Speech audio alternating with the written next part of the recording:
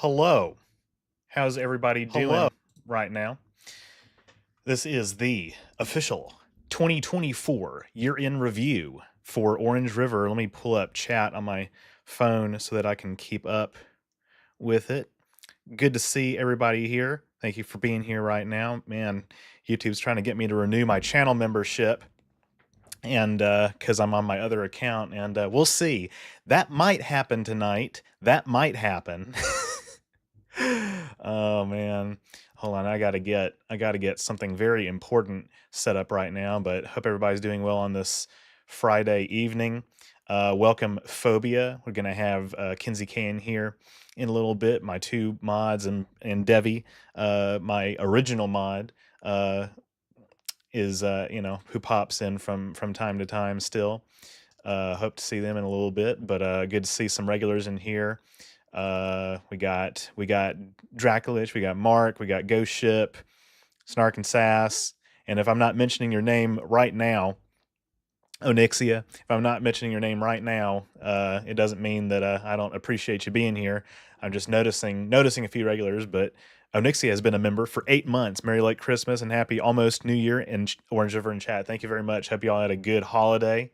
Um, what folder is this in? Yeah, you guys know I got to get some very important like applications and folders and browser pages opened up. Um, Sorry for the delay. Um, as some of you may have noticed that I'm a little late uh, starting right now. The reason for that is, because I had a bunch of stuff a bunch of places I was going with family, um, this afternoon, and I got in a little late. Didn't have time to set up my green screen and my mic and my camera and everything as quickly, but we're here now, and I actually am kind of glad that I am starting right now because I felt like that 5 p.m. Central Time is a little early for some people. Unfortunately, like the later that I go, more Europeans are not going to be able to stay as long unless they don't have anywhere to be in the morning. But but the West Coasters and the Alaskans and the Australians, I think would also maybe appreciate a later start time. So I might start doing 6. That's when Kinsey K starts his streams. But let me catch up on chat.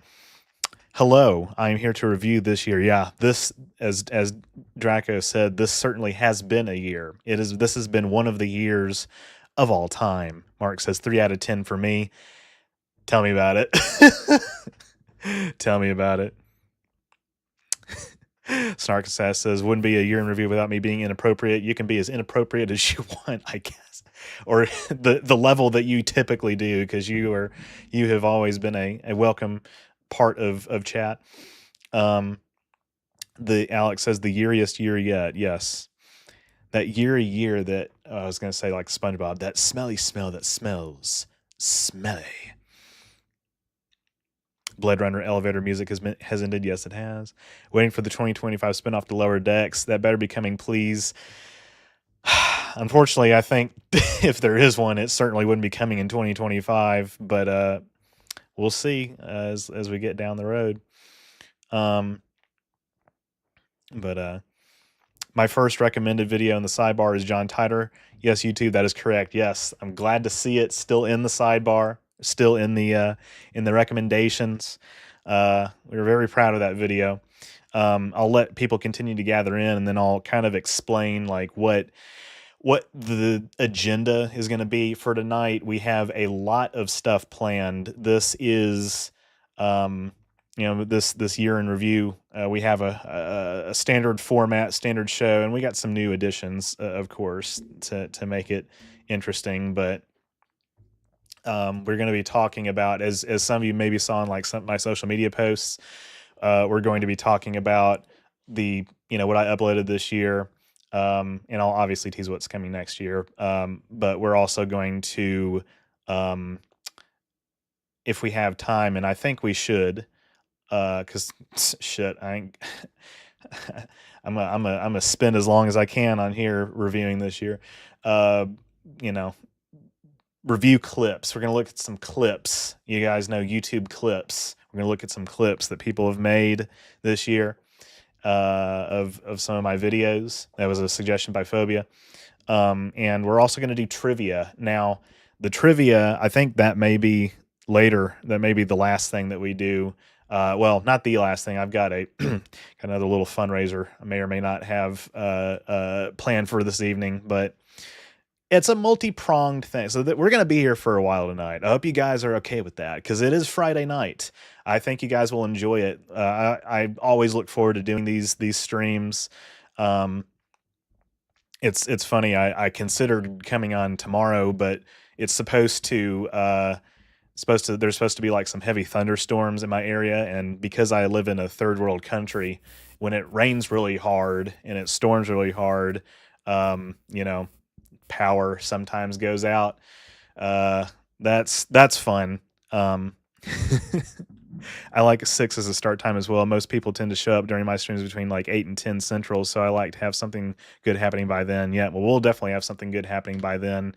I'm not gonna start like doing the official stuff until probably 6. We'll let some more people get in here. What's up, Kenzie? Good to see you here. A good end of the year for gaming, I guess. This year has been mediocre at best, but as a year in music has been a top 10 year of all time. I don't consume a lot of modern music, but I'll take your word for it. New Year's Eve live stream too. This is my end of year live stream. It is the one. I think on New Year's Eve, what am I going to be doing? I've got something planned. I'm going to send a Snapchat to Kinsey that says in 2025. It's a little in joke that we have. Welcome, Beezle Buzzle. Good to see you as well. Haven't seen you in a while on some of Kinsey's streams. I'm sure a lot of people have been very busy. Any plans for February?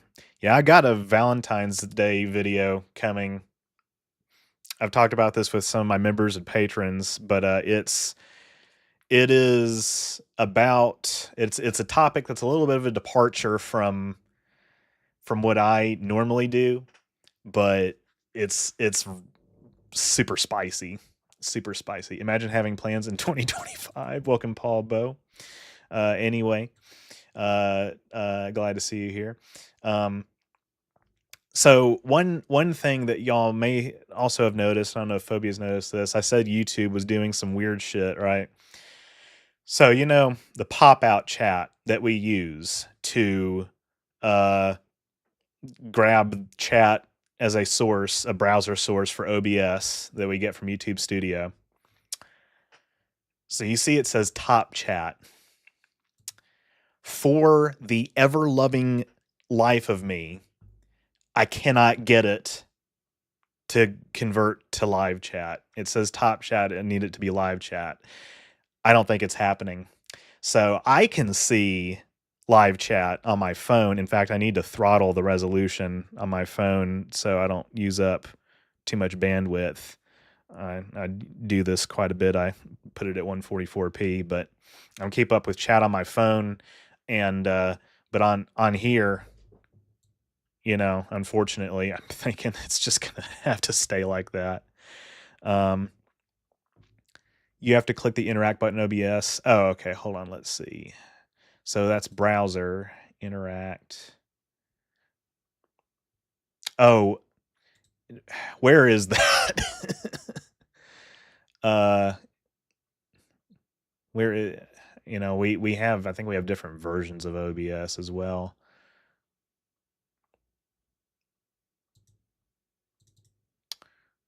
Browser. It's next to properties.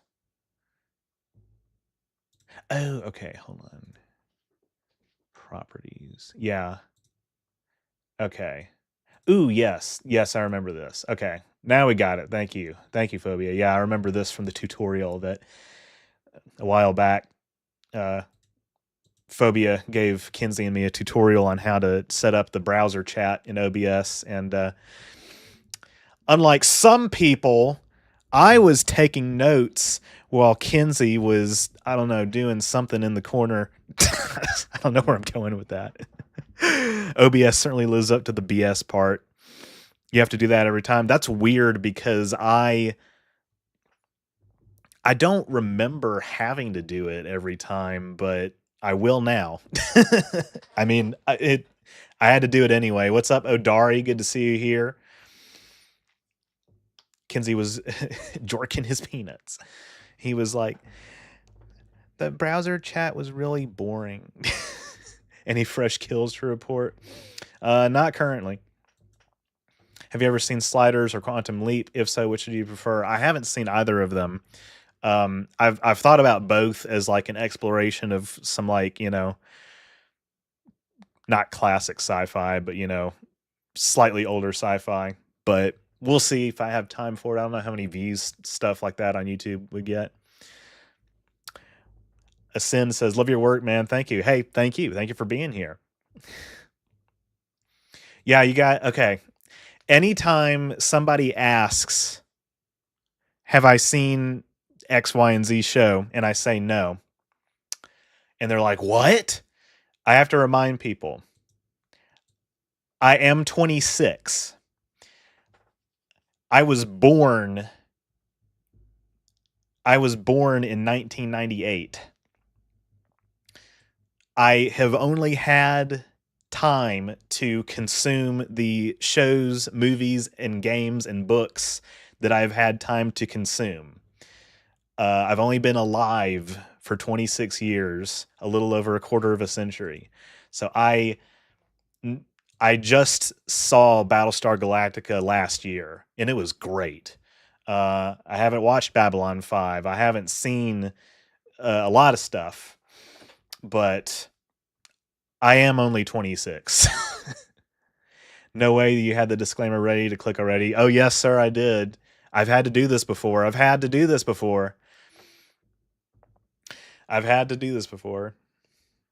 Now, Space Ghost Coast to Coast, I have seen a little bit. Not, I don't think I've like sat down and watched every episode of it all the way through, but like, no, I remember Space Ghost Coast to Coast.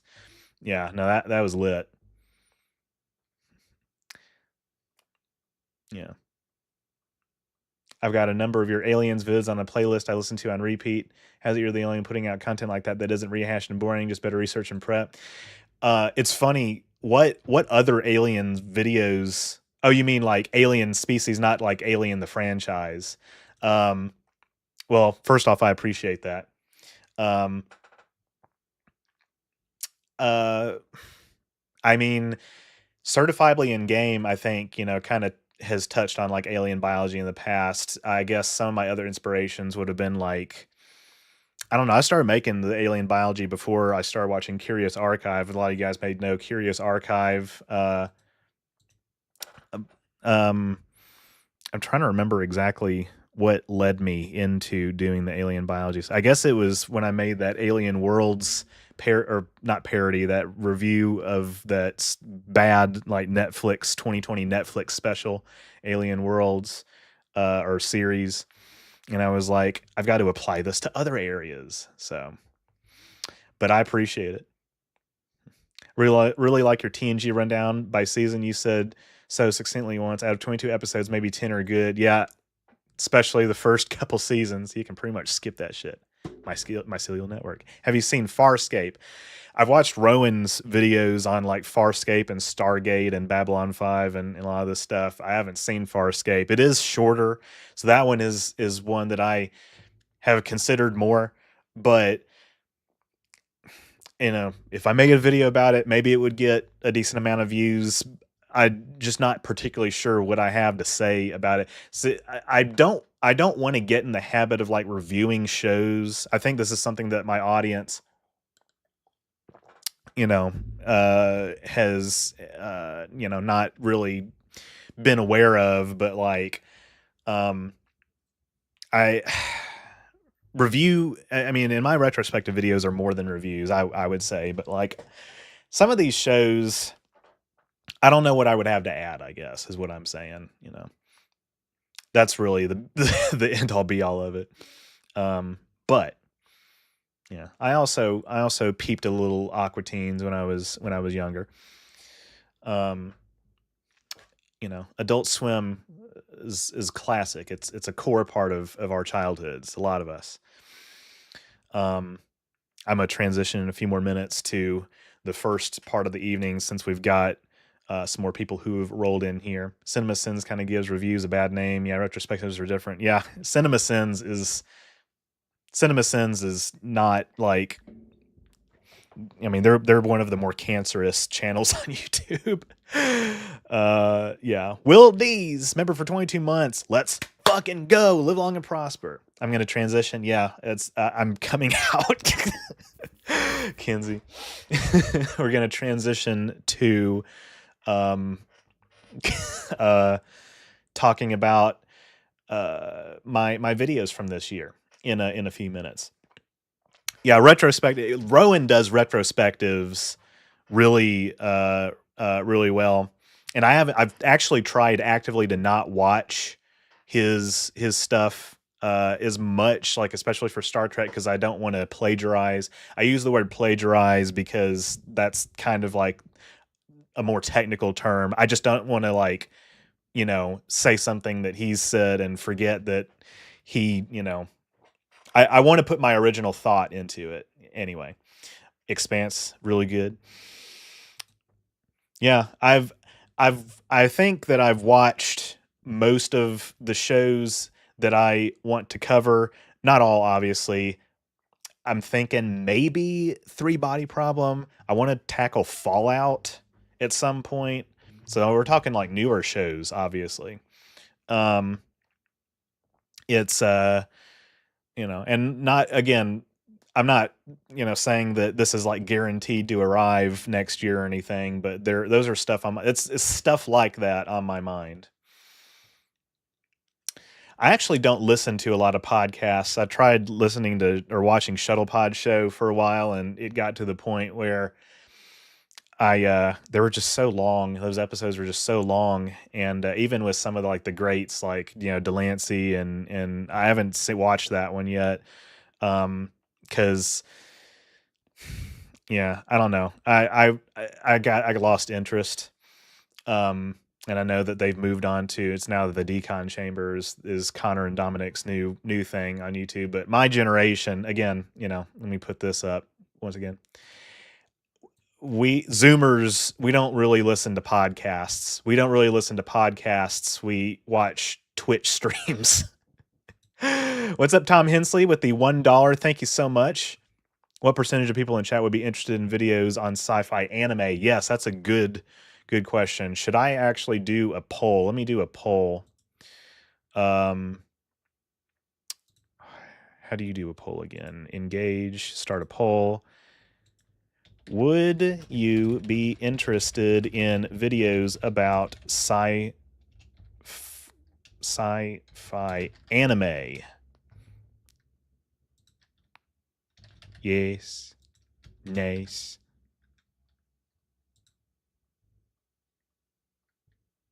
Let's do this. It also depends on what anime, obviously.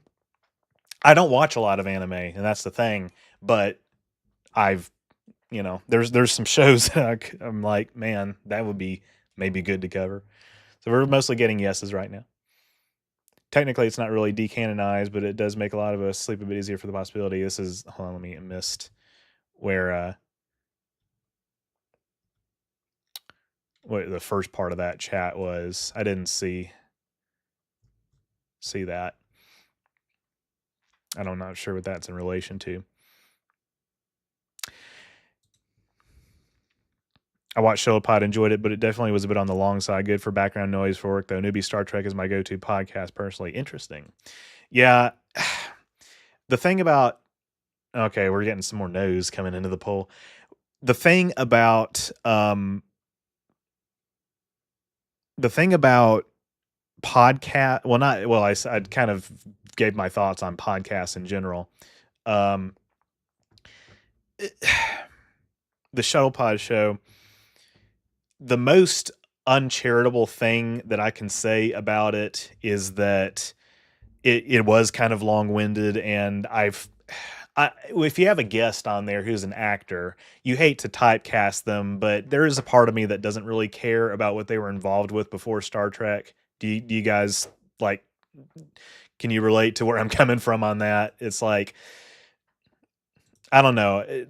Denise Crosby talking about doing shrooms in the '70s was fun to listen to, but I can only take so much of like them talking about their careers outside of the show that I enjoy them playing a fictional character. It's why I don't follow celebrities on social media. In fact, some of the Trek actors that I have followed on social media, I can't sit down and watch their interviews because it's like, well, okay, but your political opinions are kind of ass. So why do I want to subject myself to 2 hours of you, you know, just shooting the shit? I'm sorry.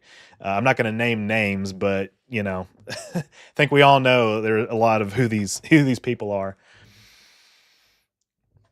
Might get some views, but wouldn't be runaway viral about what I expected. Yeah, I'm in the poll. I think it would highly depend on which anime I cover. Have you read the Three Body Problem books? No, but I've seen Quinn's ideas videos about him. Oh yeah. Okay, Discovery. Yeah, Discovery has not been decanonized, so let's dispense with that myth. um, I'm gonna have to deal with that for the rest of my life. A lot of podcasts kind of suck, but there's some good ones. You just got to dig for them for a while. Watch a lot of Twitch as well. Yeah, I mean, it's possible to like both. I will say it's. I'm not trying to be ageist or anything, but like it is possible to like both. I mean, I watch William Osmond's podcast a little bit. Back in the day. I also, excuse me, just don't have a lot of time. It was really cool for me to learn their background because I never would have looked it up. Also, nice to hear that once they've probably talked their Trek career and hear that side since they probably talked their Trek career into the ground. That is a fair point. I mean, it was interesting to learn that Gates McFadden like taught at Yale or something like that. Right? She taught at like an Ivy League school. She taught theater. Andrew Robinson's background in theater, talking about that.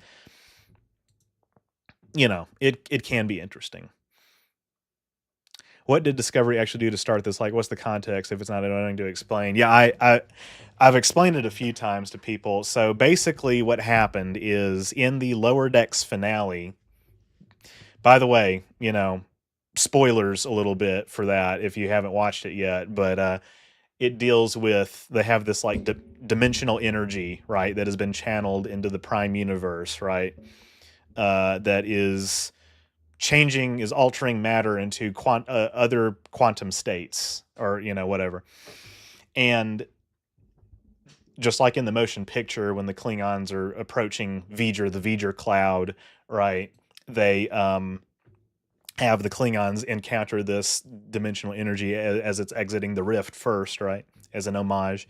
Well, and it affects their ships and it changes them, it converts them into other, it like mutates them, right, or almost in a way. And this one officer we see getting like transformed into a Klingon with the Discovery design, and people have pounced on that and said this proves that Discovery is not canon, it's not in the Prime universe. And it's like, that's not what was going on.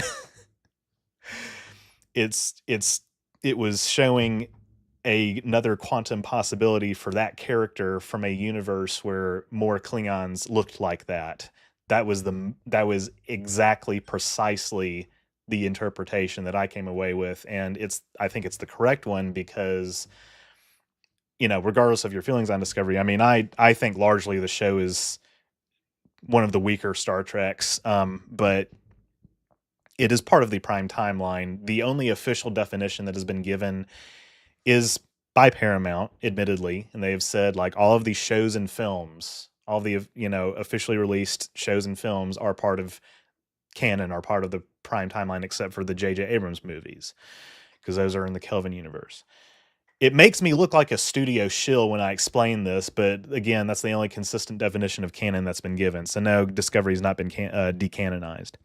I will say that I think that the future that they went into, I'm open to arguments that maybe that doesn't have to be the only the only fate for the Prime universe. It could be one of multiple possible futures. That's fine, but they shoved those events into canon, so we kind of have to deal with that. And yeah, that is the context.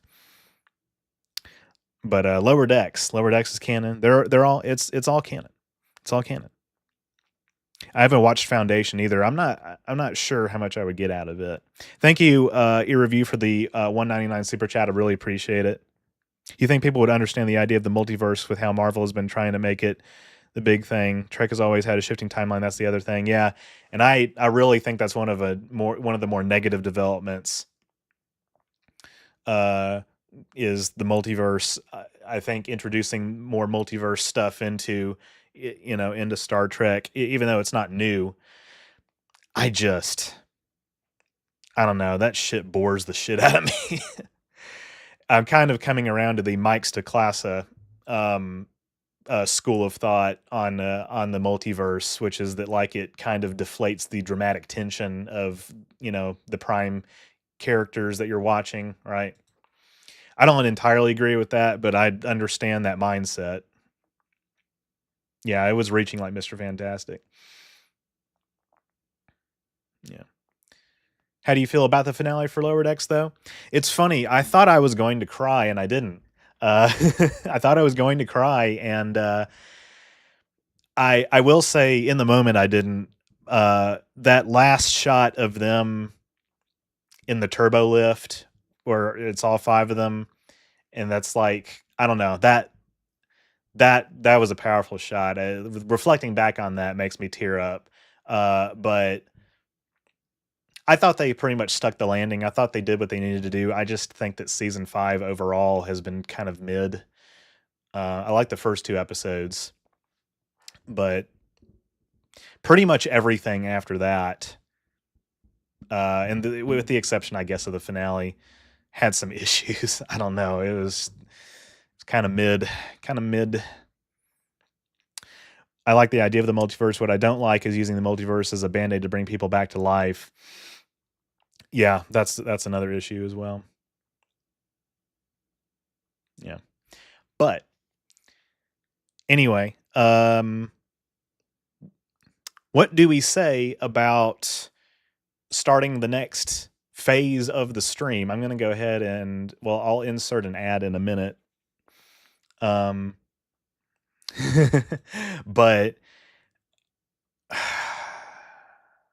I don't know if I want to do an official poll on this, but there's 2 things that we could start with. So I have my like long list of like, I don't know, top 10 lists. I've got 1, 2, 3, 4, 5 top 10 lists before we even get to the trivia of like rankings of videos. That's like my top 10 picks from my my mods, basically Andrew and or Phobia and Kinsey. Top 10 audience picks, most controversial videos, and top criminally underviewed videos. We could start with that, or do we want to watch some clips? Put 1 in the chat if you want to do the rankings first. I don't know, or 2 in the chat if you want to do the clips first. I think the clips would take less time, and so maybe it would be good to get those out of the way, but it's going to be funny. So we got 1, so yeah. Clips is 2. I do want to do that in the stream. I think we'll do that before trivia. Probably. We'll see. I don't want to not include it. All right, we got 1, 1, 2. All right, let's get some more numbers in chat. What is Zway? 2. All right, it's kind of evenly split. 2. We're getting some more 2s. All right, 2s, 1. Okay. 2. All right, I think 2's kind of dominating right now. So we'll look at the clips. We'll look at the clips. So I have a document. Clip. Wait, year. I can't wait for the top time travel video section. Number 1, John Titor. Number 2, Back to the Future. There were actually multiple this year. Yeah, I know. Man, people sure didn't click on Back to the Future. Am I right? Okay. Clip time. We're doing clips. Happy New Year. Long live the vape god. Best of luck going forward. Thank you, Samurai Stacks. Where is that one? The vape god.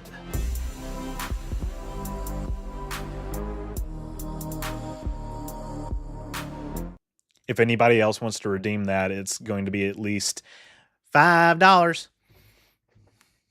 $5. And you have to specifically request it.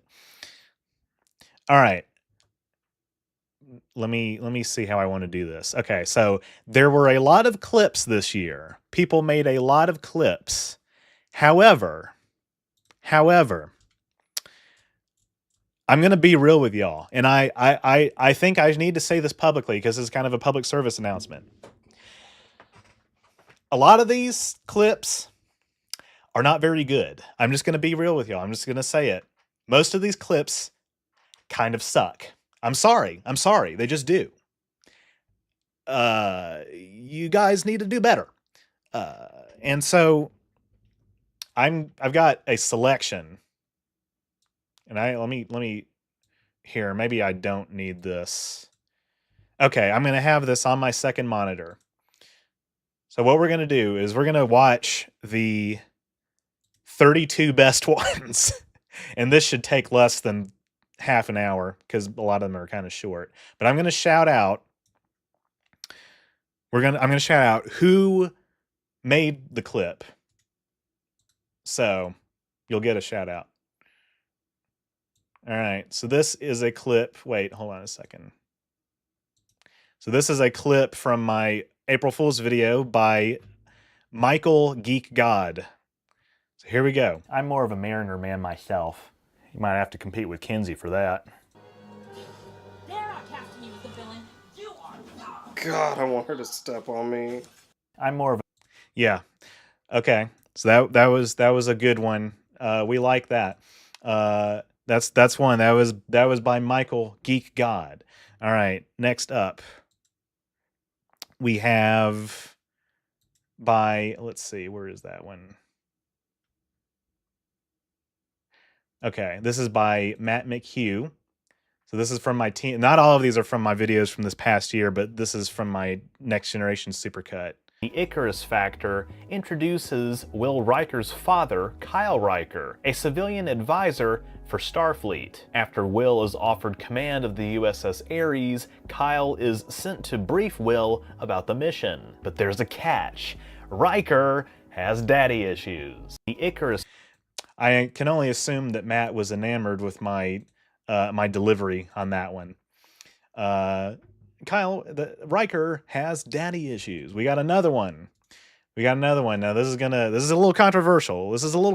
This might spark some disagreement and discussion in the comments. But this is also by Matt. This is called Neo-Transcendentalists. These passengers are, let's call it, stereotypically Irish, to the point that, again, many consider it to be downright offensive.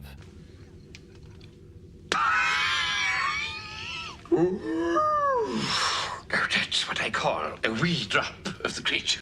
These passengers are... So, yeah, that was one of the worst episodes of TNG ever made.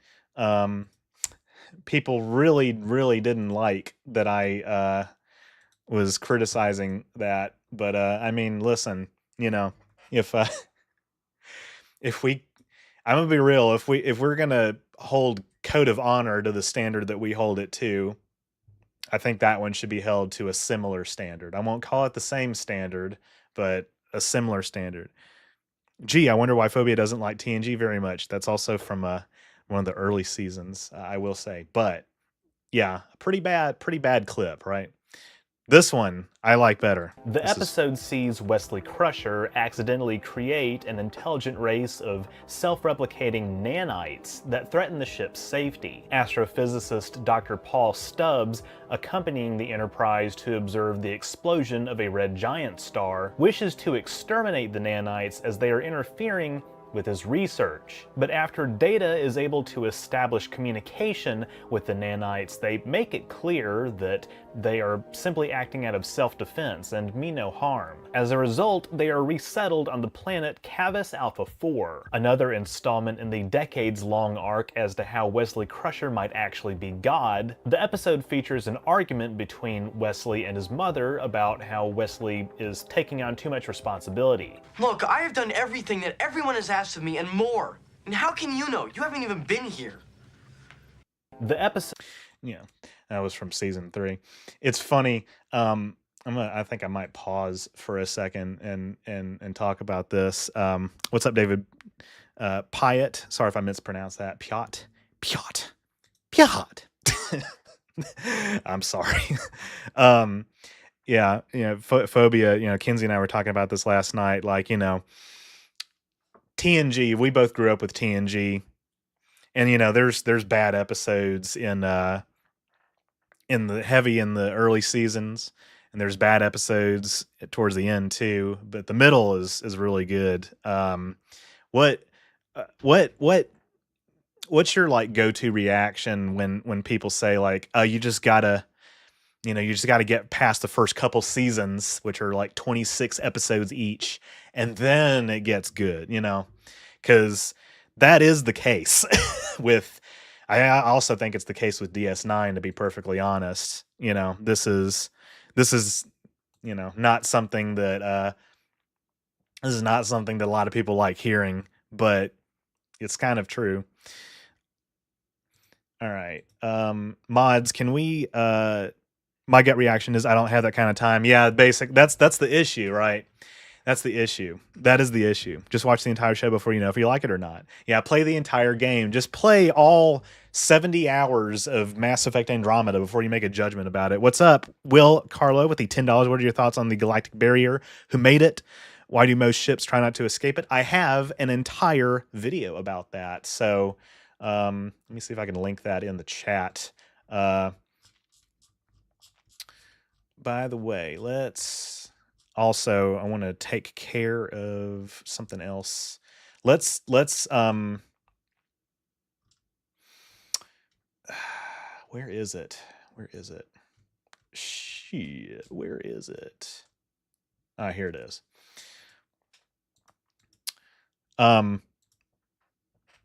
Yeah, Discovery has not been removed from canon, so let's not spread that myth, please. Here we go. Galactic barrier. What's up, Clayton? Rick Berman made it. Good to see you here, as always. All right, next clip. So this is from Draculich. I'm sorry if I keep going back and forth on how I pronounce it. I think we talked about this before. Draco. I'm going to call you Draco because that's what you are on Patreon. This is from a stream that I did. This was a pretty good one. Or no. Hey Patrick, what am I? Stupid? No, I'm Texas. What's the difference? I'm never going to do that again. Or no, yeah. Now, there's one that's even better that comes right after it. This was also made by Draco.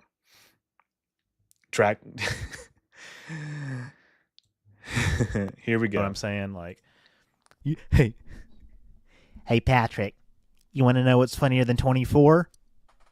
What? 25. Like, these are just the memes that my generation grew up with. Anyway, we got another PayPal donation. What I'm saying, Christ. Yeah, man. It's true. To be fair, I actually do think it's not fair to completely judge something without experiencing all of it. That's why I say I don't like TNG. That's why I say I don't like TNG very much instead of TNG is a bad show. Yeah.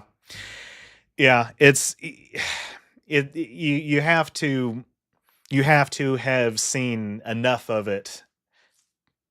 With a TV show, I do think it's fair to say that, like, yeah, you got to watch the middle seasons or you got to get past the first few seasons before it gets really good. Now, with a game, if it doesn't hook you in the beginning, I think that's less forgivable. I think if Kinsey has talked about this, TNG is perfect. Well, kinda. That's a video idea right there.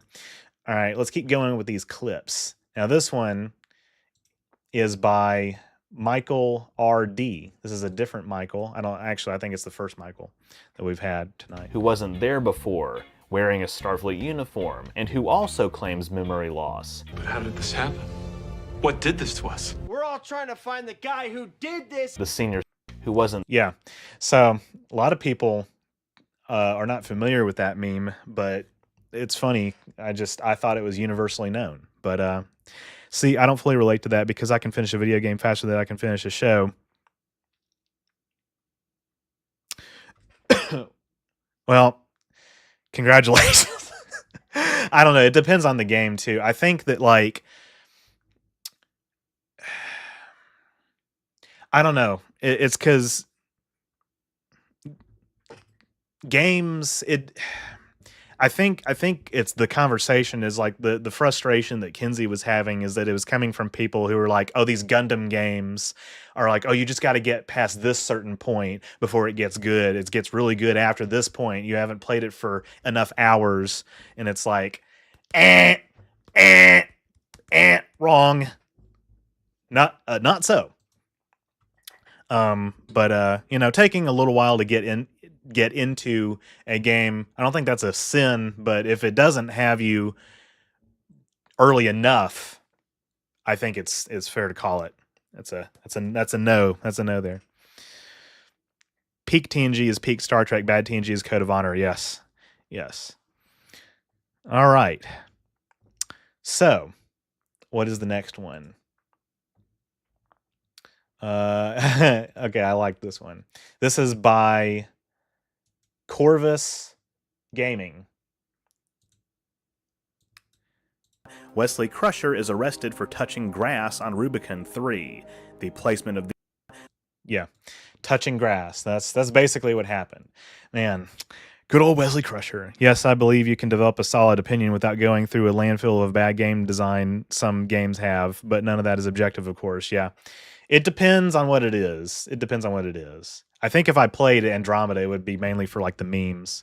When it comes to all media, I feel like if you aren't having fun, just stop. Doesn't matter what it is. Don't force yourself to do something you aren't enjoying just to placate people on the internet. This is true. All right, now we are getting into, even though I think some people, I guess when it comes to like Lower Decks, this is a good conversation. Like when it comes to Lower Decks, there are people who would say I can't really stomach the first season. I personally think that the first season is like, not the best representation of the show. I feel like it gets better after that. If you're not vibing with anything from the first season, that probably is a sign that you should not keep watching. Just like Prodigy, but I digress. But I mean, Lower Decks, I don't know, by season 2, I think it really starts to hit a stride, or actually season 3, it really, really hits its stride. Trek shows take a while to get going. But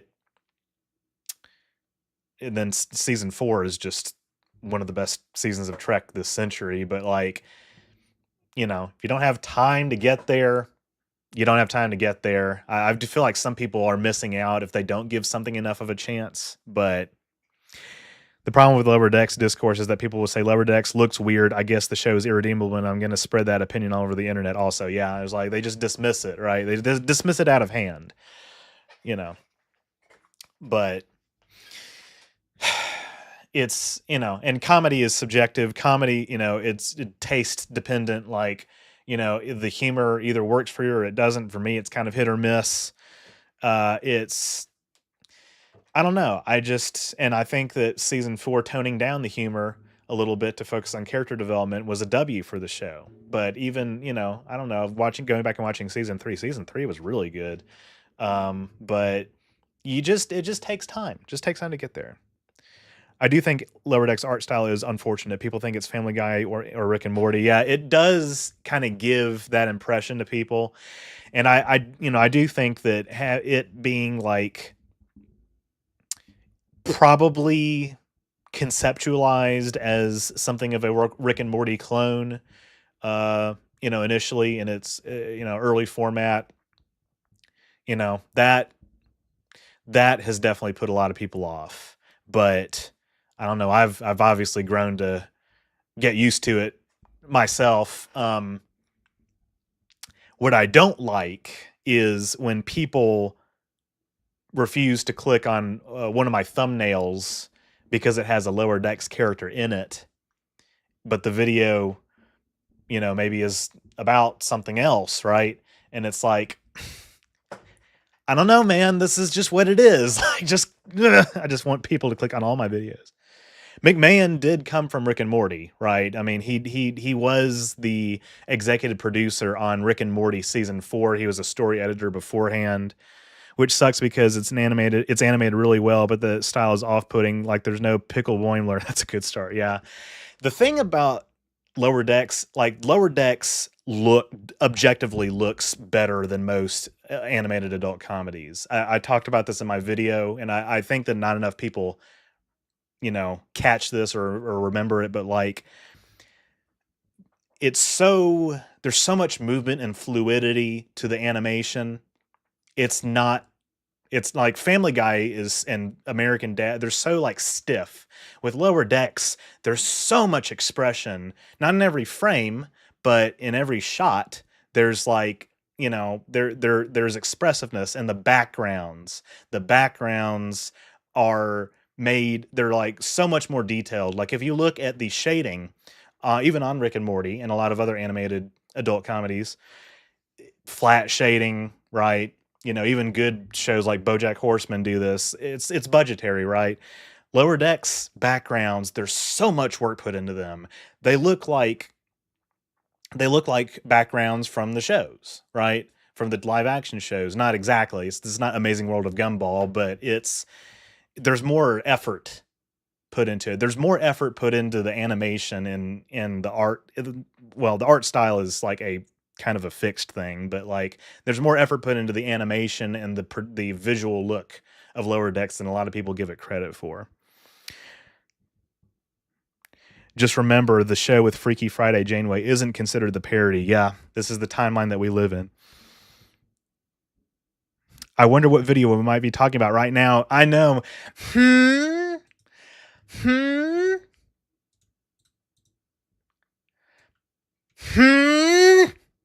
It's like that SpongeBob meme where he's like ripping his wallpaper off, and he's like has all the fucking diapers in his walls and out the window. Like, what video might I be talking about that has a Lower Decks character in the thumbnail and the view count is maybe not precisely where it needs to be? Anyway,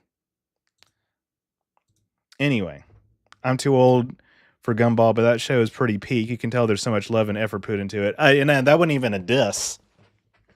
I'm just saying it. I was just using it as an example.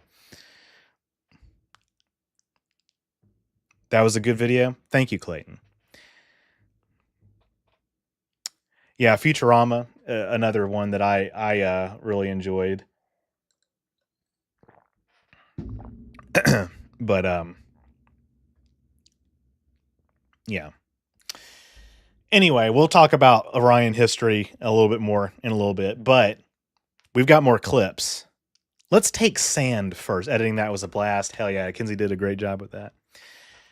We got more clips. Now, these next several clips, these are probably the best clips on the channel. Maybe not, well, I don't know.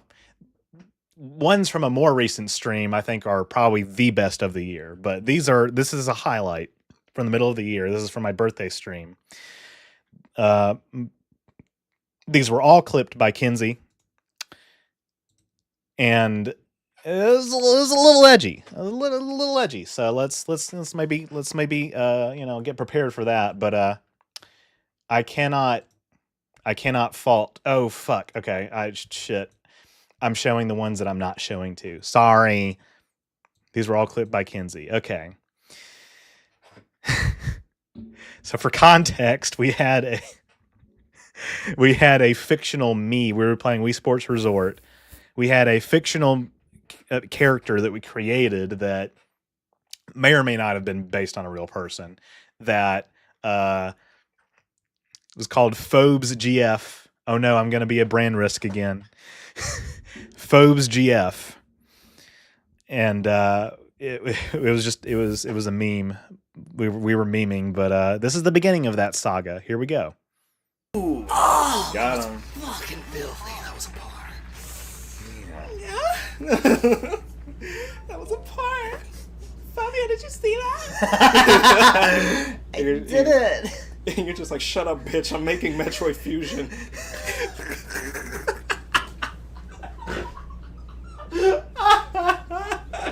Ooh, got him. Yeah. Some of these are going to be a little bit more in-jokey than than probably have wide appeal, but I've got to fucking show them. I've got to show them. They're too good. They're too good. Yeah. Oh, shit, I did it again. By the way, guys, let me know. Fabia, did you see that? Yeah. Let me know if the volume is like at the right place where it needs to be. All the context you get is that it is a Romulan warbird. It's a Romulan warbird. It's a Romulan warbird. No! I died! What? I fucking... All the context you get. We had quite a few of those. We were talking at that moment. We were talking about Star Trek games. You've been busting out some bangers this year, my guy. Hey, thank you, Al Matt. I hope I pronounced that correctly. I hope I said that correctly. We got more. No, I'm gonna lose. No, no, I'm gonna lose. No, that's awful. Yeah, it's okay because. No, God, just running into shit. You hadn't even played Metroid Fusion yet at that point, Kinsey. That's the craziest part. I can't wait for you to make Metroid Fusion now and tell your bitch to shut up. Man, the Kinsey Metroid video is going to go hard. That's going to go hard. Friggin' South Korea. Yeah, don't they have an archery team? Yeah, they do. I'm sure they do. They do have an archery team. Go South Korea. Yeah. Yeah. I loved Parasite. I know, right? Oh my god, I love New Jeans. God, BTS. BTS. My favorite. My social credit's going up.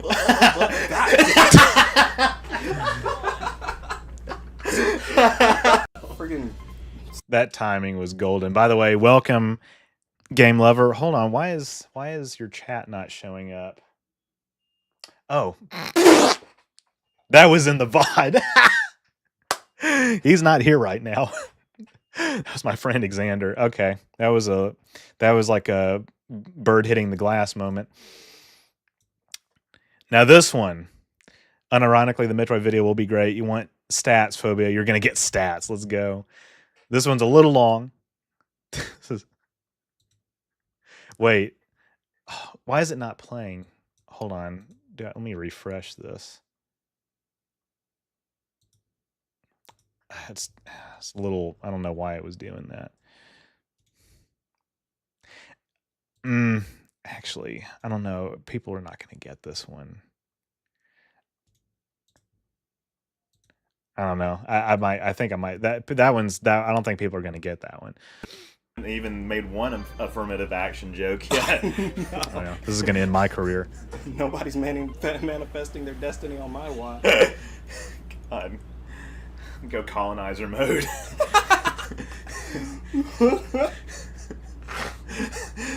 God damn it. Even made one of. Yeah, that was from just like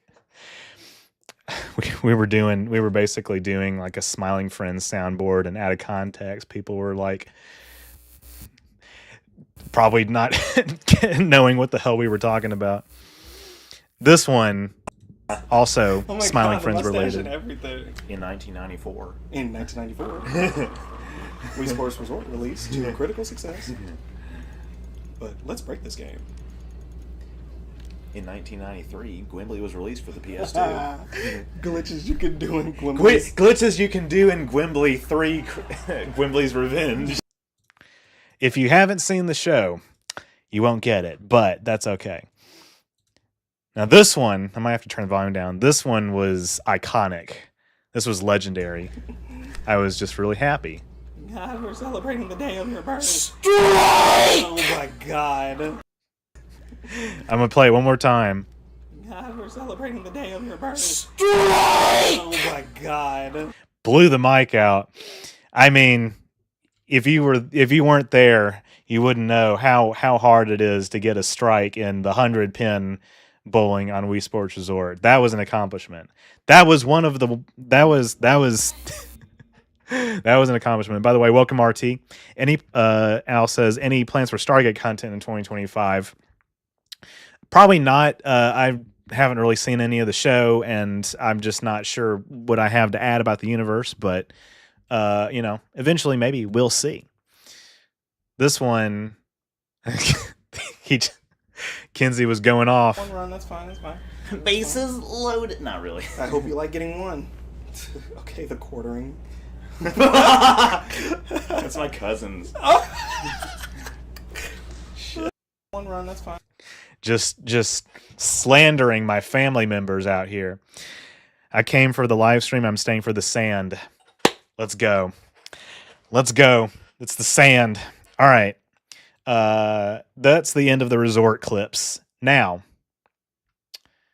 I think we got a few more Star Trek ones. But then we're going to get to some more that Phobia and Kinsey clipped from another recent live stream, and that's going to be incredible. Strange New Worlds describes the eugenics war as an outgrowth of the Second American Civil War, which begins in 2026. And eventually leads to a global nuclear confrontation in 2053. Strange. That one was by Heather Herbert. Every time I bring up Second Civil War 2026 from Star Trek, I'm like, oh, I'm in danger. All right, what's the next one? Okay. That I forgot what this one actually was. This is by Dog Drove North. That shows Run. While I definitely have a Wait, why is it soft in the middle? Robert Blackman in particular returned to design the Starfleet uniforms, this time to complement Frakes' darker color palette. These uniforms would go on to appear as well in Deep Space Nine, starting with the mid-5th season through to the end of that show's run. While I definitely have a soft spot for the prior uniforms, I really like these uniforms' incorporation of gray shoulders. It's very distinct and serves as a metaphor for the gray areas that Star Trek, particularly DS9, often explore, like committing war crimes. You betrayed your uniform! And you're betraying yours right now. Life. Classic. All right. Now this one. This is one of my favorites from one of my TNG videos. Some people didn't care for it as much, but damn it, this is one of the iconic moments of the year. Let's watch. Relationship with Deanna. You could say it was a dark page in her life.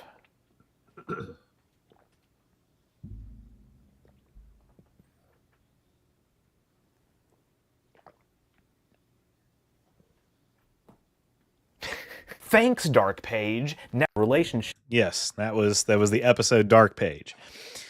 People were like, "Why did you have 10 seconds of dead air in the middle of your video?" It's like, I don't know, maybe listen with your ears so you figure it out.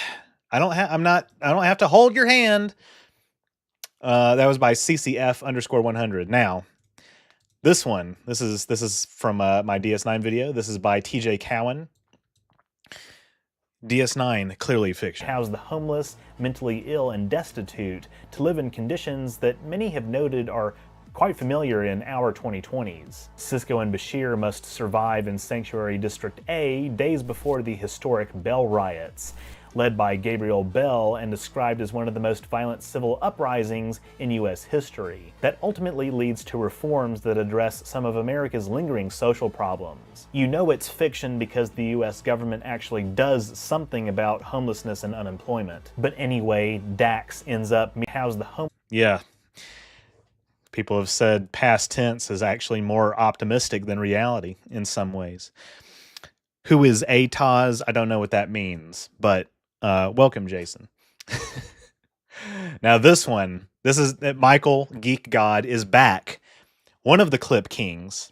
He's back, and he's cooking, if I may say. This one, another iconic meme from DS9. Position, he's visited by Sloan of Section 31, Starfleet's mysterious, off-the-books intelligence organization.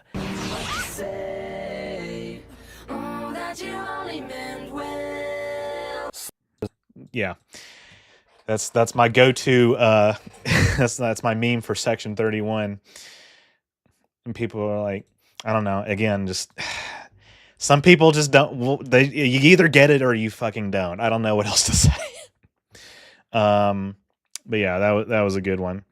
Would hand-holding be acceptable to request asking for some cash? We can talk. We can talk after RT. It's okay. I watch a lot of your content. Thank you, Jason. It's really good. Thank you. I appreciate it. I'm glad you're here. What's next? Crazy how if you don't expose yourself to pop culture, you miss all humor. Yeah. Right? It's like, that's a classic one. I don't know how else to put it. Like, it's just, if you know, you know. What's the next one? No, I'm not going to show those. That's fine. It's just, no, I'm not going to show those. Now, wait, Michael's back. Hold on. Michael's back. And he's got, wait, oh no. Okay. Yeah. The few of these clips are kind of mid, maybe even bad, if I might say, but he's back. And it's from Star Trek games. Let's go. We believe that when you create a machine to do the work of a man, you take something away from the man. All right. Yeah. Let's just pat myself on the back with that one. That show was on SNL, literally the opposite of obscure. Yeah, exactly. Are you thinking about covering how Discovery might not be in the lore anymore? No, because it is in the lore. I got through talking earlier about how people are taking the wrong interpretation away from. There's a bunch of tabloidy like websites that are publishing articles about Star Trek Discovery has officially been removed from canon. It's like, no, it has not. It has not. And it's like, it makes me look like, when I say that, it makes me look like I'm saying Discovery is the greatest show ever made. It's like, no, that's not what I'm saying. I'm just saying it's still canon. I'm asking for people to cite their sources. But yeah. Enterprise needed 3 more seasons. I really enjoyed that series.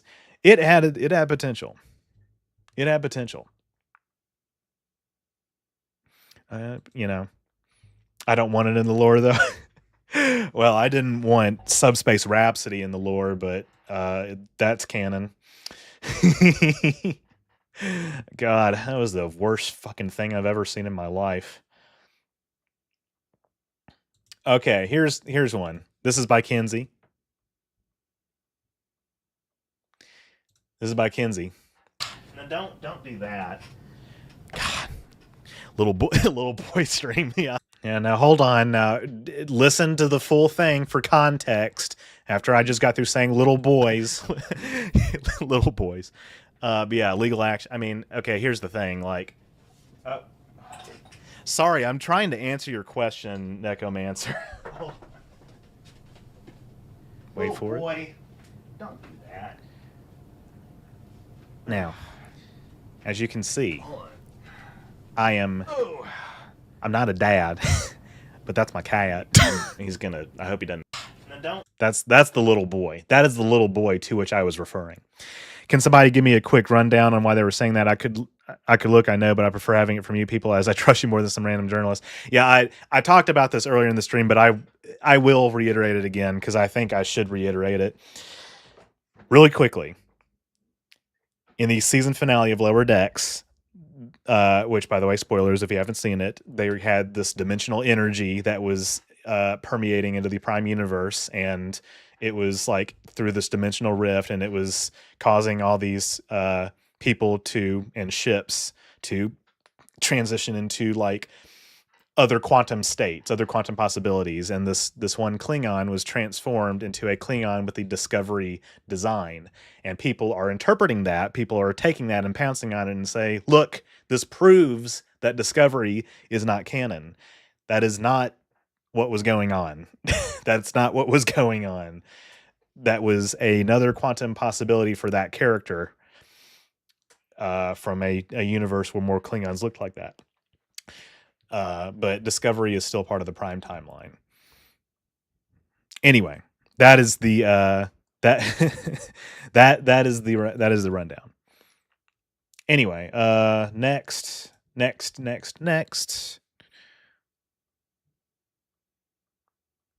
What is next? We're getting close to the end. Okay, now you're welcome, Tommy. There is a fellow who is part of Kinsey's audience, and maybe I shouldn't be saying this, but I'm going to say it anyway. His name is Mateus, and he's a welcome and respected part of our community. He is a massive clipper. He's a clip king. However, his clips are so plenty in number, varying contexts, right? And just different stuff, right? Different parts of our streams. I'm afraid I can only show one clip. I can only show one clip out of the 1, 2, 3, 4, 5, 6, 7, 8, 9, 10, 11, 12, 13, 14, 15, 16, 17 clips that he made from this one stream where Kinsey and I were playing Mario Kart. I love how we consider Terra Prime to be the finale of Enterprise. And actually, there is a real argument for These Are the Voyages not being canon. That is actually a thing. So, you're right. Mario Kart, so I'm typically playing with myself a lot. Playing with yourself. Playing solo. About that. like my dick's already out. About that. It's like Mario Karts. Yeah. Kinsey says he is a serial clipper. He is a serial clipper.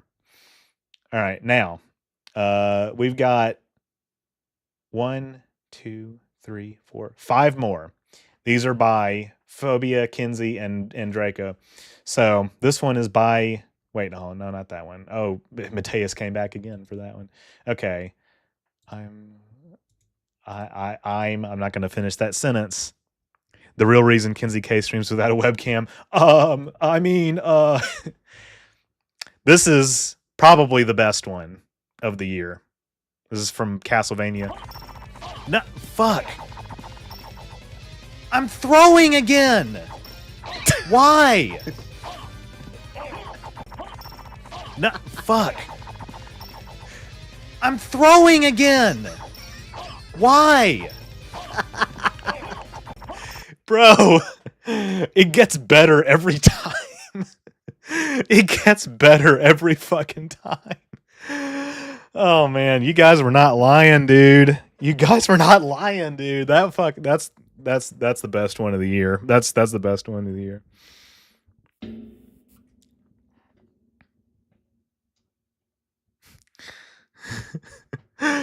God damn, that was a stream. That was a fucking stream. Next is this one by Kinsey. Okay, I need to go out, and the context is I was not killing all the enemies that I should have been killing, but this was pretty funny. The other way. No, no, no, no, no. Fuck, fuck, fuck, fuck, fuck, fuck, fuck, fuck, fuck, fuck. No, no, no, no, no, no, no, no, no, no, no. Get! Get! Get! I was so close to leveling up. You guys don't understand. I was so fucking close to leveling up. Oh man, I was so close. I was so close. Anyway, this is also a legendary clip. This is now again, you know, out of context, it's even funnier. Whenever we were you know, there's like alpha males, and then there's betas. So you know, there's like alpha males, and then there's betas, gammas, right? And then there's sigmas at the top. I'm an omega. Yeah, it beats me what led to that, but that's some stuff I did say. And then this one, Phobia and Kinsey clipped the same thing. I'm a Kappa. Literally just saying words, yeah. Phobia and Kinsey clipped the same thing. This one's a little bit longer. 6 health challenge run. 6 health no damage challenge run. 6 health no damage challenge run. 6 health no damage challenge run. 6 health no damage challenge run. 6 health no damage challenge run. 6 health no damage challenge run. 6 health no damage challenge run. 6 health no damage challenge run. Man, they're going to be talking about this for ages. And then this, man, this one, okay, this was kind of unfortunate, but this is by Draco as well. Whoops.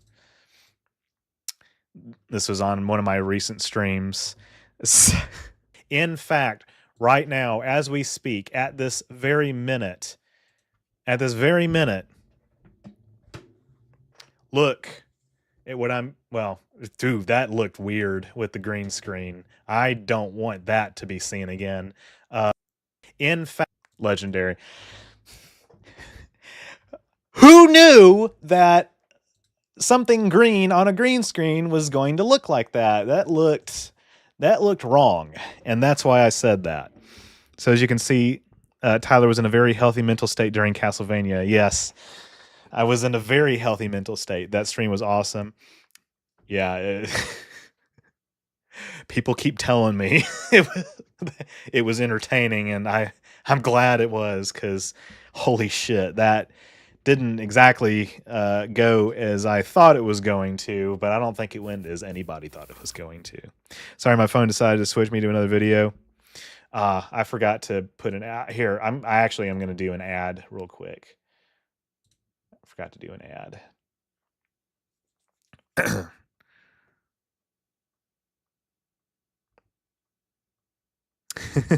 Hugh Jordy time loop explanation with that Castlevania meme. Welcome, Rogue Robot. Good to see you here, as always. But yeah, those were the clips. Here, I'm gonna wait for people to get back. Congrats on surviving another year. Thank you, Flare Prime. Good to see you here. We got some people strolling in as we were approaching 7 o'clock. Hold on, let me 7 o'clock my time. So that was fun, and the award for best clip of the year has to go to Phobia, and then Kinsey is runner up, and then Draco, you had some really good ones. Michael, the God, right? Geek God, really good ones. And then obviously all the other ones that I showed were some of my favorites as well. I hate how YouTube hits you with a half screen ad if you dare pause a vid in full screen.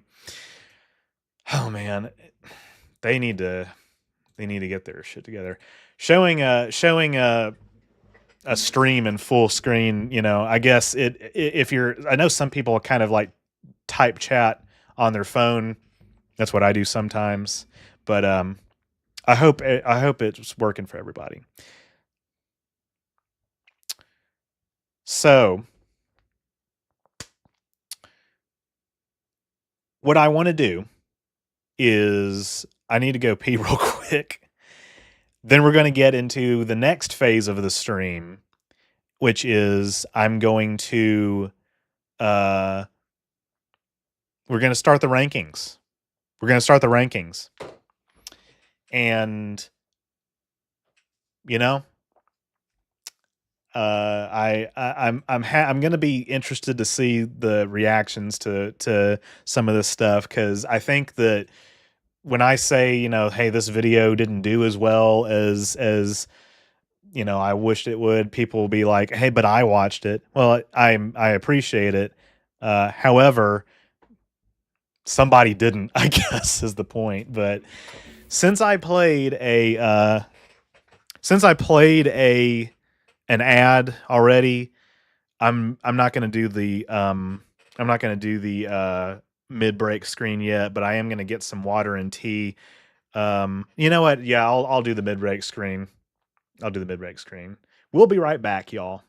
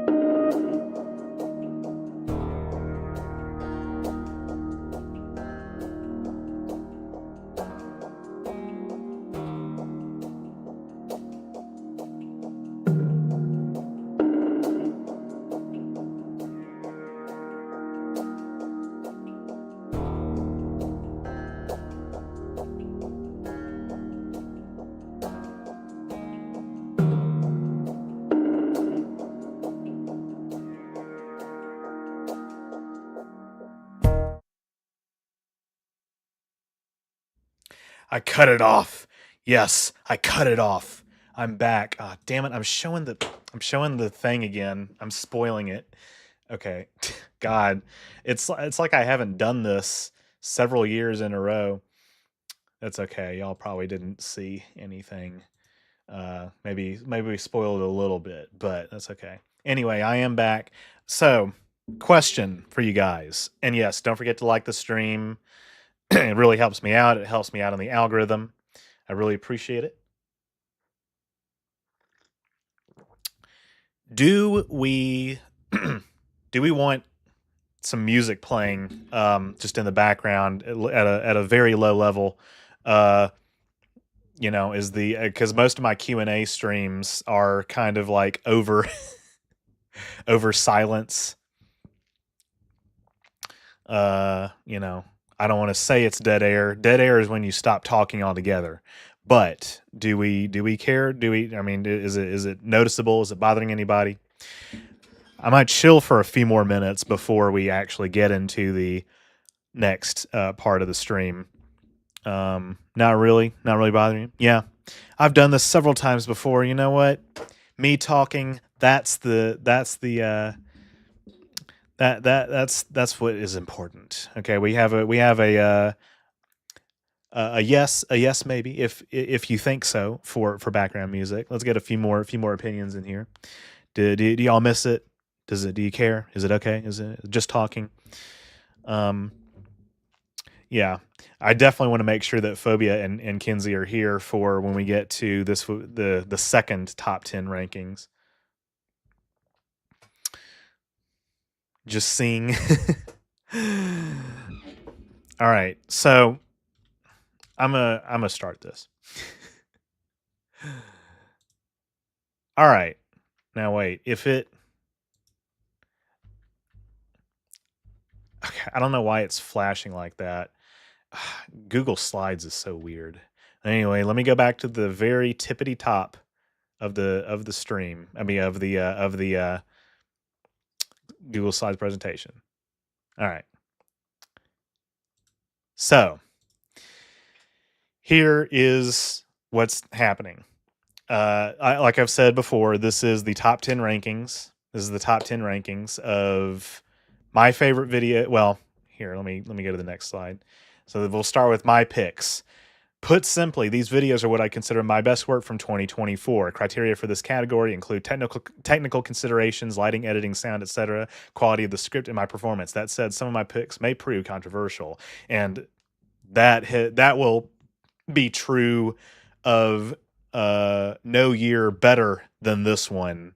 Holy God, did I think that people not get what I was going for with some of these, but that's pretty much been unchanged from previous years. But then we'll get into what I call staff picks, then audience picks, what's the controversial videos and underviewed videos, basically.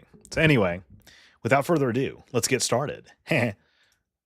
So this is some honorable mentions. Now, this was kind of hard because what I wanted to put here was in like brackets my entire catalog from this year, because I think I had some sleepers. Oh yeah, by the way, before I go any further with this, I just was reminded of something. Hold on. Hold on. I need to put a link in chat real quick and post it as a pinned chat. Actually, I can do it from here. Donate on PayPal. https://paypal.me/TJ Pilkington. Let me make sure this link is the correct one. Yeah. All right. If you don't want to donate a super chat, the PayPal link is live and it is pinned at the top of the chat. So now let's get back to it. Okay, it's gonna do this flashing crap. Hold on. I'm gonna go back to the beginning. Okay. So my honorable mentions, yeah, Enterprise video. I really had fun kind of like tackling that as a prequel show for a retrospective. Planet Zebes, you know, it was kind of a classic alien biology video, kind of underappreciated as well, which we'll get to in a minute. But I had fun putting that together because Metroid's like alien designs are really unique, let's call them. Kelpians, I don't know, they're just a well-designed humanoid alien for Star Trek, and I think that is you know, was worth making a video about, and you know, a lot of people agree. I also did a video about Una Chin Riley and how I think that she is the key to the Star Trek timeline. She holds the Star Trek timeline together in so many words. You know, that video did kind of blow up a little bit, and people are like, yet again, you know, here we go with this one character that holds everything together. It's like, you got to look past the title and thumbnail, folks. It's about, anyway, sick of YouTube. Excuse me. My Prodigy video, my deeply, deeply misunderstood Prodigy video. God bless it. I rest my case on it. I stand by what I said. I said what I said. Also, my mapping videos I think were pretty good, including Mapping Enterprise. But number 10, my 10th favorite, I guess, and this is kind of arbitrary, but like I really was happy with the Metroid timeline video. So I did Planet Zebes. That was supposed to be the beginning of a series. We'll see how far that goes. But Metroid timeline. I just think videos like this on YouTube, you know, there's quite a few of them. Yeah, a lot of them have a lot of views, and I'm giving my you know, giving my thoughts on the universe, on the lore, right? Well, I need to save my commentary about the performance for later because that's not what this category is. Got to cook dinner, of course, as soon as I get cozy up to watch the stream. Hey, no problem. It's okay because Prodigy is deeply unserious. This is true. Okay, I guess it's going to do the flashing shit. Yeah.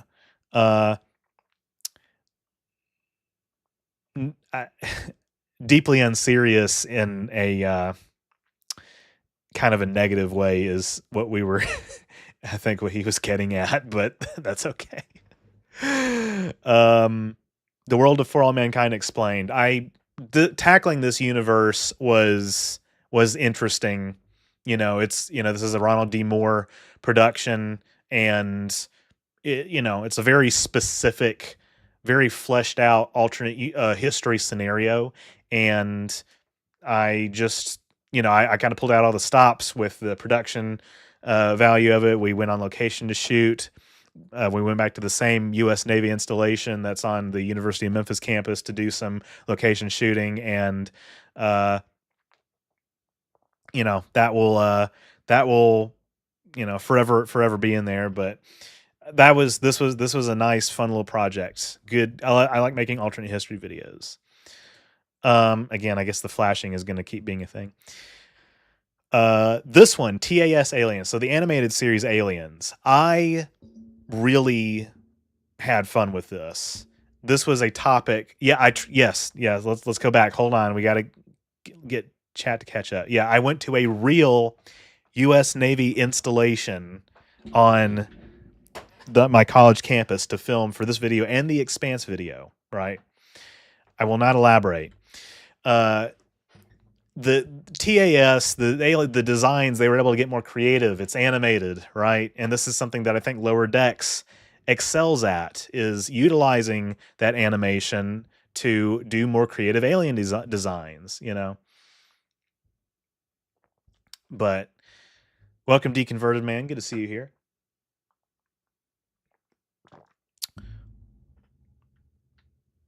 Yeah, I don't know. Again, I'm not talking about performance yet of these videos, but it was fun to be able to just do a straight up alien biology video about the animated series, because it was a departure from what I normally am forced to do, which is say, talk about alien or humanoid alien number, 42,000, right? Yeah. TS Aliens was a good one. Thank you. Have a great new year. Can't wait to see what you got next. Hey, thank you. Now, this one, again, we're not talking about performance yet, but damn it to hell. I just had fun with this one too. This is number 7. This is Orion History. What's up, OmniCastNet? Good to see you in the chat. I don't know if I remember seeing your username before, but welcome. My thing is, Orions are like one of the core aliens in Star Trek, right? They were in there from the beginning. They have been featured, not very fleshed out in previous series. And Lower Decks has a lot of heavy lifting to actually flesh them out. But what I have always wanted to make a video about, I did Orion Biology back in 2021. That was, where my one of my early memes came from. But I didn't do history because at that time I was kind of like splitting up, videos. I was making shorter videos. If I were making Orions from scratch, I probably would do biology and history in the same video, and it would have been like, probably 45 minutes long, and that would have been based. But no, this was a half hour, but Orion history, it has not been fleshed out very much in canon, and I wanted to dissect it. I wanted to explore it. I wanted to examine it through an anthropological lens, through an artistic lens of how they've been portrayed in canon, and answer questions about their gender relations. Have they always been a matriarchal society? Have they always had piracy? Love your videos. Thank you so much. Silveris, good to see you here as well. Welcome to the chat. Still got your member badge. But like I said, we'll talk about performance in a little bit, but the sand and the dogs sections, right? I stand by those as well. Because damn it, what else am I going to do? Well, I've got only so much material to talk about.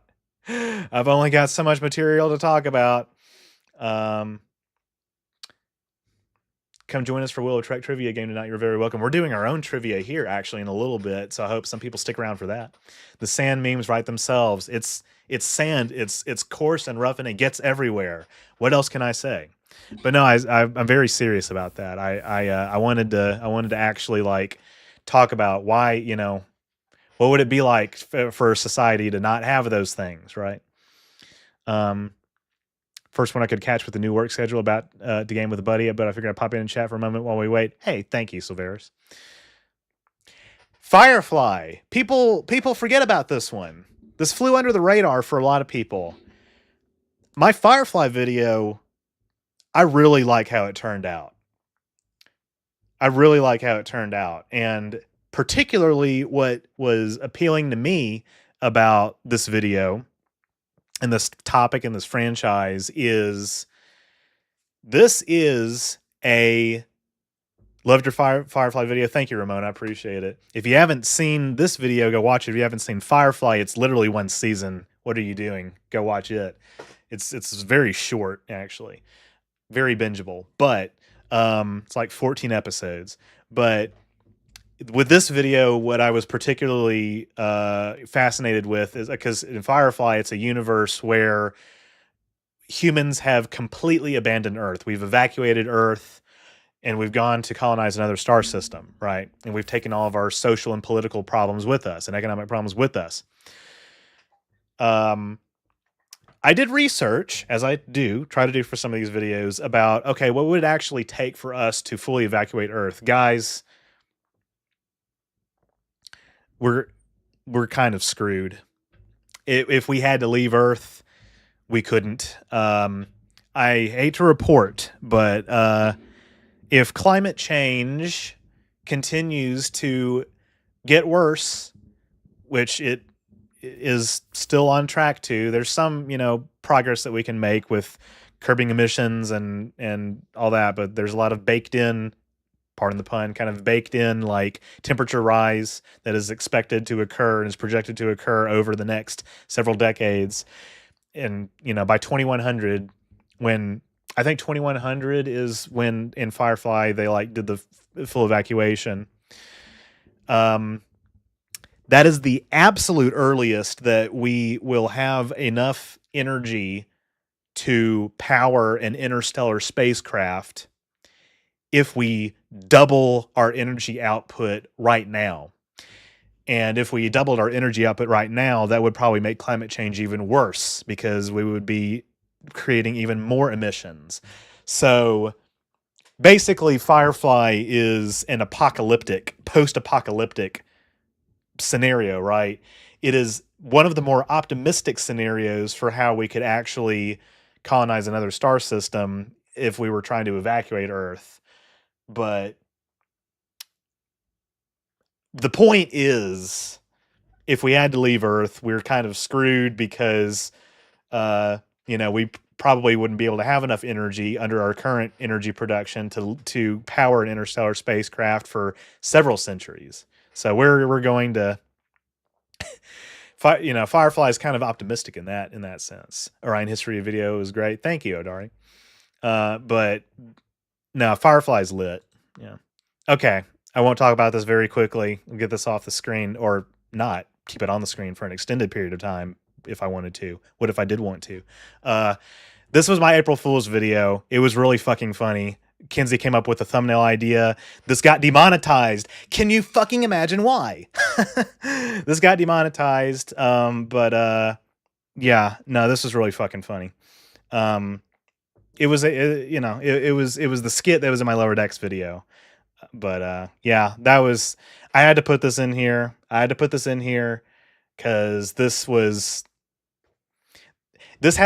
I won't spoil it. This is actually part of a trivia question later. Yeah. This is my Orion biology follow-up, if you will. This is a controversial video too. I'm going to make a statement. Now, some of you guys may remember the little drama. No, I don't see any reason why at all. Kinsey had good taste. Yeah, of course. They demonetized it because YouTube hates art, right? Kinsey and I made a video about Star Trek video games. It was an hour and 40 minutes long. We sat down and we sampled, and this was always our intent, always our purpose. We sampled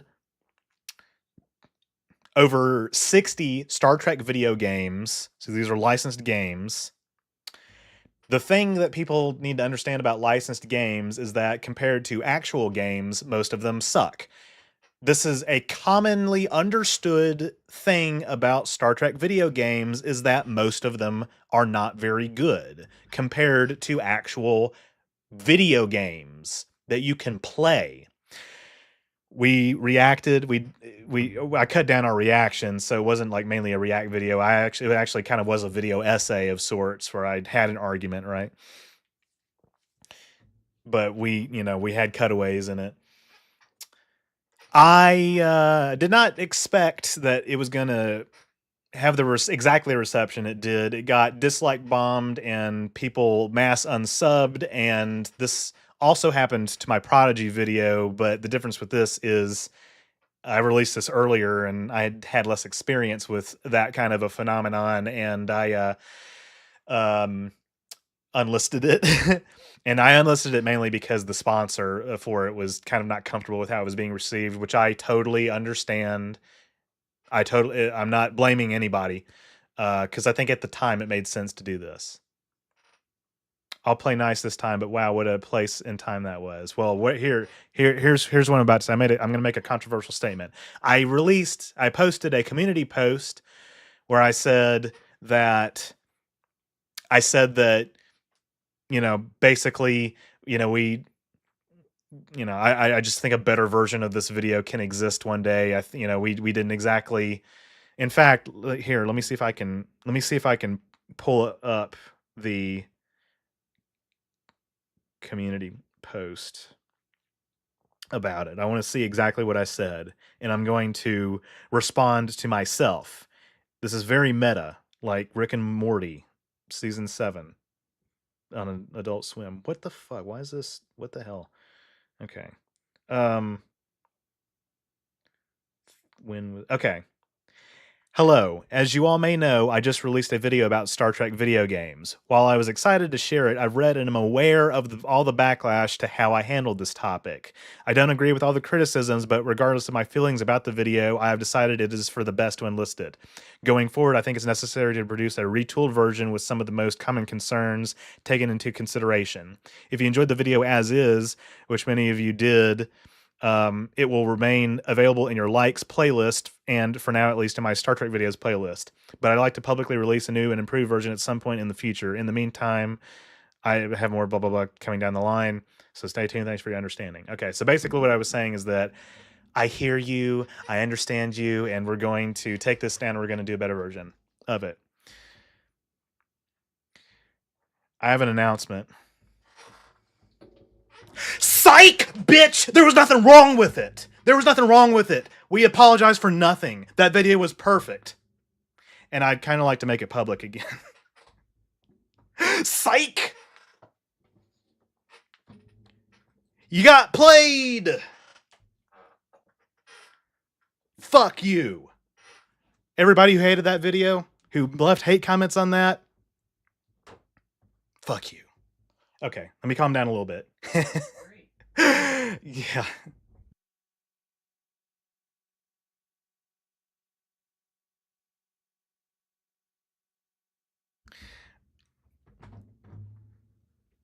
Base, let's fucking go. Yeah. There was nothing wrong with that video. There was nothing wrong with that video. We apologize for nothing. We did nothing wrong. Yeah. Anyway.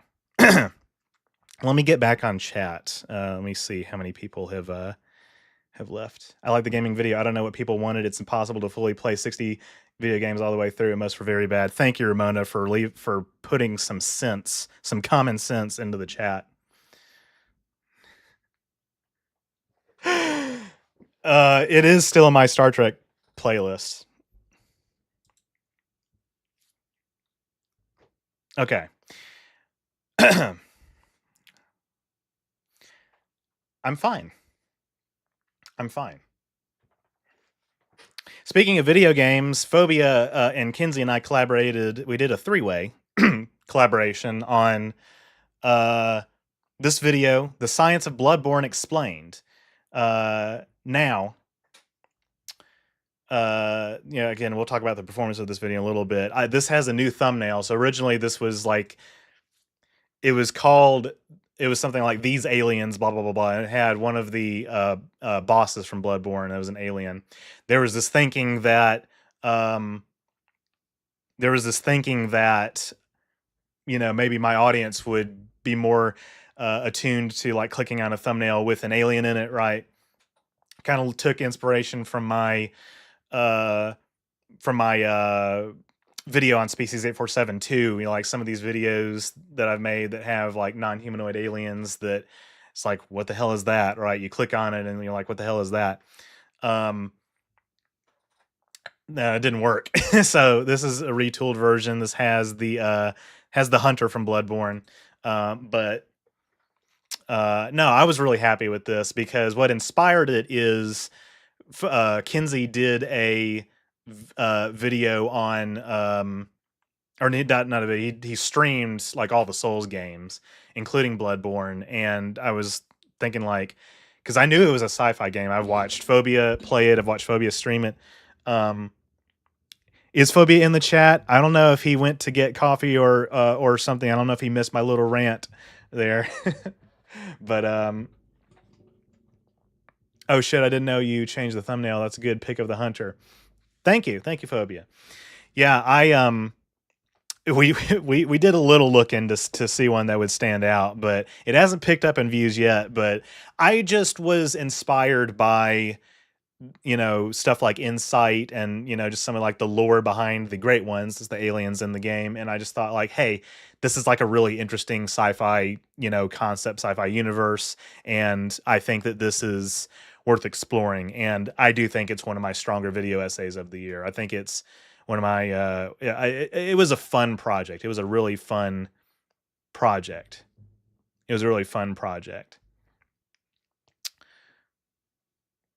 Number 2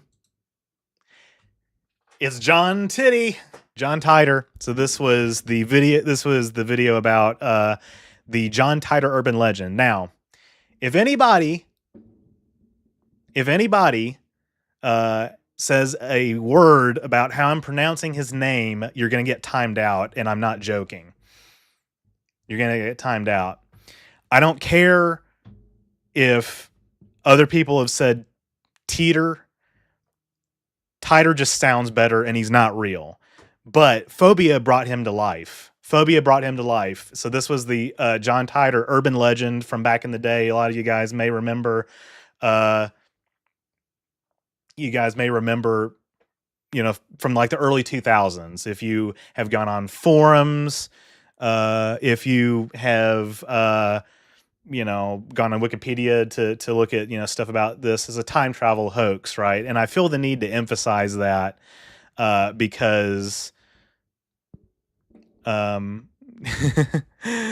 feel the need to emphasize that up front because people will be like, why are you is that like your brother? No, that's Phobia.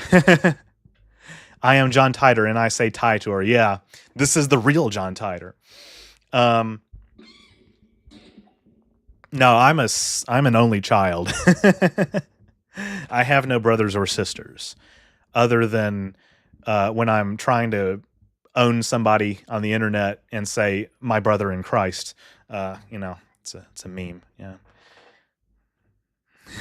But anyway, I feel the need to emphasize that because people are like, why are you saying it's not real? It was unproven. Yes, it was proven. It's a proven time travel hoax, but it's still interesting. It was like, it's like an early alternate reality game / urban legend / what you call it? Social experiment or something like that, right? And we got to check the clips. It's the rule in ARG. Yeah, it's the rule. We got to look at the clips. We have to look at the clips that are being made in chat. And I think I know what this is. Pure catharsis. Oh yes. Okay, so basically what I was saying is that I hear you, I understand you, and we're going to take this down and we're going to do a better version of it. I have an announcement. Psych, bitch! There was nothing wrong with it. We apologize for nothing. That video was perfect. And I'd kind of like to make it public again. Psych! You got played! Okay, so basically, you got played. Okay, yeah. That felt good. I'm just going to be real. That felt really good. Thank you for clipping that, Kinsey. My God, I swear. Okay. Slideshow. Damn it. It's going to do this flashing crap again. Go back to where we were.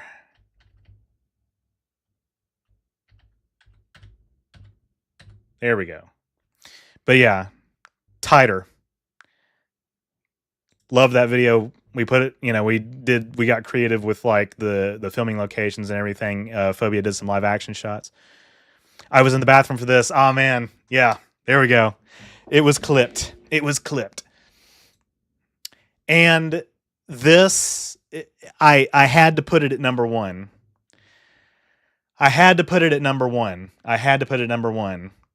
I think that my 2-hour analysis video about Lower Decks seasons 1 through 4, I think that's the best I think this is my best video. Kinsey says, "Ah, yes, my wife is number one. Great artwork for Mariner." Yeah, I pulled this from somewhere. Of course, this is not my original artwork. This is a screen cap from like the internet. But that's a really good pose. It's a really good pose. She's like looking at you, and she's like, "Yeah, bitch, what you gonna do? Not watch Lower Decks?" And so can you really call yourself a fan if you haven't watched this show or Prodigy? Oh man, I love your constant trolling, RT. It's so great. Uh, so my goal with this video was to essentially make a case for the thumbnail text, right? Normally, I don't worry as much about what the thumbnail text is going to be. I don't worry as much about because the thumbnail text is kind of interchangeable. But no, this was a 2-hour treatise, a dissertation on why the thumbnail text is true, why it's true, you know. And I think I mean, I would like to think I succeeded. I mean, obviously, I'm not going to convert everybody, but I've just really, I just think I kind of nailed it. I just think I kind of nailed it, and the show did a lot of, you know, heavy lifting for me because they made it come full circle. They made, you know, Mariner's arc come full circle. They made a lot of other aspects of the show come full circle. And, you know, season 5 has done this a little bit as well, but season 4 really did a lot of heavy lifting. But I'm really proud of this video. I'm really happy with how it turned out. Looking forward to the season 5 video. Yeah. And I'm glad you are, because it is currently in production. I'm probably going to put it out a week from today. Got a sponsor for it, of course. And I'm really, well, you know, season 5 was not as great, but I hope this video will be enjoyed by people. But this video was, Lower Decks is just the exact opposite of what I want from Star Trek. All right. Well, thank you for sharing. That's okay. That's okay. I think I was trying to make a case for why I think that this is the best. And originally, actually what it was, I think I've changed the title again back to what it originally was, which is why Lower Decks is the best Star Trek in decades, or Star Trek show in decades, something like that.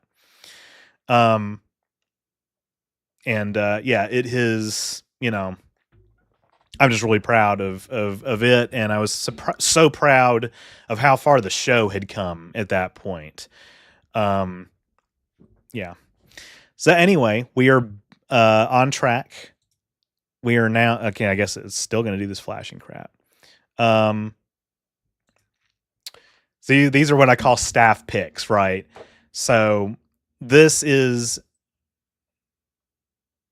basically like Phobia and Kinsey's top 10 videos. Or really top 9, and then I threw one in there. I'm not going to read this.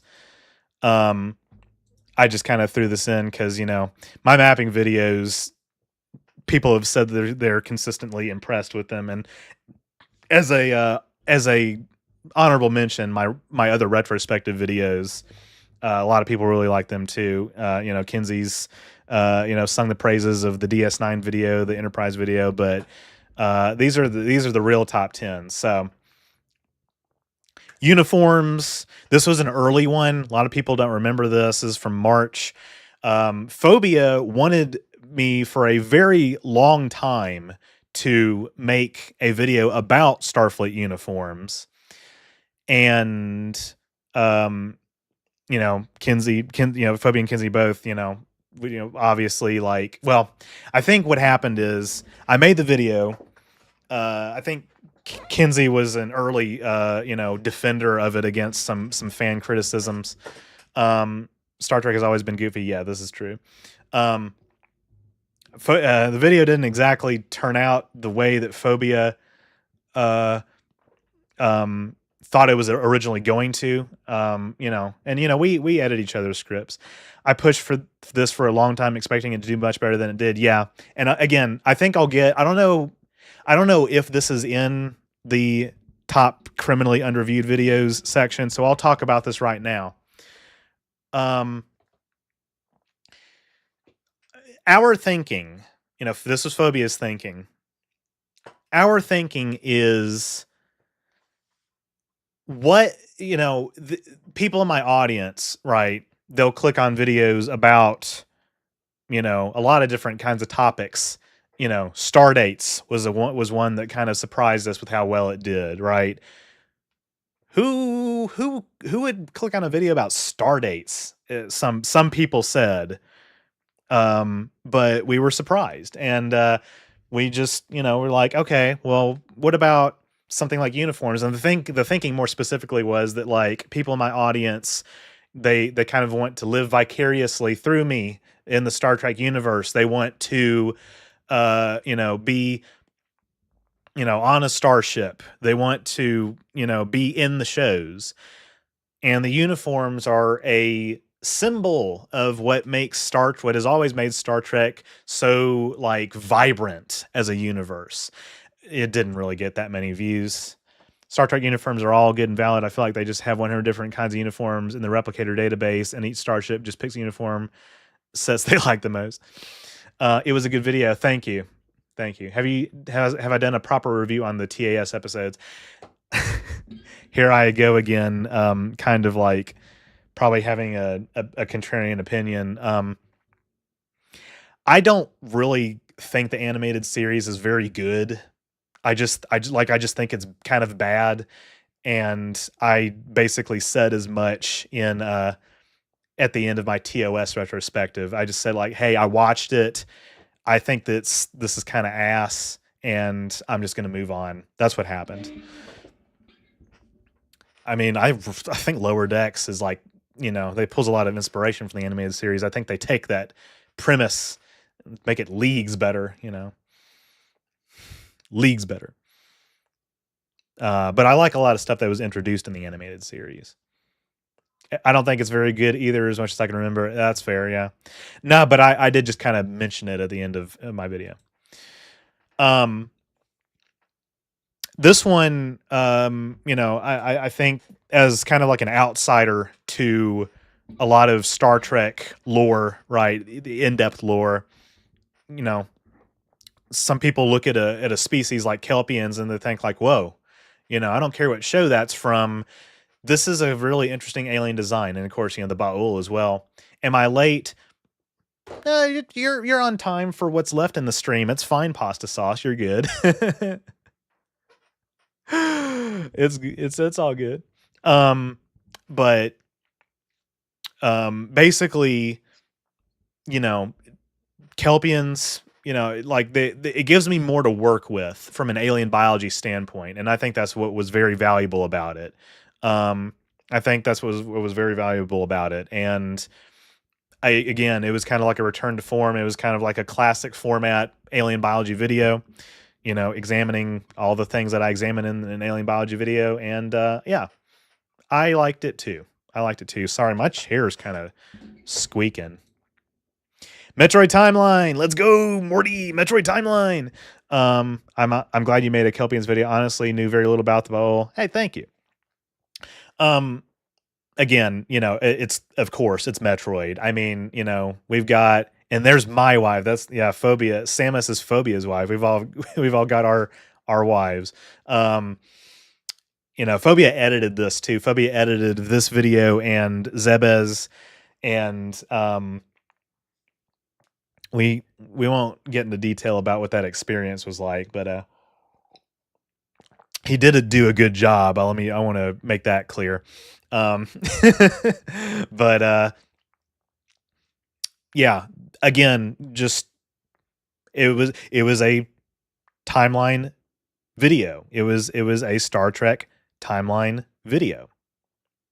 Not Metroid timeline video. And again, we'll get into performance later, and it's, I don't know. I thought it was good. And what was this one? Yeah, let's not spread rumors and untrue information in the chat. It's probably not a thing, but I like the video thumbnail. It's such a small thing, but so many others may claim. Well, I appreciate it. I try really hard. Sounds like we might need to address the discoveries not canon shit again. Yeah, god damn it. Ugh. When will it end, bro? When will it end? Okay. Here we go. And it's not just you. It's other pasta sauce. It's other people. I wish that YouTube were more like Twitch, where you had like they've introduced rule. I think I need some rules. I think I need some stream rules. It's not just you, dude. It don't take it personally, but like I talked about this shit already, and yeah, it's again, it's not it's not just you, but let me put it this way. Okay. In the series finale of Lower Decks, it was about let me get a little bit more professional. I think I'm kind of wincing a little bit. I need to answer these people's questions in good faith. In the Lower Decks series finale, spoilers. My pinned chat is the PayPal donation link. I'm not changing that. I'm sorry. In the Lower Decks season finale, spoilers, they are dealing with this dimensional energy that has entered the Prime Universe, right? That is changing matter into other quantum states. And it is first encountered by the Klingons, a la the motion picture, like how they first encountered the V'ger cloud. And this one Klingon gets transformed into a Klingon with the Discovery design. People are pouncing on that as proof that Discovery has been removed from canon, right? That is not what was going on. That is not what was happening.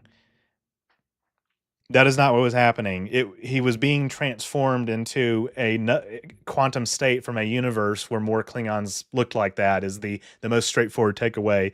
But it was altering matter into different possibilities, right? Discovery is still in the Prime timeline. Now, I've asked people for proof, for links that Paramount has made any announcements, because this one person in my comment section said Paramount confirmed it. That is not true to my knowledge. I have looked at around it. It's mainly like tabloid article websites that are, yeah, the anti-woke grifters really pounced on it. Let's fucking be real. That's what happened. You're right. And again, it makes me look like I'm shilling for CBS, and then I'm just trying to say that, like, why are you saying that my favorite show, Star Trek Discovery, is no, I kind of think Discovery's kind of ass, if you ask me. The most consistent definition, the director made a comment on his Twitter. I actually think I should probably look at that. I'll look for it. Yeah, you can't send a message to me or one of the mods on Discord, because only mods can post links in chat, or you can quote it in the chat. But yeah, that's what happened. All of the shows and films, I'll DM you. All right, all of the shows and films are canon. TOS, TAS, TNG, DS9, Voyager, Enterprise, the TOS movies, the TNG movies, Discovery, Picard, Lower Decks, Prodigy, Strange New Worlds, Short Treks. Those are all canon. And then the Kelvin films are kind of on off to the side. They're all good to shit on Lower Decks until it gives them ammo for their BS theory. Yeah, dude, what all these people keep saying, like, I've been saying for years, like, lower decks isn't canon, lower decks, okay, but now it is, and you're using it as proof that Discovery isn't. I am so sick of these anti-intellectual arguments. I'm so sick of these, like, people who are completely inconsistent in their logic,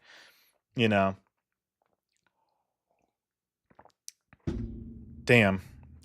I didn't know we were going to be getting all kinds of rowdy up in here.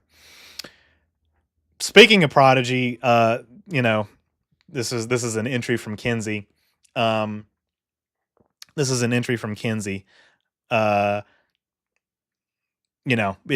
was a collaboration, right, between the two of us. And essentially, right. And he and I stand by a lot of what we said. Yeah, phobia. One hot girl is not enough. One hot girl is never enough. Yeah, to save a show like this. But we stand by what we said in it. I think it was pretty funny. I think that we made some pretty cogent points. People disagree. That's fine.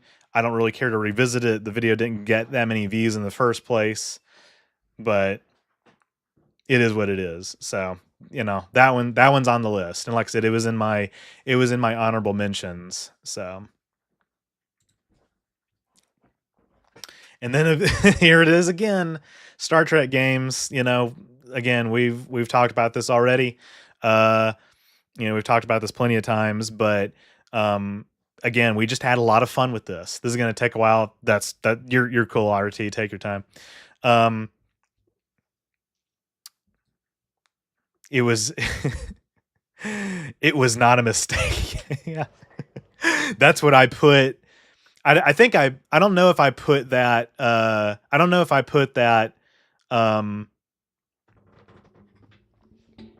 after the video was getting responses. I think I did. I think that's what I put after it was getting the responses it was getting. Yeah, and then for Prodigy and Star Trek games, but especially Star Trek games, I think people really need to listen to what Kinsey just said.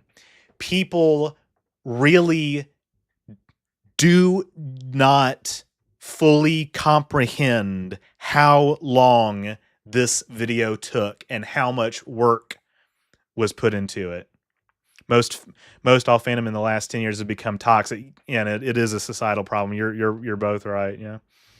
Finally got a Windows gaming PC and started playing Star Trek Resurgence. I don't get why Tyler doesn't like it. Oh God, I'm gonna bleep myself in Minecraft. I'm not. I don't. We don't have to get into it. It's. Oh man! Thank you, Pasta Sauce, for the $50. Thank you for your time. I didn't like Star Trek Discovery, but hey, it's a show, not the end of the world. There will be writers from all types of lives. Let's enjoy the creativity. Soup till the heat death of the universe. Thank you for the donation. I appreciate it. Again, I want to make it clear that, like, we're not talking opinions. We're talking facts. Like, there is a right and wrong answer to this, but people are allowed to dislike the show. Like I said, I have issues with it, but I appreciate you being here. And you skipped the games that didn't work, which is probably half of them. I mean, yeah. Yeah. Because they didn't work. Now, could we have gone to the trouble of building a damn, virtual machine and do all? Yeah, we could have, but we didn't. We were sampling them. You guys don't know how long this stuff takes to anyway. And even some of the playable ones didn't work as well. Yeah. Yeah. What will you do now that Tindy has left? Oh, I don't know. Her alt dimensional version of herself is still my wife. That will never not be true. Oh man. But the video was 2 hours long, guys. Come on, legit. There's a reason one glitch video takes me 2+ months to make, and that's only one game at a time. Yeah. Yeah. She's not gone as long as we remember her, right? It takes time to do things, and I don't think you guys really can fully appreciate how many months of work was put into this. Whoops. Okay, I guess we're moving on. Number 4. Have Orions always been pirates? The Orion history video. This was a top one from Kinsey and Phobia. It's the sand. I think people also underappreciate like just how iconic that meme is going to become. Like,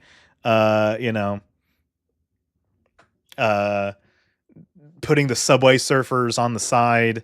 If you get it, you get it. If you don't, you don't. I can't handhold everybody, with that kind of stuff. But I don't know. I think this was a good exploration of Orion history, and the sand and the dog stuff. Like, that's funny. It's funny. It's supposed to be funny. I'm trying to be funny. Tyler really does put his heart and soul into these videos, for real, y'all. Yeah, I do. I appreciate that, Kinsey. I mean, again, when we were making this, I want to make it clear.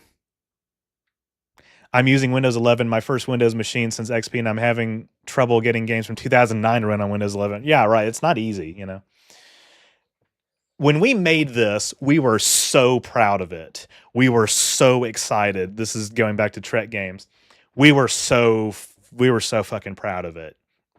We were like, man, this is so good. This is so funny. People are going to hate this, but I think people are going to love it too. No, most people just hated it. But a lot of people liked it, and they made their cases known in the chat. Welcome to PC gaming. Those old Windows DOS games age like milk. Yeah. But yeah, sand. And then this one, another high on the list. Phobia is such a tease because I thought that I was on the verge of converting him into like an actual Lower Decks fan. Well, not quite, but I did. This did come off as a passion project, which it very much was. And like I said, I think I made my case. People can agree or disagree with it. I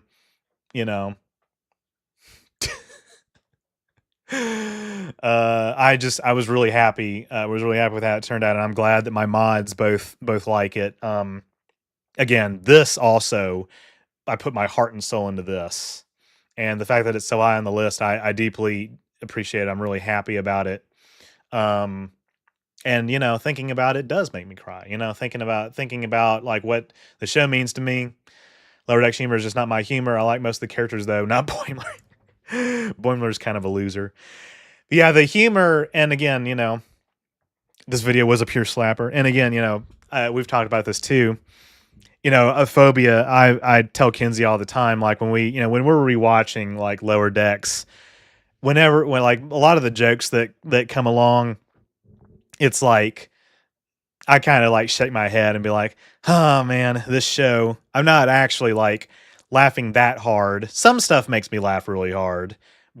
The humor is also not my favorite part about it.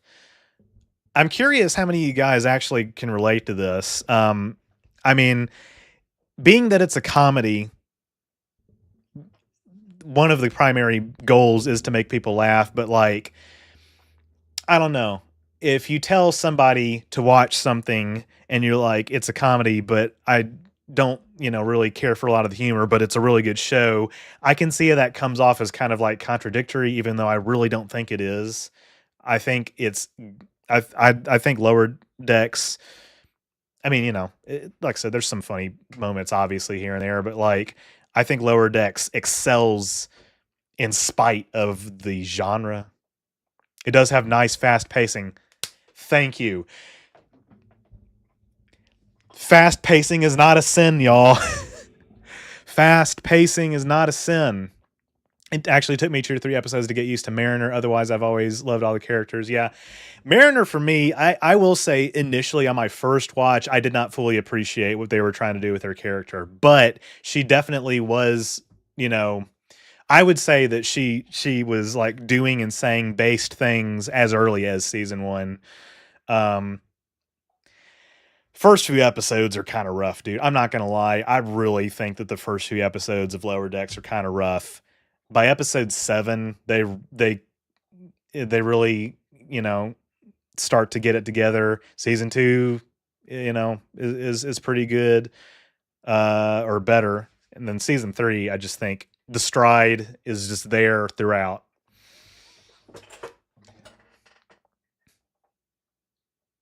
Yeah. But yeah, it's, you know, there's cringy humor in it, but if you look past it,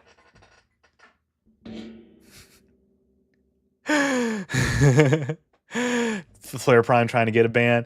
Just kidding. But yeah, no, I was really proud of this, and I'm glad that my mods were too. And yeah, Talin was a great addition to the show.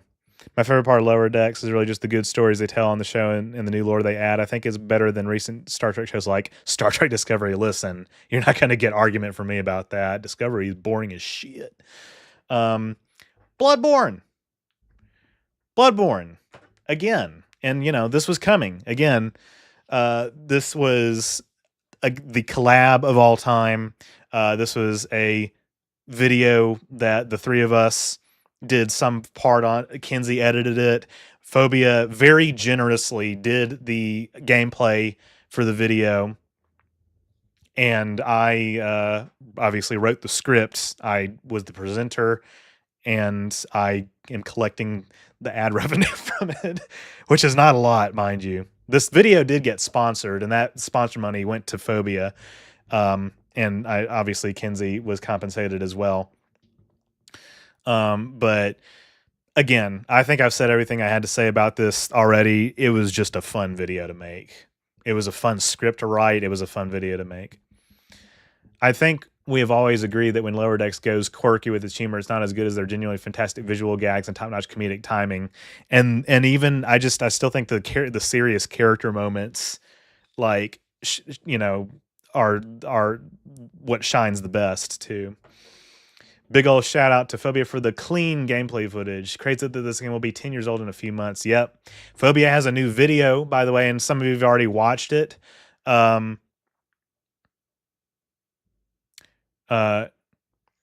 you and Kinsey the URL about Discovery. Yeah, let me hold on. I wanna take a look at that tweet real quick. I want to take a look at that.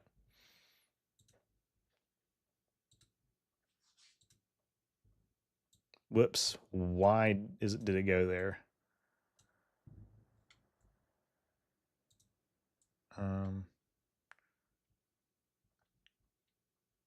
All right, so he's kind of pulling like the he's kind of pulling like y'all can interpret it how you want type beat, right? I don't really like it when people do that, but okay.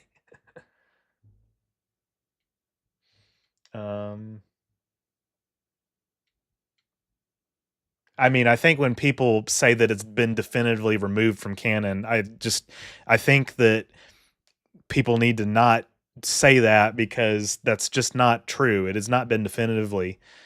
That is high-key the worst way to handle that. I know, right? It is. I love Mike McMahon, what he's done. You know, he's made, you know, one of my favorite cartoons, one of my favorite shows, made one of my favorite animated characters. But when he does interviews, he says some things that I'm just like, dude, I don't like the way you answered that question. I don't like that very much.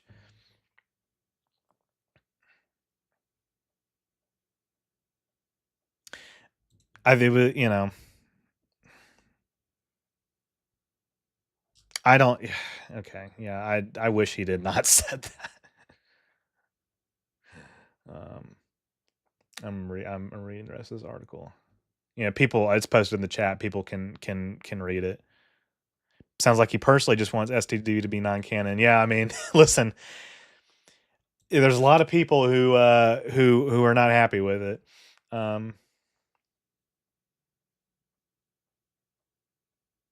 I think the most straightforward interpretation of the scene is what I've been saying. Yeah, man.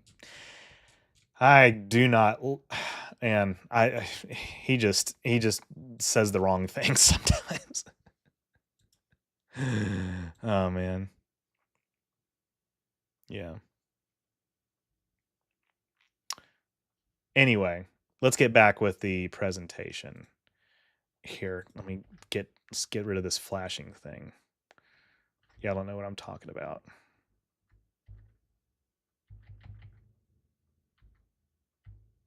It was okay, not here. All right, I think we need to pick up the pace a little bit. All right. John Titor. John Titor. This was just a fun project all around for all of us. What can I say? And again, I think that I appreciate you for giving us that, RT. I think that I've said everything that I have to say about this video. I don't give a fuck about John Titty. This was just fun. This was just fun. But anyway, now we're on to audience picks. These videos are among the ones my audience has enjoyed the most this year. Like the previous categories, ranking these videos was somewhat challenging. In the past, the criteria I used to gauge popularity were a weighted mix of views, like to dislike ratios, and positive feedback. This time, however, I decided to simply base the ranking on the raw number of likes. That said, once again, there may be other videos you all would like to add to the list. So, people... I have read it. It's great. Oh, thank you. It's talking about Star Trek Endurance, my fan comic. Thank you, Pasta Sauce. I appreciate that. More on the way. Now, ironically, people had issues with this video, but a lot of people also liked it. And I think that what this list is not exactly going to be like a ranking of the 10 most popular videos, but they do correlate quite a bit. We haven't seen this one yet. I also did TOS. I covered TOS this year, the TOS retrospectives, and that one hasn't exactly gotten the highest view count for what I think the material should garner, but a lot of people really enjoyed it. A lot of people enjoyed my analysis of it. I kind of it was like a lore summary, right? That was my main goal with this video. She is the key yet again. She's back. But he I was kind of nervous about how this video was going to be received. But people enjoyed it. And I think that, like I said, my main goal with it, this is a timeline video. I was nervous that people weren't going to really get what I was going for, but it's basically just talking about how number one, I think, is like key to the timeline, right? Because she's an Illyrian. The Illyrians are from the Delphic Expanse. The Delphic Expanse, is from Enterprise. They were involved in the Temporal Cold War, et cetera, et cetera, et cetera. That was, this was popular for a lot of people. You just pointed out a perspective that worked and might have been overlooked. Thank you, RT. Bell riots. This one was very controversial, which we'll get to in a minute. A white woman is always the root cause of everything. Yeah. Oh man. That was God. That could be a clip in and of itself. Bell riots. People liked this video. People also hated it. We'll get to that in a minute. But this is a reimagined version, not a reimagined version, kind of a reimagined version. But this is like an update video of my 2020 video about the Bell riots. best Bell Rights video that was released. Thank you. I didn't watch other people's Bell Rights videos, but this is basically just kind of like, you know, talk about just my scenario of what could have led to this, right? So many people did release videos because, hey, it's 2024 and I capitalized on it. You know what? Well, I was gonna say something that happened to this video, but that's also a spoiler for trivia, so I'll leave that for mystique in the future. Funny enough, Breen is on here. And your Bloodborne video is your best Bloodborne video released. Thank you, Andrew. Thank you. A lot of people who are not in in the deep in the anti-discovery blah blah blah kind of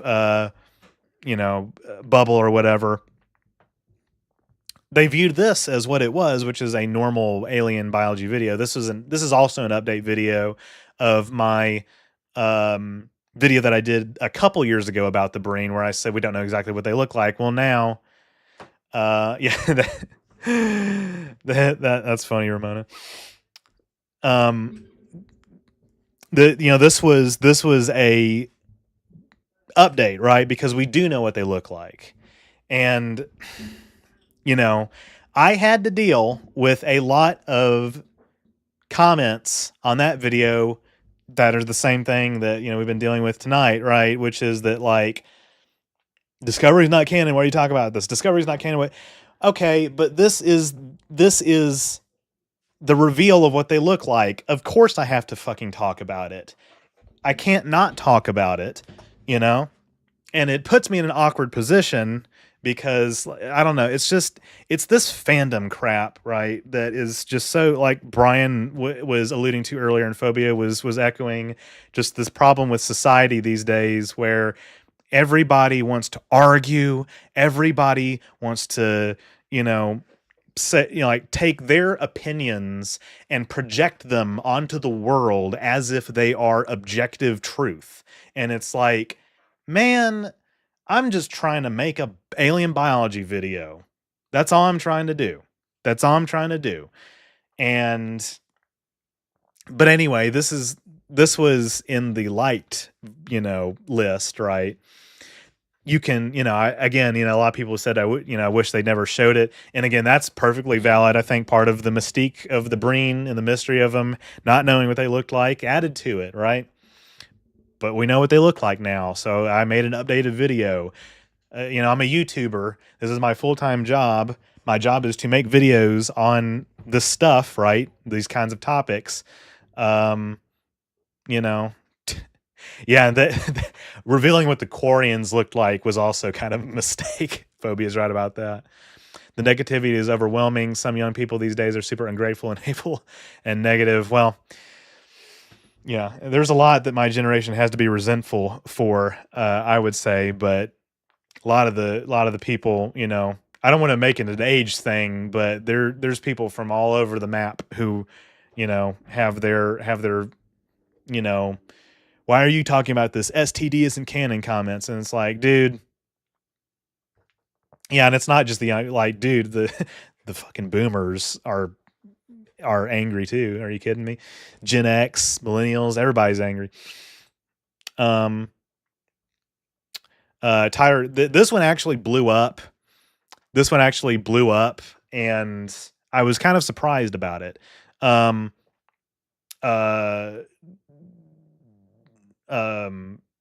Kinsey was an early predictor of who or not who, there's a lot of people on the internet who seek out and consume content about this topic, and because it is a pretty popular urban legend. By the way, welcome Necromancer. Turns out we do give a fuck about John Titty. Yeah. I love gambling. And I didn't expect it to take off, but it did. And it has a lot of likes. But it's, you know, this one was received pretty well. A lot of people really liked it, and I want to make more like it, so I'm happy about that. Enterprise, interestingly enough, I think a lot of people enjoyed taking a step back and looking at like the you know just this is a show from what a lot of people consider the good old days of Star Trek, right? And just kind of going back and seeing what my take was on it. And you know, I had criticisms of Enterprise, I had praise of Enterprise, but you know, this I enjoyed rewatching it and making a video for it. And it seems like a lot of other people responded to it. This one also did really well. It's gained views over time. Again, we're not talking about performance just yet, but it's gained views over time. This is the TOS movies, right? And I this one in particular was special to me, and it wasn't on my top 10 list, because I don't know, I like a lot of the other videos that I made better, but in terms of why, like, what my motivation was going into making this, yeah, how could you not like stuff with Khan, right? Um,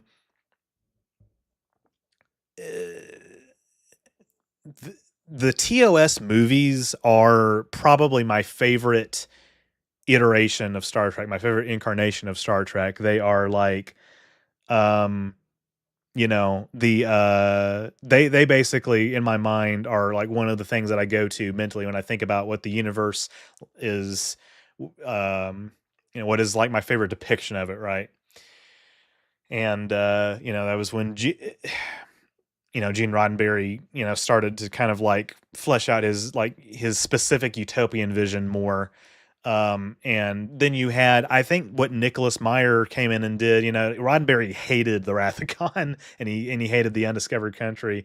He hated a lot of what Nicholas Meyer did, making it more kind of like, you know, more militaristic. But again, I don't know. I just think that worked because it still takes place within the context of a universe where human society has advanced to the point where we are beyond a lot of the petty squabbles that plague us today. And, you know, showing a militarized Starfleet I've never considered that a sin. I think it is just a good, it provides good storytelling opportunities. In Lower Decks, I think it's good that they have characters who kind of, you know, critique Starfleet, and you know, there's like different flavors of critique about it. Like there's internal critiques, and then there's external critiques about like, yeah, you guys totally aren't a navy, right? Ooh, right? It's like, yeah, we need more discussion like that, because I think it's interesting. I do think that calling Starfleet explicitly a military is not something I would agree with, but saying it has military-like qualities, oh, duh, absolutely. Yes, good. Let's praise TOS more. Yes, good. Yes, good. Well, I mean, Star Trek 5 is a piece of shit too. The other ones are pretty good. And TNG did kind of touch on the militarization, but not. The TOS movies got the ball rolling with it a little more. And I say that, I mean, TOS proper did, I also kind of hint at some military aspects of Starfleet, but it was much more exploration focused. Yeah. Yeah, I mean, you know, they obviously serve as the de facto military. William Shatner with the perm does lose me a bit. I'm not gonna lie to you. Damn, yeah. I mean, you know, I guess I never really paid much attention to that kind of stuff. But yeah, 2, 3, 4, and 6 are probably what I would say are the best ones. The you know, the motion picture, I appreciate it for what it is, but that shit long as hell. People really like the DS9 video. This was a you know, video that also has been kind of divisive a little bit. It I don't think that I exactly accomplished what I wanted to accomplish with it. But you know, it was a trip down memory lane for a lot of people, and people appreciated it for that too. And I tried to always like give original, thoughtful analysis, and I think that there are just some very specific episodes of DS9 that really are so good that they elevate the series to where I can say like, yeah, man, this is part of peak Trek at the very least. Particularly in the, well, you know how it goes. Not in the early seasons, although there's some good stuff like Duet, right? But like, some season 4 episodes, and then the Dominion War arc. Oh yeah, I love that was a long video. Yes, I love I love depicting flawed utopias. Right, that's one of the great things about DS9 is that it is kind of a deconstruction of what TNG did, which is to show this like basically like communist utopian society that Gene Roddenberry envisioned. They kind of toned down aspects of that a little bit. I'm not even saying communist like derisively, because it's a very close definition of what the Federation is, but or at the very least socialist. But like, this they did a really good job of showing like doing dark Trek. But people liked that, and it's gotten a lot of views. And this video also was very liked. I think I'm glad that people have responded well to my mapping videos, because if there's any video that has a lot of work put into it, it's these. You can rest assured that that is the case. You can rest assured that that is the case. Absolutely. And, I'm just really happy that this performed well. I really needed it to perform well. Map videos are kind of back. But we'll see what else we've got down the pike. But now we got most controversial videos. The mapping the routes concept is brilliant. Thank you, Ghost Ship. I appreciate it. I really have just it's always been something that I wanted to do on my channel, and I remember the title card discussion. Yeah, we did have that. I don't know. It's just fun. It's just fun. Now we're to the most controversial videos. These videos have a mixed reception among my audience. While I believe many, though certainly not all of them, are strong videos, something about them just didn't sit right with a lot of folks. That reasoning generally depends on each case, but overall, these are videos that set people off and continue to do so to this day. And funny enough, you might actually see some videos on here that were in the audience list, like most liked, right? This one, I think what happened with it is for some reason, and this is a trend that I've observed. It's like, okay, back in 2021 is like when I started making Star Trek videos, or just videos full time, and started doing like a lot of Star Trek videos in a row.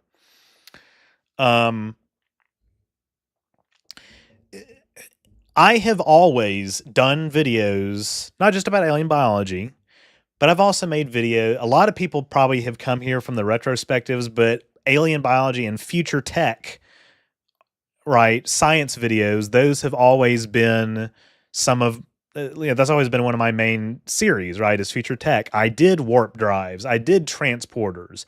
I did phasers.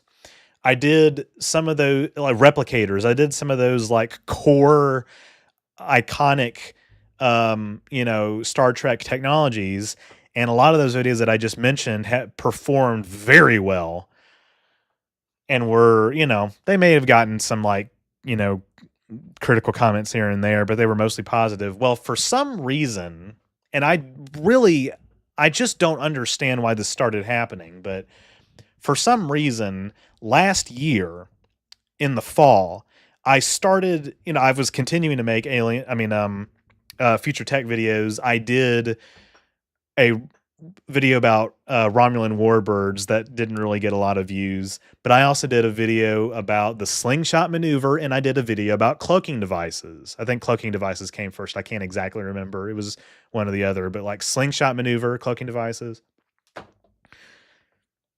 I mean, the most reception was still positive on those, but a lot of new people were coming in and saying like, well, this is a stupid topic to make a video about.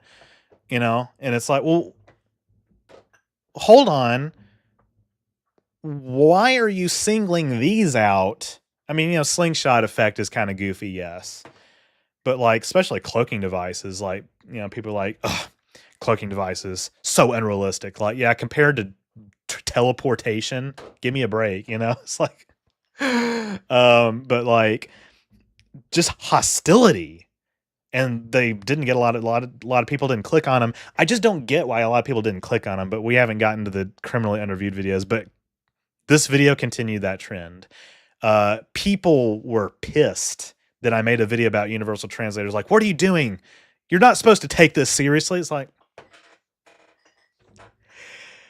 why is this more unreasonable than phasers and warp drives and transporters and replicators, especially replicators? Damn. Like, I don't know, dude. Yeah, it's a plot device, but RT says this seems very left field. It was very left field that people were shitting on it. Yes.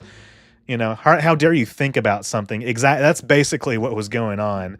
So this is a controversial video. Apparently, I'm not exactly sure why, but apparently it was. But there may be more like this. And again, uniforms.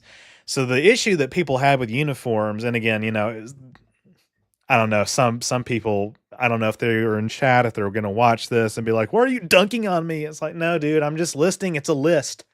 It's objective, right? It's objective. Said it wasn't long enough, which to me it was wild because I don't know. It was 20 minutes. Like, I think that was pretty comprehensive, if you ask me. Did I talk about every single variety of uniform in the entirety of Star Trek? No. Apparently, people wanted me to. They said, you didn't go into detail about, the colored piping on some of the, mid 2360 uniforms. It's like, man, if that's you, I'm sorry, but dude, I went into about as much detail as I thought was necessary. I went into as much detail as a translator is ridiculous technology that shouldn't be taken seriously. Now, lightsabers, on the other hand, yeah, lightsabers are very, not plausible, right? That thing I said about dealing in excess and in Myonoka Punch applies here, I think. Remind me what that specifically was pertaining to again, because I think I know what you're talking about. Now, Orion history, where I did talk about sand and dogs for 6 minutes, that was also essential. But I think I covered what needed to be covered in uniforms, right? Yeah, and going back to the slingshot maneuver, like, I mean, a slingshot maneuver in real life that the Voyager probes did, like you're saying, like, that is real. That's like a gravitational assist. Obviously, the traveling back in time part is kind of like Superman fantasy stuff, but again, like, why are we singling it out compared to warp drives and transporters and replicators and stuff like that? I don't get it. I don't get it. I don't get it. Essentially, if you cover it in exhaustive detail, leave no stone unturned. Yeah, man. I mean, people do like long videos. So I don't know, but I went into as much detail as I thought was necessary. Yeah, I did. And again, this video was on the list of ones that people liked. You're telling me if I slingshot around the sun, I won't go back in time? You heard it here first. Yeah, as if they're getting an oil change. Yeah. I think the reason that this was controversial is because people were reacting to the thumbnail in the title. I literally think that's it. I think that's it. Because that's what I saw. That's what I saw. If you actually watch the video, and again, listen, I'm not saying that my essays and my arguments are above reproach. I would never say that. I try to deal in objective facts as much as I possibly can, which is kind of why the retrospectives are a little frustrating for me, because like I know that like if I say that I hate Prodigy and think it's like insufferable to watch, I'm going to get a lot of people saying like, how dare you? And it's like, well, man, I can't unhave that feeling, dude. I'm sorry. Like it's like there are other people who agree with me. There's a lot of people. It is a contrarian opinion. That was, contrarian to me to say that, right? But and then people be like, because this is the interpretation of the character from Strange New Worlds, which is a new Trek show, there'd be a lot of people who were like, oh God, new Trek again, ugh. It's like, bro, come on, man. I'm trying here. I'm working so hard. I really worked on that script really hard. But I don't know. I mean, she's I like the character too. But I think people were reacting to the title and thumbnail. There is going to be a few of those on this list. Yeah. Well, okay. Now, I think the reason that this was controversial should be patently obvious. I think it should be patently obvious. It was political. It was expressly political. And yeah. Enough said. Bell Riots was great. Thank you. I appreciate it. Yeah. It was but I think what happened with it also is that like I got a lot of people who have not heard me talk about, my politics on my streams and in my other videos and be like, I like this video, but I hope you aren't a leftist. It's like bad news, buddy. Bad news.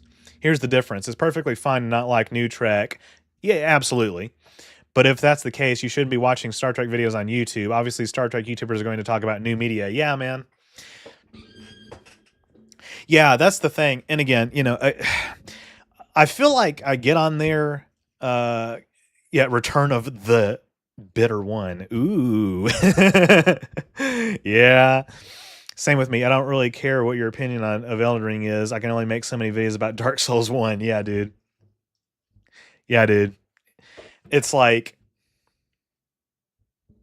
I don't really understand how some can love Star Trek and not be a leftist. We had a very extensive conversation about that in the Discord server the other day. A very lively discussion. I don't know that I really feel like relitigating that here, but what I will say, because we've got people here who are not, politically aligned on the same page, and what I will say is, I also agree with the statement that like it's interesting that people can latch on to Star Trek and not come away with the kind of worldview that I think it advocates, the kind of worldview that a large majority or a large number of Star Trek fans come away with in internet discussions, and because it is a very progressive franchise. But Phoebe and I have talked about this before. Like, I mean, if you think about it statistically, because Star Trek has been around for a long time, it has a very big pop cultural footprint. I do think that a plurality of Star Trek fans may be like right-leaning American white males. Just because of statistics, right? Just because of the demographics of television viewing audiences over long time spans, the demographics of the United States, just, if you get a large enough amount of people in a room together, some of them are going to be conservative, just that kind of stuff, right? It's going to be extremely hard to find a cozy TOS exclusive YouTuber. Yeah, we have to talk about new media. We have to talk about new media because it's relevant, and it, like, Strange New Worlds videos on my channel get views. That's all I can say. Statistics, demographics.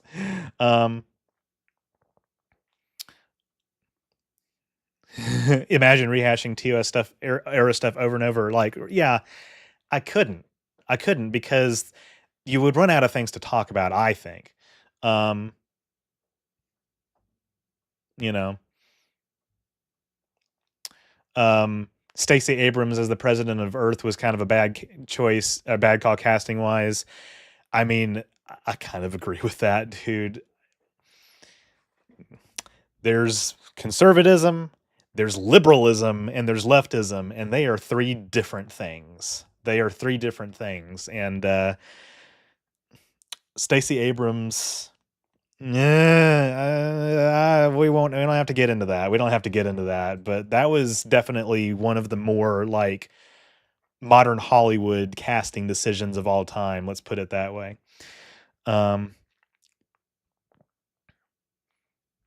They appreciate the advanced technology that Star Trek offers and the prevalence of science, but not the culture that Star Trek fundamentally promotes in order to make the best use of advanced science. I mean, I kind of agree with that. And I do think that human culture in Star Trek hasn't been as fully fleshed out as it is for somebody to make the case explicitly that, like, this is 100% a realization of Bernie Sanders' political agenda. Like, that's not what it is, right? It's more than that. I have a video coming out, and that's an update on my Trek economy video from years back, where I talk about, how it is. I think it's undeniable that it's post-capitalist. The comment section for that is not something I'm looking forward to. But yeah, that the Stacey Abrams thing was pretty cringe. But yeah, Bell riots. Okay, I think this was also pretty obvious. This has not quite as many dislikes as some of the others on this list, but Tyler has an invisible devil on his shoulder every stream that continuously whispers, "Get political, talk about your political opinions and American economics." Yeah. Well, I'm definitely going to be talking about a lot of things in in that video for sure, and also in the Valentine's Day video. But yeah, this video was oh yeah, the Stacey Abrams thing is still less cringe than the Elon Musk reference in Discovery. I mean, yeah, that was cringe too. So the Lower Decks video is pretty obvious why that was controversial. I don't really think I even need to explain that. I was just watching your videos from 2 years ago about the replicator. I was thinking you needed a beard. Glad you grew one. Oh, it comes and goes. Oh man, that Musk thing aged so poorly. And that was ad-libbed by Jason Isaacs, and it's like, dude, come on. Why are we doing this? Yeah, I love past tense. But yeah, no, this video, again, I don't even think I need to explain why it was controversial. I don't think I even need to explain. I mean, there was that scene where I was jacking off, but anyway, I think it was other stuff in that video. Yeah, Luigi Mangione, Bell riots. Metroid Timeline. So this one was very interesting to see the response to, and Phobia obviously was keeping an eye on it, right? So okay, again, this is a spoiler for trivia. I don't want to spoil. Well, no, I won't spoil what game it was, but there were people saying, like, why are you using footage from this game when you should have been using footage from this game? Now, we won't. I won't go into more detail because that's, like I said, that's a spoiler for trivia later. But it was Metroid fanboys, coming into the comments section and being like, "Why are you not talking more about Federation Force?" It's like, oh yeah, the Gundam, like, the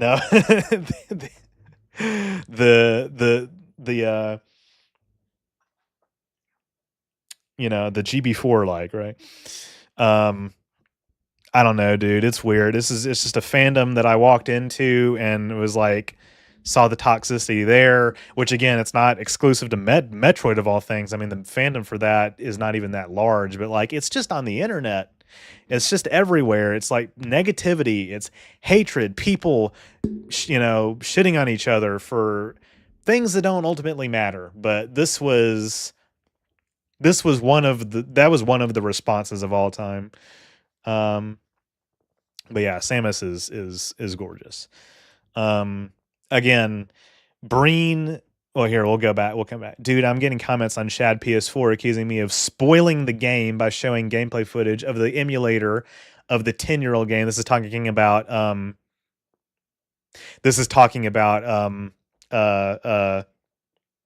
Bloodborne on PC. They're just fucking dumb as fuck. Yeah, dude. Spoiling a 10-year-old game.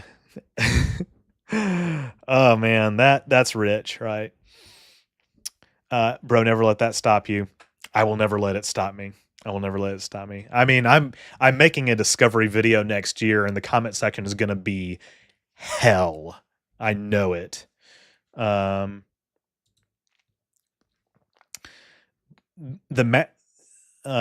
Magic community is also very toxic, dude. I know exactly what you're talking about. I observed that in college. Yeah. Oh, here we fucking go again with the decanonization thing. Okay. Oh, do I go through it again, mods? Tap the sign. Do I go through it again, mods? Do I do it again? I'm getting so tired of doing this. Didn't mean that as a tangent. It was a response to your obnoxious comments on Metrotron. No. You're good, Phobia. Oh my god. All right.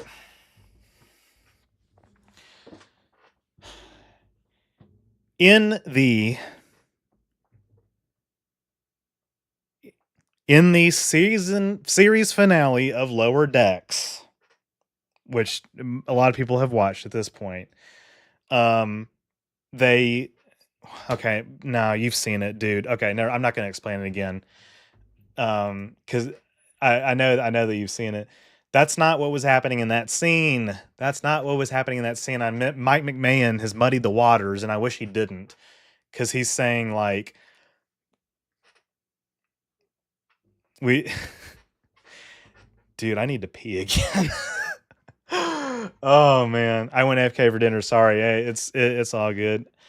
I've just explained it like 4 times, but like that's not what was happening in that scene. The most straightforward interpretation, I think, was that he was being converted into a version of himself from another universe where more Klingons looked like that. Now, Mike McMahon has said he did the whole fans can interpret it however they want. I think that's a terrible answer, but Paramount has not made an official statement saying Discovery is not canon anymore. I love McMahon, but he is not the grand arbiter of what is and is not canon. Yeah, he doesn't get to define it either. The only consistent definition. I'm tired. I'm done. I'm done. I'm done with that. But yeah, Breen was controversial because it's new Trek. This was controversial because people didn't like the April Fool's skit. They kind of thought they got clickbaited. I wonder why they thought that. Yeah.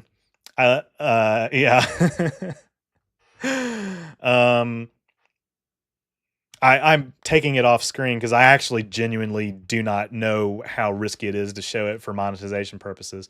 This was a given. you know, this was a given, how controversial it was, because I had a contrarian take. And, you know, man, I kind of wish I hadn't made this video a little bit, because I don't think it did me any good. I don't think it did me any good. Make a new scene to put up about Discovery. I should. I should. I should have something where I can say tap the sign. I can tap the sign. I'm not sure what I thought was going to happen with this Prodigy video, but what happened is Phobia. I'm not throwing him under the bus, but he was kind of the devil on my shoulder, saying like, no, you should make a video. I want to see a negative video from you for once, right? That's kind of what he said, right? And I'm thinking like, oh man, that's, yeah, that would be interesting. Well, it was interesting, and it just did not help me at all. It did not help me in the slightest. I do make Trek videos, yeah, but I don't know, man. I just think the show is so bad. I think we've gone through why this one was controversial. You know, people said, "Oh, you didn't give Star Trek Bridge Simulator enough of a chance, or Bridge Commander enough of a chance. You didn't play Judgment Rights correctly. You didn't do this. You didn't do that. You didn't do this. You didn't do that. You didn't do that. You didn't do yeah." Gone through that. Gone through that. But that was the most controversial video of all time. That was the most controversial video of all time on my channel. It was definitely a miscalculation in terms of how it was going to be received. But yeah, I like the Prodigy video mainly because I have 3 kids. The oldest is 6.5, and I've been wondering if it's worth watching it with her. Yeah, I mean, and listen, I also want to make it clear, like, don't just take my word for it. I watched the first 3 episodes and I thought, "Oh God, this is not for me." And I did that in 2021, and I let my audience convince me to go back and give it another chance. And you know what? When I gave it another chance, it even fell below the expectations I already had, which were low to begin with. That's how bad I think Prodigy is. Yeah, convince equals gaslight. Yeah, dude. If every video was sunshine and puppy dogs, people would also possibly ask about your validity. Yes, thank you. This seems like the most ethical course. Yeah, thank you, RT. And Rogue Robot says, bring back media literacy. Hashtag bring back media literacy. And you know what? People really didn't like that. You know what people really didn't like about this video? People really, really didn't like when I said that it's for Disney adults. They really didn't like that. They really didn't like that. I don't know, man. Show sucks. All of the Trek details on Star Trek Resurgence are all the sound effects for the procedure. I mean, it was very well done, in my opinion. You know, we've had some people sing the praises of Resurgence in the chat as well. I don't know, man. How could you say something so brave yet so true, OrangeRiver? I know. This video was my 9/11, if I can say that, because it kind of was. All right, I'm gonna hold my pee. I want to get through the top criminally underviewed videos. I like Prodigy fine, but Tyler's video didn't hinder my ability to enjoy it. Funny. Hey, there you go, Clayton, with a nice, nuanced, balanced take. There we go. There we go. Top criminally underviewed videos. These videos may have been critically received well by my audience upon launch, but the problem is they just didn't get enough clicks. While many have told me that all my videos deserve more views, which I appreciate, the relative underperformance of these in particular is kind of stung. The main way I've gauged said underperformance is comparing them to similar videos on YouTube. And this is sometimes a fool's errand, but it is one of the main ways to do it.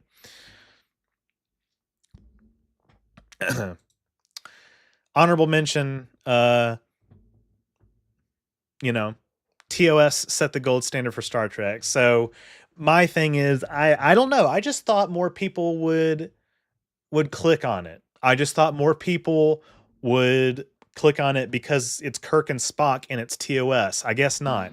But what's very interesting, and actually, speaking of stats and demographics, I know I'm going to make Phobia hard again about this. I mean, my audience primarily is like Gen X.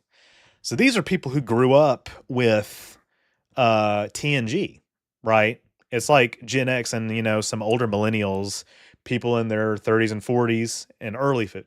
TNG is the dominant kind of like Trek, cultural Trek, right, that everybody latched onto, that most people latched onto, my audience.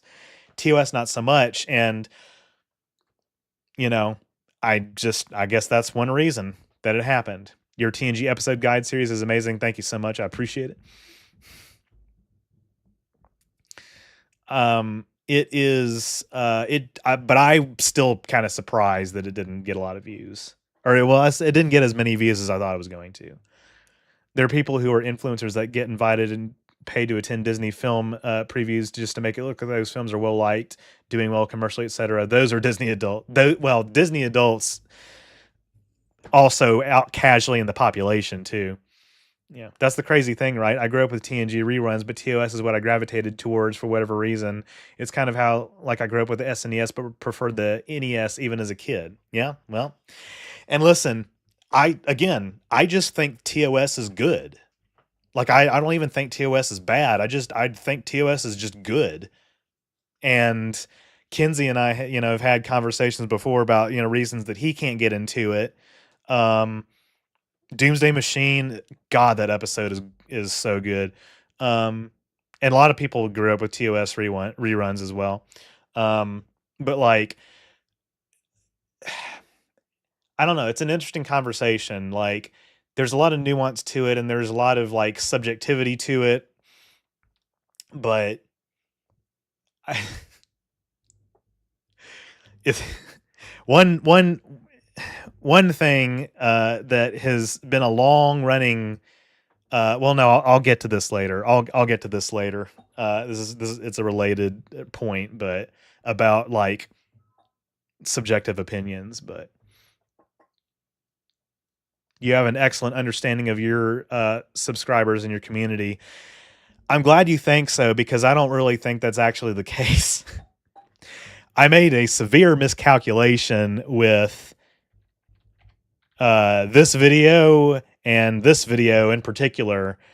I really, well, I knew this video was going to be controversial.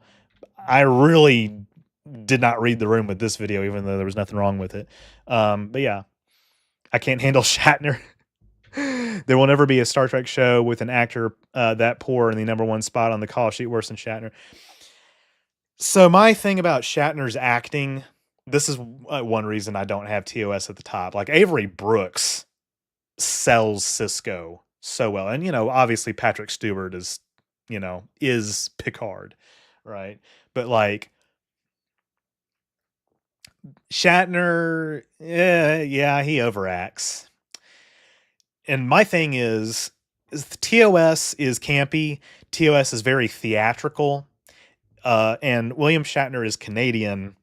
I don't want to make a generalization, but a lot of Canadian actors come from more of a theatrical background because their film industry, their film and television industry is obviously not as robustly developed in terms of like the talent pool as the United States. That's one reason that you get Canadian actors on shows and it's like, oh, okay, that's an interesting way to play that character. Well, good old Bill Shatner is one of those, right? I'm reporting you for insulting the Canadians. I'm sorry. I love Canada, but y'all do not produce the best actors. I'm just going to say it. Y'all don't make the best media. I don't know. There's many things wrong with the United States. And there's some really good foreign films. But the United States dominates pop culture globally. And with that comes a lot of bad stuff, but with it comes some really, really, really good stuff too. I also just don't think I mind things feeling dated in the same way as a lot of people do. It's like when you played Symphony and says these controls feel really dated. I was like, oh yeah, maybe. Yeah. And that's what Kenzie's hang up is about TOS, is that, you know, what he's, even clips that he's watched, he's been like, this just feels old, you know? It's like, you just can't get past it. And it's like, I guess I came into it because, like, I don't know. I don't hate the animated series because it's old. I hate the animated series because I think it's very childish. Okay, I say hate is a very strong word. I don't like the animated series. I think it's way more goofy and childish than Lower Decks ever has been, ever. And people like, but it's a kid's cartoon. And to that I say, I just like, that's the Prodigy point again. And it's like, it's not good. I don't know how else to say this. I don't like it. I don't like it. But people are like, yo, the animated series was for kids. Like, yeah, I can tell. They didn't. This is why I mentioned SpongeBob and Avatar and you know, stuff like that in my Prodigy video. But yeah. It depends on what part of Canada. This is fair. Yeah, but I'll have, well, I think what it is that also, you know, TOS was a reflection of like the 1960s optimism, right? The time that it was made in, and it reflected the aspirations of a society that they were in the midst of the space race, right? It was the 60s, and we had all these like broad societal movements going on, like the civil rights movement, and you know, and the Vietnam War, and like all this stuff. And then, you know, TNG comes along, and okay, yeah, you can tell that was made in the Reagan years. Like, you know, it's stuff like that. It's stuff like that. Now, I think TNG, you know, got less cringe over time, and DS9, you know, was made during the Clinton era, and it has kind of like that 90s, you know, realpolitik vibe to it, of like, you know, America trying to find its way in this post Cold War environment. You know, I think, and then Enterprise was like War on Terror, Trek.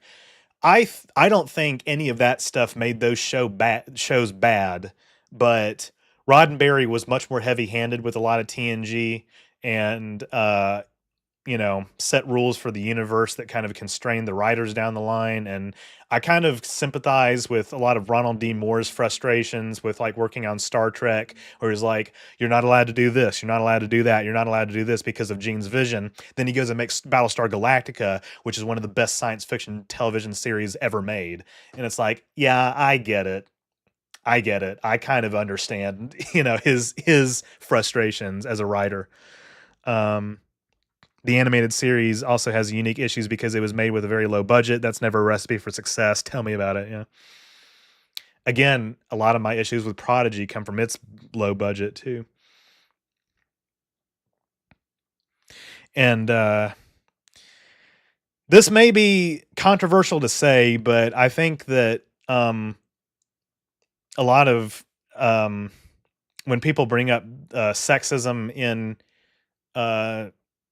the original series, I guess I've gotten to the point where, having watched the show recently, I'm kind of like, I kind of need some specific examples of what we're talking about here. You know, people are probably not going to be happy to hear me say that, but I don't know. I said it. Um, uh, I posted a Tumblr post in the server about how influential the lighting and cinematography TOS had because of its practical and budgetary limitations, as well as limitations of time versus today. I will say though that I do like the remaster, of TOS that they did in 2006. Like, people say, why are you using that instead of the original broadcast? It's like, because the original broadcast looks like shit. I'm sorry. It's like, yes, I get it. They were on a budget. That's the best they could do at the time with the budget and the technology. The remaster just looks better. Sue me, can we please stop being so, such hard asses on this point, right?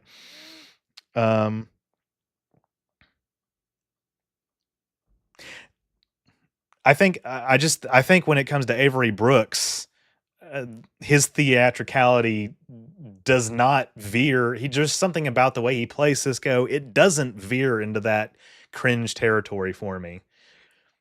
I've never had an issue with the way that he plays Cisco. Yeah. True. It could be that what I love with TOS is its time period dripping with cutting edge social and cultural change. Yeah. And then TNG comes along and does like a Nancy Reagan "Don't Do Drugs" PSA episode,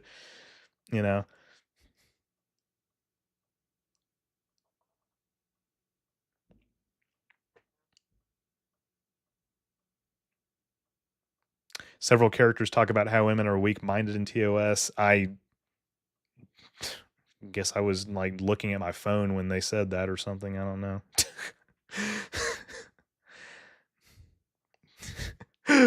Why aren't you using black and white Game Boy footage and Metroid timeline? I know, right? Exactly. Exactly, dude. I think TNG had more like overtly sexist moments and racist moments than TOS did, if I'm being honest. I really do.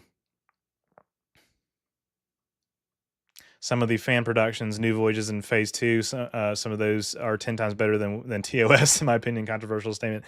I do like some of the fan productions, yeah.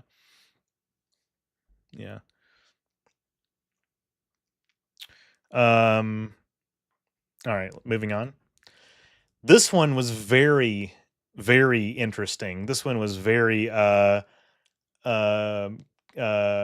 well, okay, this wasn't in the controversial section, but I feel like it's underviewed because I don't know, I feel like a thumbnail like this, it's got an arrow in it, it's got enterprises, it's got ships in it. Why are we not clicking on it, folks? And again, this one has accrued views over time, but it just, I feel like it should have clicked more, right? People should have clicked on it more. So that was that. A lot of people probably don't even remember that I uploaded this, which is part of the problem, right? Yes, there are characters that disparage women and minorities in TOS. Those characters are the bad guys. Do we need to have a media literacy 101 again to learn the difference between good and bad? Yeah.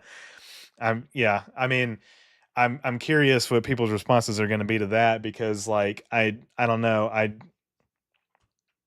This is an issue that I have with like, oh, what was it? It was some other show. Oh, I know. For All Mankind.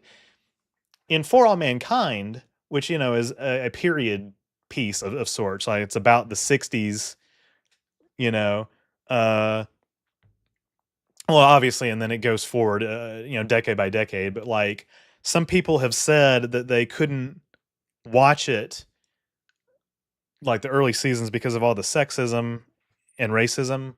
And I have to say, like, I'm sorry,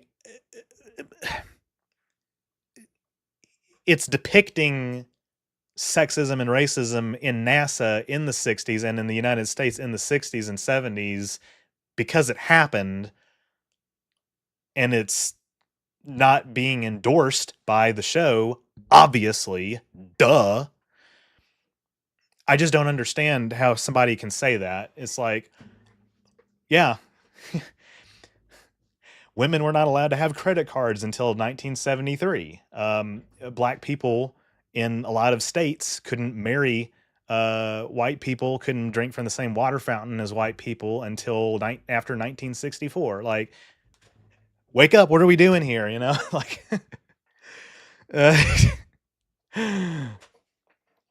It's like people obsessing over supervillains and Disney villains in modern movies and completely missing the point that actually you aren't supposed to identify with the Joker chief.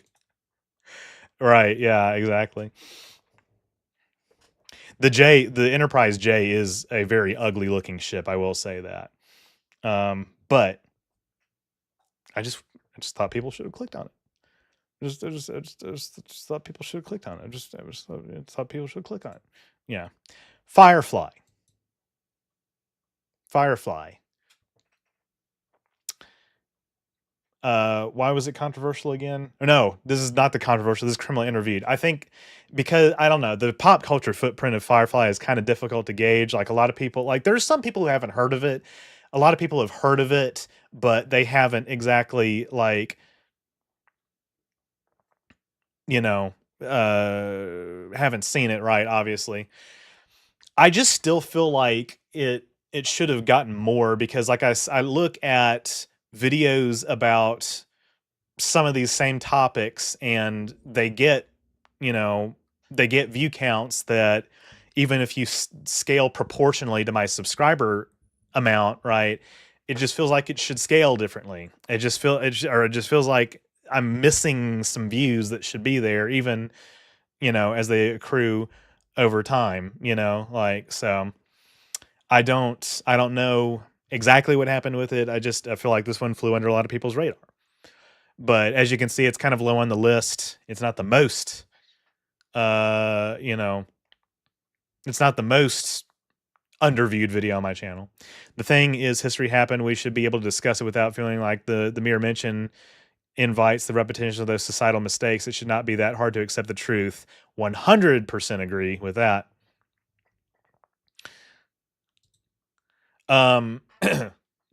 This one, I feel like it was underviewed because I guess still to this day, in this day and age, I wish more people were talking about, you know, or like clicking on my alien biology videos that historically has been like a very core part of my channel. I mean, like the Kelpians and the Baul are very intriguing design, to say the least, even for a humanoid alien.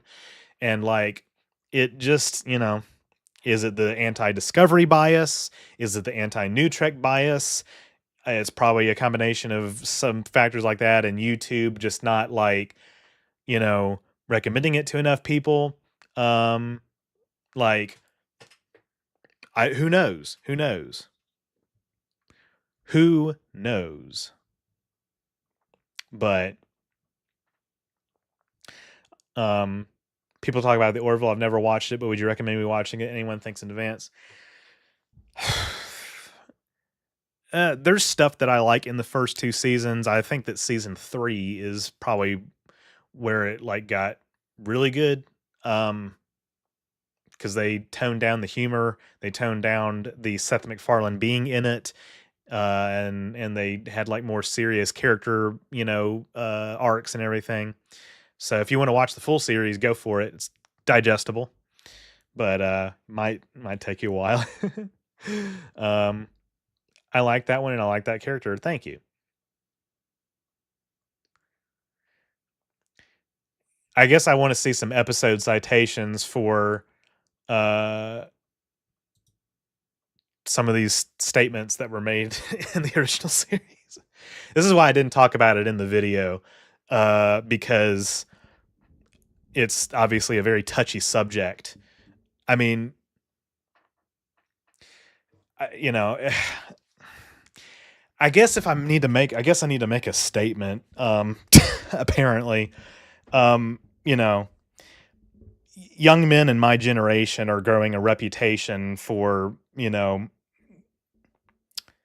misogyny, I guess. And that's very unfortunate because I am not one. I love women, you know. I don't know if I don't know why I have to make I don't know, maybe I don't have to make this statement on my channel, but like, you know, I do think there is kind of with some of this older media, like an aspect where you have to see it and you know, say it's a product of its time or whatever. Um, but the amount of hate the day after Subspace Rhapsody shocked me. Star Trek is always broken barriers, and I'm sorry. I love that episode. Yes, I'm a theater nerd. That was probably the most uncomfortable viewing experience in my entire life. That episode. TAS aliens. TAS aliens. Right. I don't know. I think animated content, does not get, nearly as much viewing, as many views as it should on a Star Trek channel like mine. Because, Phobia and I were talking about this last night in the chat, like broadly on YouTube, like, animated content is very popular, but animated Star Trek, there's this like built-in anti-animated show bias, uh, you know, against, in the fandom, right? So that's unfortunately one reason that, and the animated series, I guess, is just, it's not hyper niche, but it is like one of those things where I guess I can see why it didn't get as many views.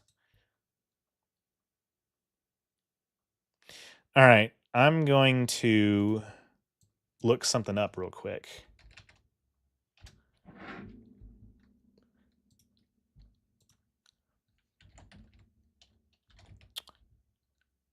I'm looking at the transcript for that episode.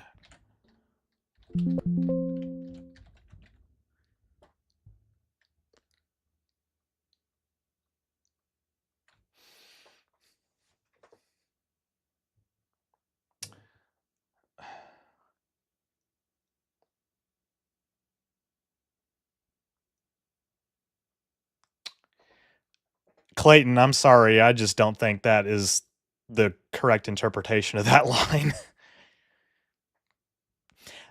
I don't know. I think that is reading the wrong. That is not how I'm reading it. That is not how. Do I need to? Okay. The canonicity of the cage is also kind of questionable. That is the first pilot of TOS where Pike says he's not used to having women on the bridge. Like, yeah, they definitely don't do anything that egregious. But no, I'm looking at this line that you're talking about in the Changeling. I'm looking straight at it. That's not. I don't think that's the right interpretation of the line. We're really stretching these character lines to virtue signal right now. Yeah, I don't like it when we do that. I don't like it when we do that. Yeah.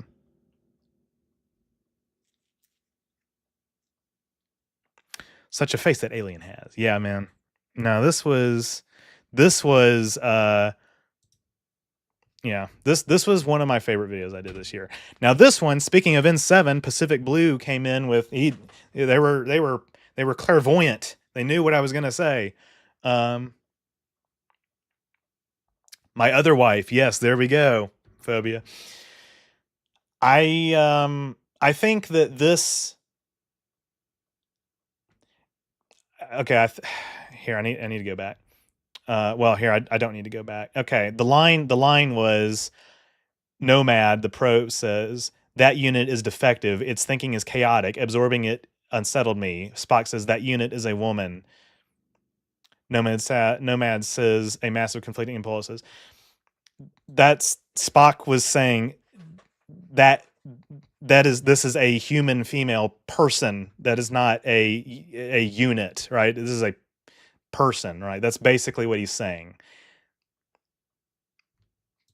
That, you want to call Nomad sexist, be my guest. I don't give a shit. It's a robot, but Spock didn't. That's not what Spock meant by that. But anyway, this video, this video, I just think reason it's on this list is because it did not. it's not clear that that's what he's saying. No, obviously, Phobia and I and other people disagree with that, and I that's not an objective interpretation. That is not. That's not. I don't know, man. The way that I read it the first time was very clear to me. But anyway, yeah, chaotic as an individual, right? I think we're reading way too much. I think we're reading sexism into the dialogue that's not there. But anyway, Mass Effect. So Mass Effect, Human Factions. The reason that this is on the list is because there's a Certifiably in Game friend of the channel did a video where he talked about the Systems Alliance, right? And I want to make a video. The Systems Alliance kind of bores me in Mass Effect, and so I talk about them, but I also talked about Cerberus, right? And obviously Miranda's in the thumbnail for a very specific reason. She's the face of Cerberus. She's a very attractive character. She's, genetically engineered to be that way. And this video just bombed so hard. Kinsey edited this one. This was Kinsey had fun editing this. We're all Mass Effect fans, but this one just didn't really take off, and it's unfortunate because like Mass Effect content on my channel doesn't have to do this. Mass Effect content on my channel can do well. Geth has over 100,000 views. Corians has over 80,000 views, I think. Over 70 at least. 70K. And then a lot of my other videos have dozens of thousands of views. Not this one. And it is new, but it just, people weren't clicking on it. People were not clicking on it. YouTube was not promoting it. So, but her character is, she grows on you. Miranda has kind of taken time to grow on me as well, Rogue Robot. So I know where you're coming from on that. But she's a very interesting person.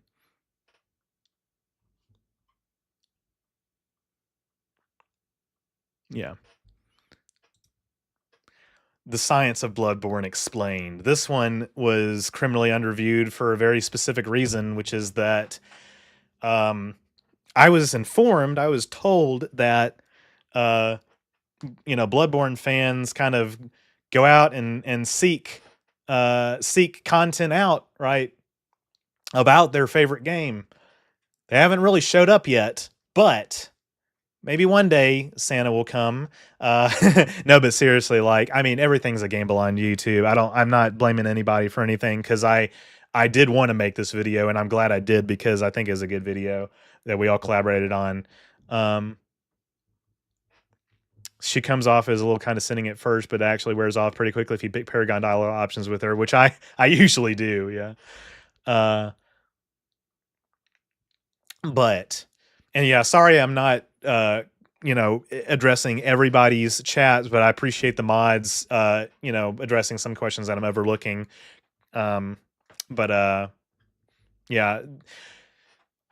I don't know. And Souls content on YouTube, there are YouTubers who make Souls content that are underappreciated. Birdo Please is a channel that we've recently collaborated with. I say I didn't do it, but Phobia did, and he makes great content, and he deserves more subs. So go, I posted the video in my entertainment channel, my Discord, talking about kind of toxicity in the Souls community, but it was more so about the get good phrase, right? The history of it, what it really means, and whether or not it's always justified to say. Obviously, it's not always justified to say, but like how often it is justified to say. But this video made me want to play this game. Hell yeah! Go check out Phobia's new Bloodborne video as well. He's got 3 Bloodborne videos at least on his channel at this point. Just got to get good, Tyler. Yeah. Those stairs, dude.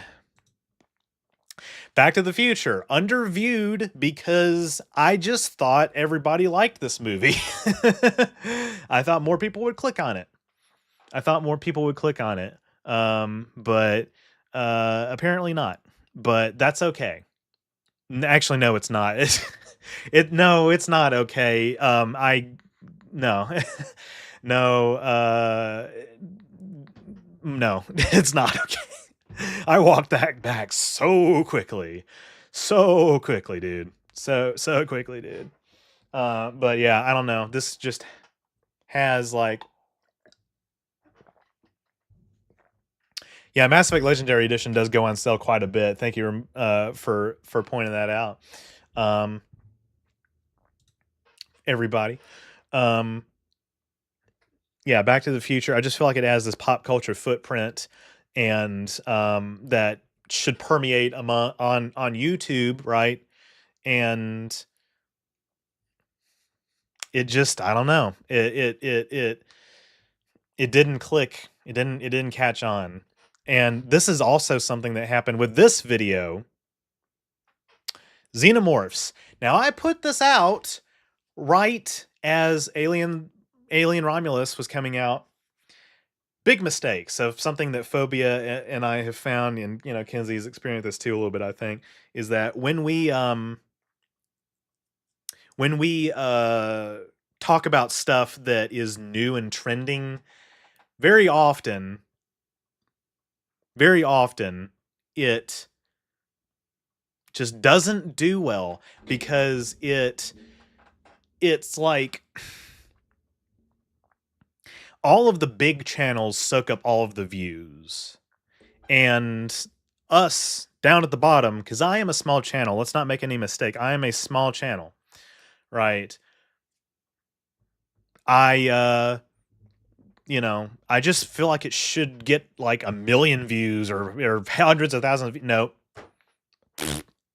Didn't clear 20K really. And you know what sucks too is that I this was sponsored by Magic Spoon, and I like working with them, and I don't know how often they are going to work with me because people didn't click on it and YouTube didn't promote it. But I don't know. There's this thing that my audience does, and again, I think a lot of the people here this may not apply to because you guys are actively choosing to watch me more often as instead of just being casual. But like, there are franchises that exist other than Star Trek that it is possible to like more than one thing. I feel like this is something that Phobia and Kinsey and I have all been trying to get our audiences to understand. And again, when I bring this up, some people don't like it because they feel like, again, well, I watched it, or I don't know, dude. Somebody's not clicking something. Same with this. Just recently started watching The Expanse. It's been good.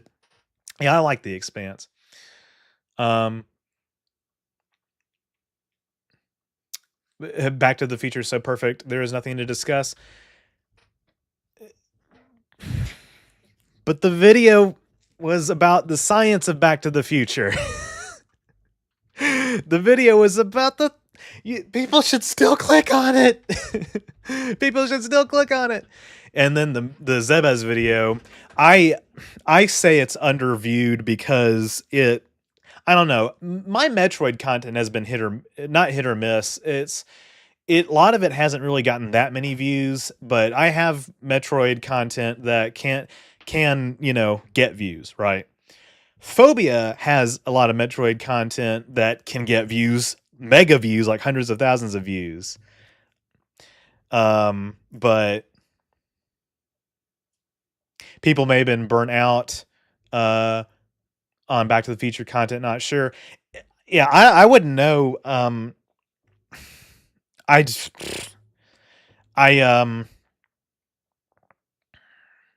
don't know. Maybe the footprint of it on YouTube is not as big as I thought. And yeah, except Zero Mission. Unfortunately, Phobia Zero Mission video didn't take off. I hope that anybody who says that like, oh, this video, I didn't see that you uploaded it, or I did see it, I didn't click on it. I hope that you weren't going to just never watch it. I don't know. I see we get into this conversation. It's like, okay, I don't watch every video that J. Coleman uploads. I don't watch every single video that every content creator that I am subscribed to uploads. But I don't know. We all should be, I guess, is the point. Just got here. Have we already talked about the Star Trek Discovery canon controversy? Oh man, yes we have. Yes we have. Do you think it's because you don't have a huge gamer following? You mentioned that, RT, and I do think that it is a huge part of it. Evidently, I don't know, man. I just think that this is phobias in my like philosophy on it. Like, I feel like there's a lot of people in our collective audiences and on YouTube who, they subscribe to a creator because they like this one thing from this creator and it's our lane, right? Star Trek's my lane. And they look at these other franchises and they're like, oh, I don't know anything about Mass Effect. And they don't click on it. Or I don't really know that much about Metroid. And they don't click on it. Well, hate to break it to you, but if you don't click on something, then you're going to continue to not know things about it. Like, maybe you'll learn something from clicking on the video. Maybe. I don't know. People sub to channels for specific reasons, and when creators branch out, the algorithm tends to punish them. I mean, Lore Reloaded has, talked about this, with me early on, and I said I didn't want to get pigeonholed, and I don't. And and again, when I bring this up, there will be people who are like, well, I watched the video, and it's like, I appreciate it. But like, yeah, the algorithm is responding to probably, a lot of people not clicking on the video, but then maybe it is more my audience's fault than YouTube. I don't know. It's like, Lore Reloaded, said like, well, you're in the wrong business. And it's like, dude, I'm sorry, but that's kind of a, I don't view that as like a winning mindset.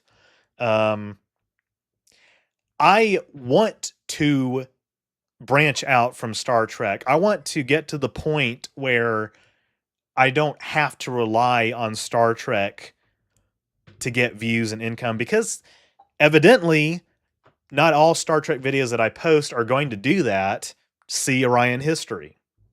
I think Rowan has a series of Marvel movie videos that he removed because they all had less than 1,000 views. Yeah, and I've done that too. Don't get me wrong. I've done that. You're not my only decently sized YouTuber friend. We actually just had a similar convo the other day. You can analyze it for days, but at the end of the day, it's just a matter of consistency and diversity. And yeah, I do think that is an argument for branching out. That is an argument for branching out. I try to watch most of the videos from YouTube channels I have subbed to, but sometimes when channels happen to release a lot of vids in one day, I miss some vids. I was like having to click the bell icon. Well, I will say, I mean, if you're subscribed to, well, I guess you're not talking about like people who upload multiple videos a day necessarily. I guess you're talking about like a lot of people who upload on the same day. And I can understand like running out of time to watch stuff, but that is a reason that I try to like space out my uploads more. So and then Criminally Underviewed this video too, and this one specifically because there are videos with this exact title and thumbnail, right, or more or less, that have like over close to 1 million views, and it's like, I'm sorry, where are mine? The uncomfortable truth is that success on YouTube is more luck than effort, and this is the crux of it. Kinsey, I think, has been, trying to also like be a voice of, advocating like, listen, we can look at patterns all day, but like, if we, think something's going to do well, maybe it may not. And then if you make a random video, it could pop off, right? And this is true. This is just a true statement. So I don't know what else to say, but this is just a frustration. I talk about this a little bit more in my patrons and members like behind the scenes video. But I want to eventually become one of those YouTubers who can like make a video about any topic and it gets like a baseline, amount of views, like 100,000 views or more, makes at least like $1,000 or more in ad revenue, and or sponsorships. My lowest production video I've ever uploaded is now the most trending thing on my channel. That dude, Ancient Civ. Now, at the time, Ancient Civ was kind of like a, impressive for me, but like, that's not my current format, and it's a million view video. Unfortunately, stuff just randomly goes viral, and it's almost impossible to predict. The big thing is making sure subscribers are tuning in via notifications, making sure YouTube fills people's feeds properly. Yeah, and that's why I advocate people click on the sub box, right? That's why I always advocate for make what you want. YouTube used to be yourself, and I think that's still important, even if Google doesn't. Well, yeah, I mean, yeah, it's a fine line. I mean, we can't just always make whatever we want. We have to make certain videos that we probably aren't as invested in, but we are actually confident that they're going to like do really well in the algorithm. But should we make more of what we want these days? Yeah, I think we should, especially as Phobia and I get past 100K. We're trying to get the verification badge. I feel like when you get to 100K, you like have this, I don't know. This may sound kind of conceited, and if you're not a YouTuber like us, you're just, I don't know if you're going to be able to fully relate to it, but like, I feel like people look at verified channels and unverified channels differently. They look at verified channels and think like, ooh, that guy's official. He must know something, or she must know something. And they look at unverified channels like us, and they're like, it's hit or miss. Like, this person probably doesn't even know what they're talking about. That's what I think people think on YouTube. Got to balance crowd pleasing and creative fulfillment. It ain't easy. Yeah. Welcome, Sean, by the way. It's particularly like, I think it goes back to, I don't know, some directors have said this, like the independent movie directors that get pulled into the Hollywood world, they say like, one for me, one for them, right? One creative passion project for me, one, blockbuster studio thing for them, right? So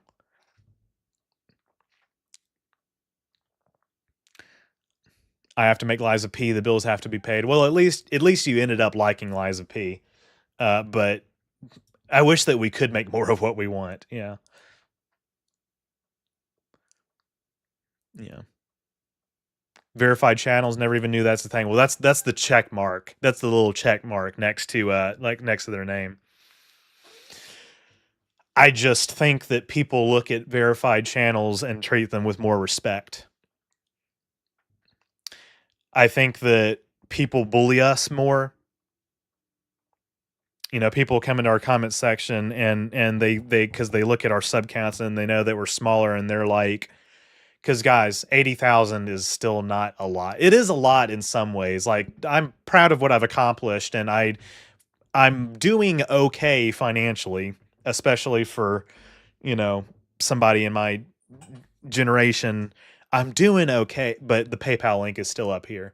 I can't do it without you guys. PayPal link is still up here. Super chats are appreciated. Join my Patreon and memberships. It's something I'm ultimately looking forward to, even if it's not my top pick exactly. Yeah, that's fair. But I mean, I try to subscribe to some small channels. I try to do my part. I try to like practice what I preach. I try to like not be a hypocrite. There's like a Mass Effect YouTuber, and well, I don't know. I shouldn't say negative things about them publicly. I mean, I watch them and like them. Their style, it takes a little getting used to, but I don't know. When I found them, they had 5,000 subscribers. Kinsey has 6,000 subscribers, makes some banger content. Like seriously, but like just genuinely honest, not even saying it because they're my friend, good content. It's actually like really well edited and like just deserves so many more views. But I feel like Kinsey's been associated with a lot of controversies in my channel lately. It's crazy how objectively immoral and unethical shit done by 100 million sub channels get defended by commenters. Yeah, dude, that's what I'm saying. That's what I'm saying. It's people who like suck Mr. Beast's cock, right? Stuff like that. It's like, no, fuck that guy. It's like I'm out here. I, I'm what they call a working class YouTuber. And yes, it is a class thing. Like, I'm a working phobia. We're working class YouTubers. Now, YouTube is not Kinsey's full-time job, but for Phobia and me, it is.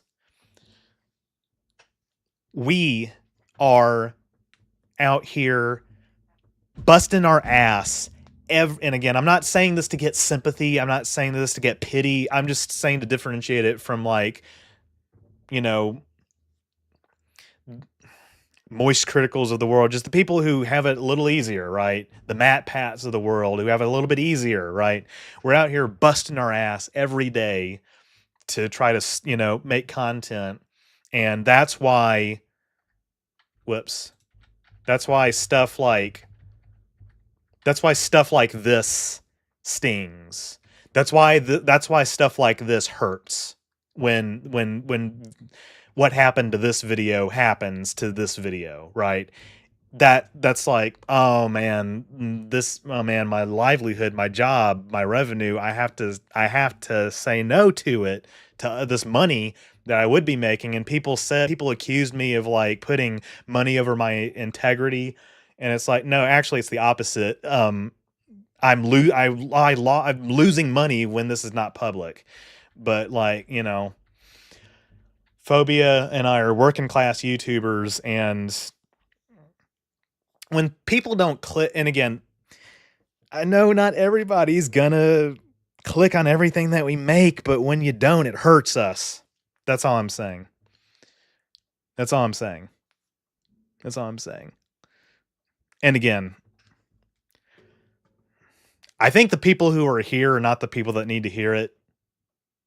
I want to be fair, but yeah.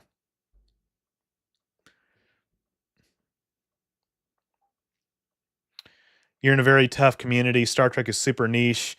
The fact you're at 86,000 says a lot about how damn good you are. Working class OrangeRiver, thank you. Yeah. And Star Trek isn't like hyper niche. It is one of the top like sci-fi franchises, of all time. It is nowhere near as, popular as Marvel and Star Wars, I admit, but like it is one of the chief like sci-fi franchises of all time. And I think I do think that, Phobia and I have discussed this before. I may be hitting a ceiling with it though. So that's why I'm trying to branch out too. By the way, welcome springtime. Still stuck at work. There's actually nothing to do. Thank you for popping in the chat. I appreciate you being here. Springtime is one of my original members. Sorry if I'm glossing over some of these chats, but I'm trying to respond to ones that pop out to me. But yeah, I mean, for some YouTubers, making content that goes viral, kind of comes easy to them. But I haven't watched the Prodigy vid because I haven't seen Prodigy Season 2 yet. Why spoil myself? I actually think I kind of hold off on spoilers for Prodigy Season 2, but I mean, you're welcome to like do that at your own discretion. That's fine. Because I do talk about Season 1 spoilers.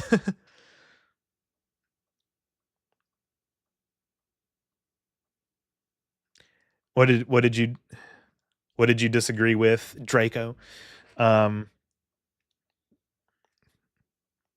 You can only make content about something so many times.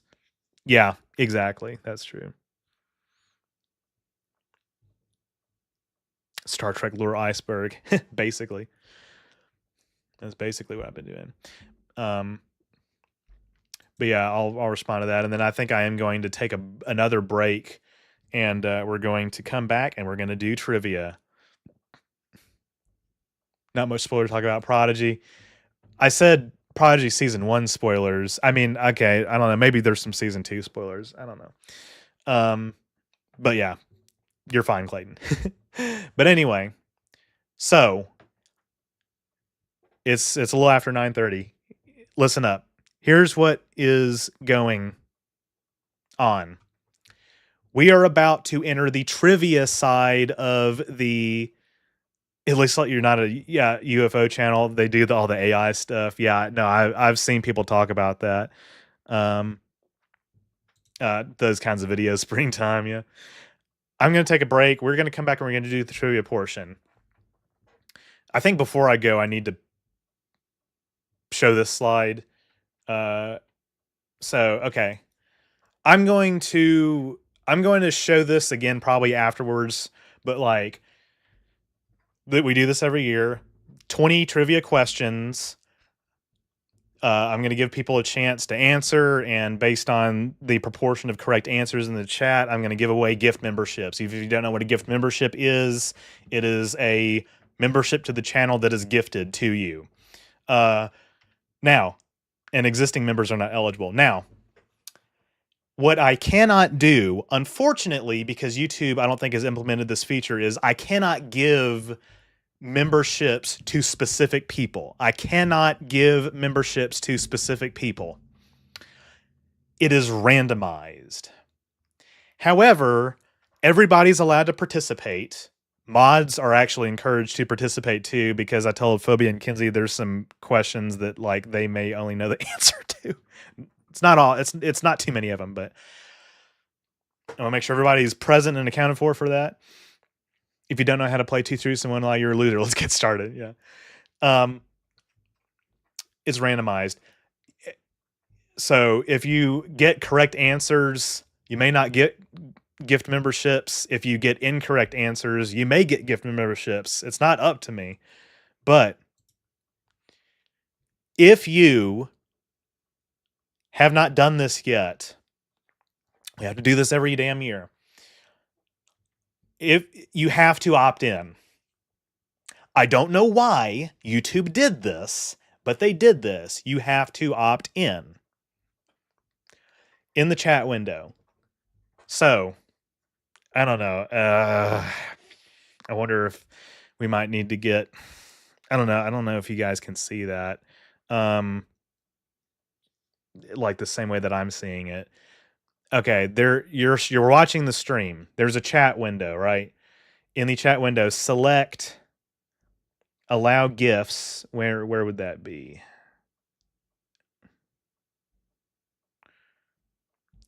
Do you guys see that? Yeah, leave the screen up during the break. Everyone always gets so confused as to how this works. Yeah.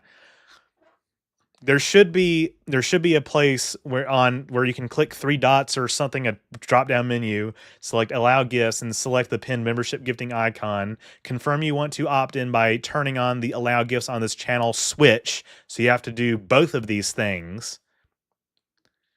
Okay, no, you can select allow gifts or select the pinned membership gifting icon. I don't know if that's a thing. Let me swap accounts. Yeah, thank you, Phobia. Confirm you want to opt in by turning on the allow gifts on this channel switch. And then on my channel page, I think this is the other way you can do it. You can click join more gift settings. Confirm you want to opt in by turning on the allow gifts on this channel switch. This is only available on desktop. I will be right back.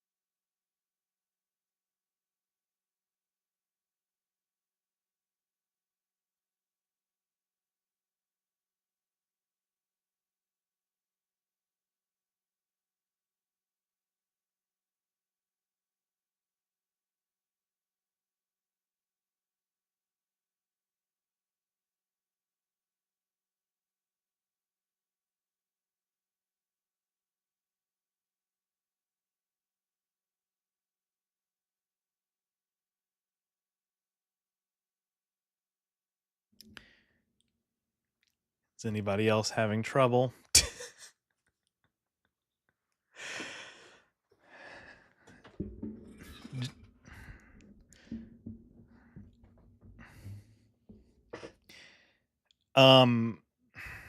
Do I need to show it? Do I need to? Well, I don't know. I'm already opted in, so like, is anybody else having trouble with this? Is anybody else having trouble with this? I found it. It's deep in the bowels of the membership windows. Hey, there you go. Now, a lot of people, obviously, there's members in the chat already. A lot of people are probably already opted in, but I think it is advisable to make sure that you are opted in. Now, we've done this in past years. I looked at a video on YouTube on how to enable gifts. Are you having luck with it, Ramona? Is it actually helpful?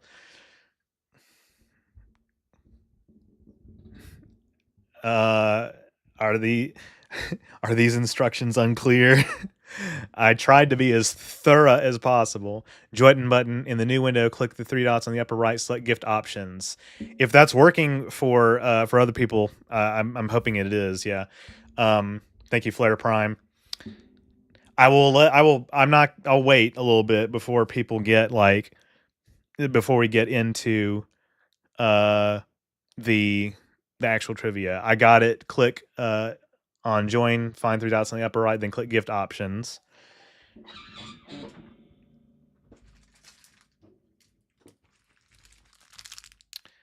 I'm going to have some crackers.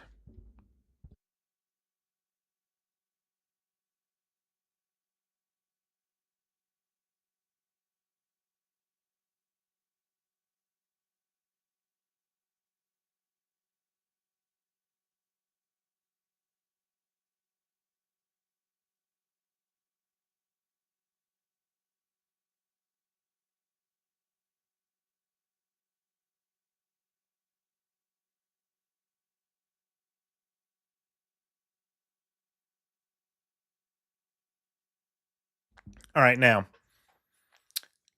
Santa doesn't make me opt in for gifts. Of the people who are here and of the people who care, I guess, is anybody else still trying to do this?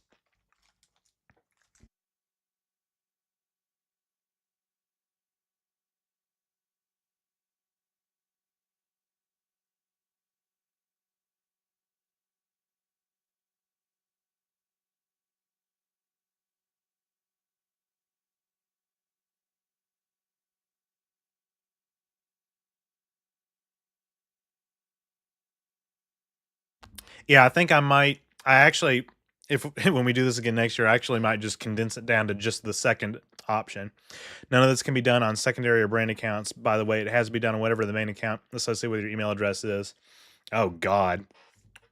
Like I said, there's 30 people here, and I'm not particularly sure where everybody's going, but maybe they're switching to other accounts. But speak up. Is there anybody else who is trying to do this? The second option is working for more people. This is the same one I've used for the past few years, I will admit. Is there anybody else who is trying to do this? Now's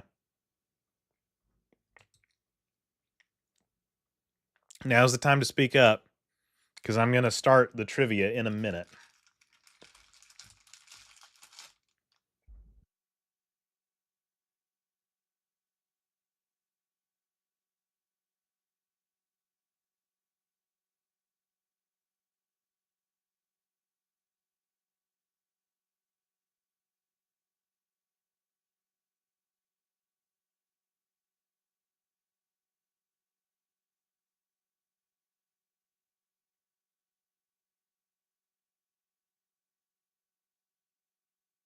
Good old jump attack. All right, we're moving on. Okay, so I'm going to go back. Not that one. So let me go over the rules again. And let me get my timer up. So, okay. Ahead are 20 questions related to real-world science, sci-fi lore, and facts about my channel. For every question that is correctly answered, my audience will collectively earn 1 point. And okay, I need to open a text field to get that up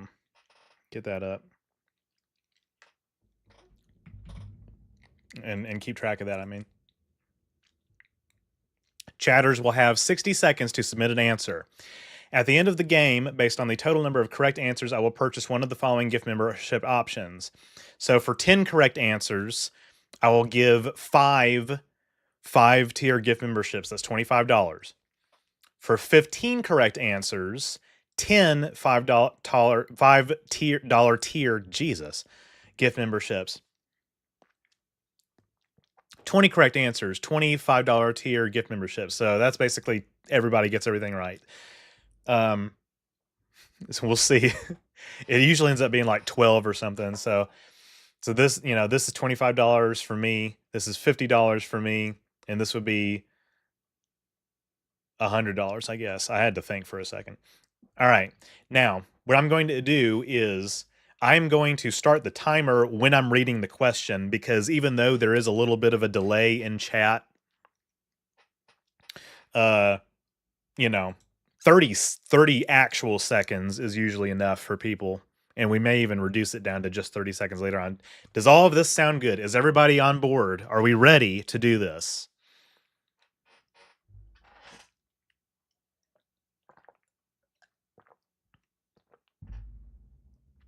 Can I get an amen?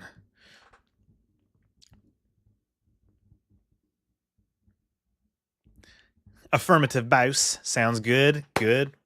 Got people locked in. We're locked in. I love trivia.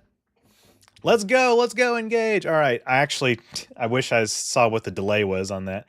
Let's go. I have a cancer. Hey, bouse. All right. Question 1. What is my favorite film starring the Star Trek The Original Series cast? So, of the TOS movies, plus Generations potentially, right? The first 7 Star Trek movies. What is my favorite one? And I guess, well, I don't know. Favorite and best aren't necessarily the same thing, because like we all have guilty pleasures, but I also just keep I also just think it's good. So, by the way, Phobia, are you still having browser issues? Are you back officially? 10 seconds. Yeah, just answer in the chat, because some people have already said. All right, so we had some people saying Star Trek II: The Wrath of Khan. A lot of people saying Star Trek II: The Wrath of Khan. I'm back officially. Close that bitch with Trek Task Manager and restarted. There we go. It is the Voyage Home. It is the Voyage Home. Dracolich said Wales. That is an acceptable answer. It's Wales. So we have one correct answer. Okay, so it looks like I might need to start the timer a little after I read the question, because people are getting their answers in right now. I guess there is a little bit of a delay. So I will take that into account. All right. We're good. It is Star Trek IV, The Voyage Home. All right. Next.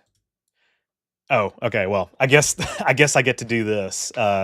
Click and show the answer too. It is The Voyage Home.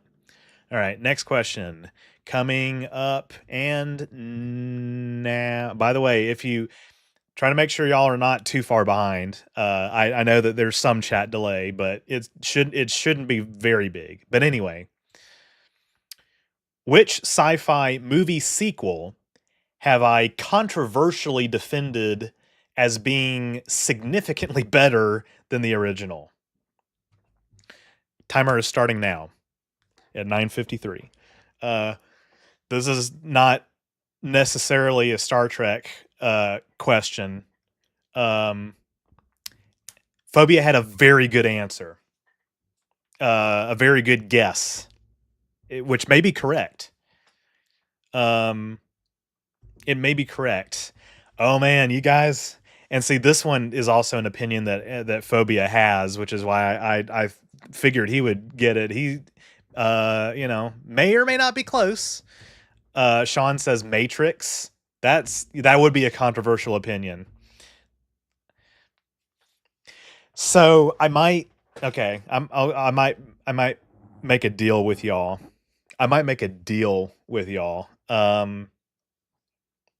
For like half points or something. 5, 4, 3, 2, 1. Ding dong. Okay. Blade Runner 2049. Now, Aliens over Alien is a good guess.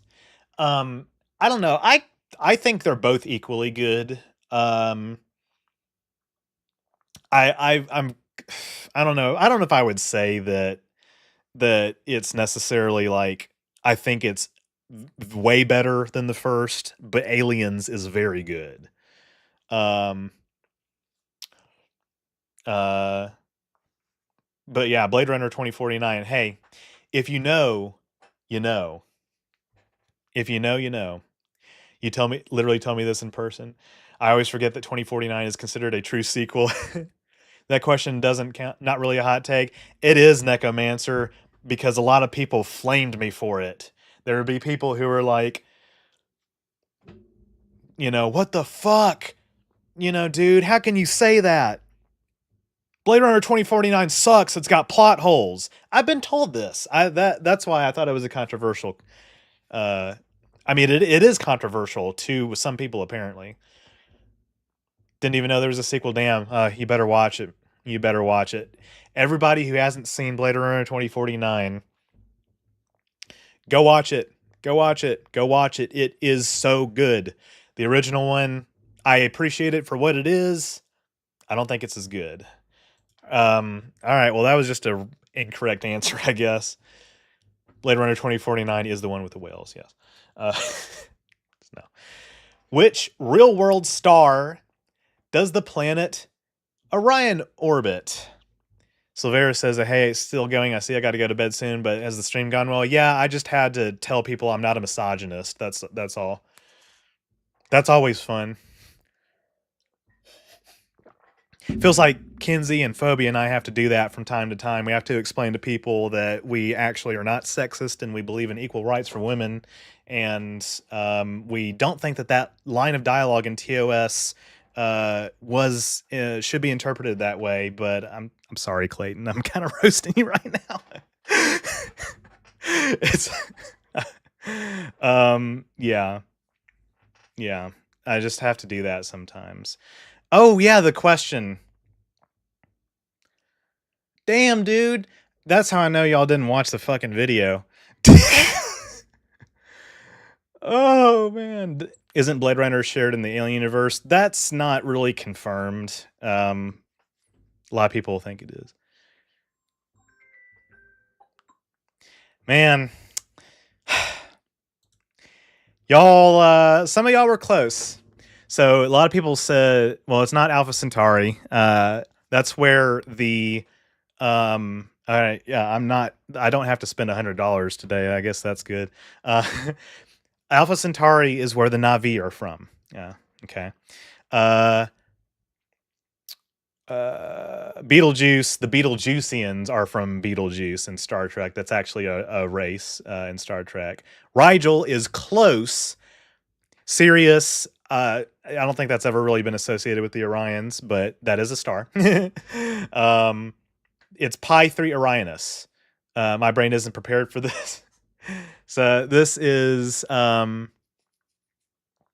3 Orionis is a real star. It's in the Orion constellation. It is a G-type star, so that means it is a yellow dwarf star like the sun. It is very similar to our sun, which means that its habitable zone would be about the same size as our sun's, and Orion is a temperate planet. or really more like a tropical planet, I would say. It's a very verdant world, as I said in the video. I did say Beetlejuice 3 times. Damn it. But no, I mean, this is kind of a deep cut a little bit. So it's fine. Never said you were sexist. I said Ryan Perry. Okay. I understand. I understand. Which YouTubers have been some of my biggest creative inspirations in the past year plus? I don't think y'all are going to get this. We got 1 minute on the clock. Okay. Well, Kinsey K and Phobia have always been inspirations to me, but that predates 2024. This is one of those questions that I think that Phobia and Kinsey are going to be the only ones who know. Okay, you want to know something else? I actually tried to rank these in order of difficulty, so that's not looking very good for the future. When we get back to other Star Trek lore, maybe it will be better. Rowan J. Coleman is a good guess. Kinsey says, Curious Archive, Solar Sands, and some other white dudes. There are some white men who have inspired me in the past year. Kadikarus and Billiam for sure. Yeah. I don't know why I just did that. Oh yeah, Captain KRB. Captain KRB, she does some really awesome videos, but I haven't really made one exactly like hers. But Billiam, Kadikarus, and Curious Archive. So, people have mentioned Rowan and Certifiably and Trexpertise. Those channels, they've continued. Obviously, my retrospective series is very much like, kind of modeled after Rowan's. Let's be real. Trexpertise was a very early inspiration for my format. Certifiably in Games, but an inspiration for my format. But that's like 2021. No, we're talking within the past year. So, no, not Mr. Beast. So Curious Archive, Billiam, and Kadikarus have been major inspirations. Mainly Billiam and Kadikarus, because I'm making more like, I don't know, Billiam has been a big inspiration with some of how I format my retrospectives, the humor that I add. Rowan doesn't really do a lot of humor in his videos, which, is fine, but somebody's got to, get their friend to film them having sex with the Tindy cardboard cutout. Somebody's got to do it, and that person is me. And Billiam, I don't know these people. Yeah, I knew somebody would say that. How many? Oh God, not Lucky Lemon. Oh, do we dare? I don't know. I don't think these people even know who Lucky Lemon is. It's hard to find friends that will film you having sex. I get it. Thank you, Drake. That's a true friend who will do that. I've heard of Kadikarus from Josh Strive Hayes. Haven't seen much of him, but he seemed good. Yeah, he does really funny videos. Billiam, not as popular, but who else knows? Oh yeah, and Implement. I want to make more videos like him too. He's inspiring what I want to become, and Solar Sands and Curious Archive. But yeah, Kadikarus makes, like, how do you even describe his videos, dude? I mean, they're not really like even game reviews. They're so much more. They're like motion pictures. I don't know. They're feature length experiences. I guess game retrospectives maybe is what you would say. But yeah, Billiam and Kadikarus kind of insanity, but Kadikarus more so. But Billiam is a little bit. It's not quite as insane. But how many other people have heard of Billiam? Oh yeah, Adno. I'm sorry if I'm mispronouncing that. Billiam's Lost Retrospective was massive.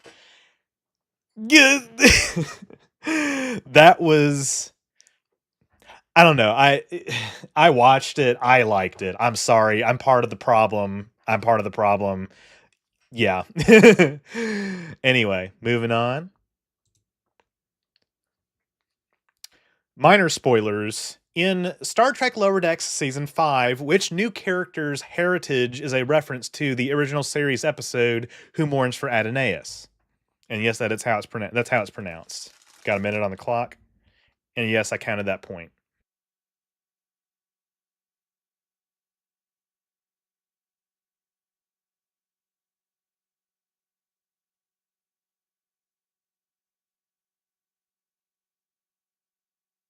Excuse me, I'm eating my crackers.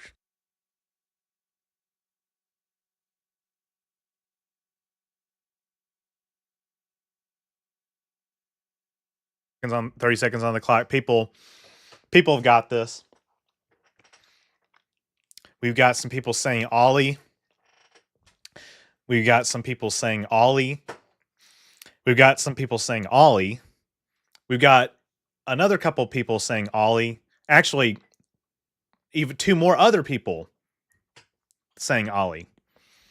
5, 4, 3, 2, 1.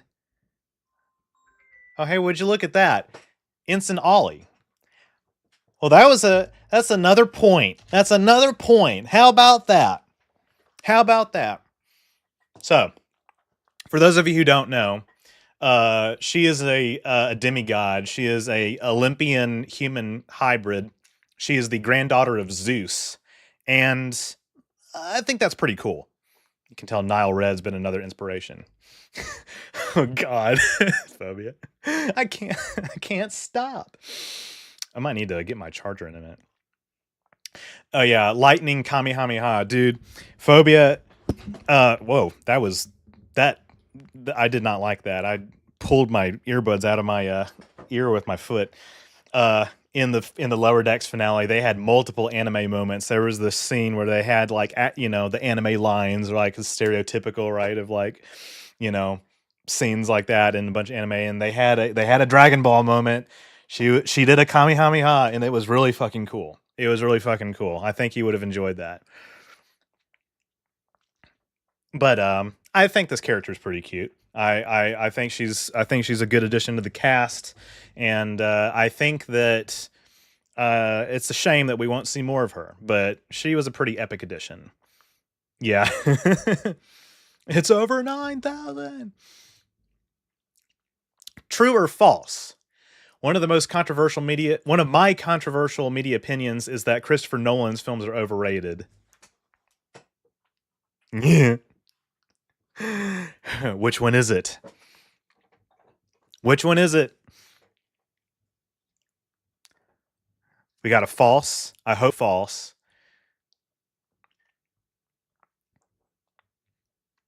You like her more than T'Lyn? Oh man. I don't think I could like her more than T'Lyn. T'Lyn's based. I genuinely don't know. Didn't he make Oppenheimer? I actually don't know this. You really talk about Nolan in general. Yeah, well, you'll see why. Yeah. I might have to get my phone in a minute. We've got some falses. We've got some trues. Man, ghost ship, you wildin' in here. But you might be right. I'm gonna go with yes. You think it's one's right. So we got both. Yeah, like I said, the way that this challenge is working, anybody that says the correct answer, it's gonna be a point for the audience. Yeah, I just don't get it, dude. I just don't get it, dude. Interstellar was so goddamn boring.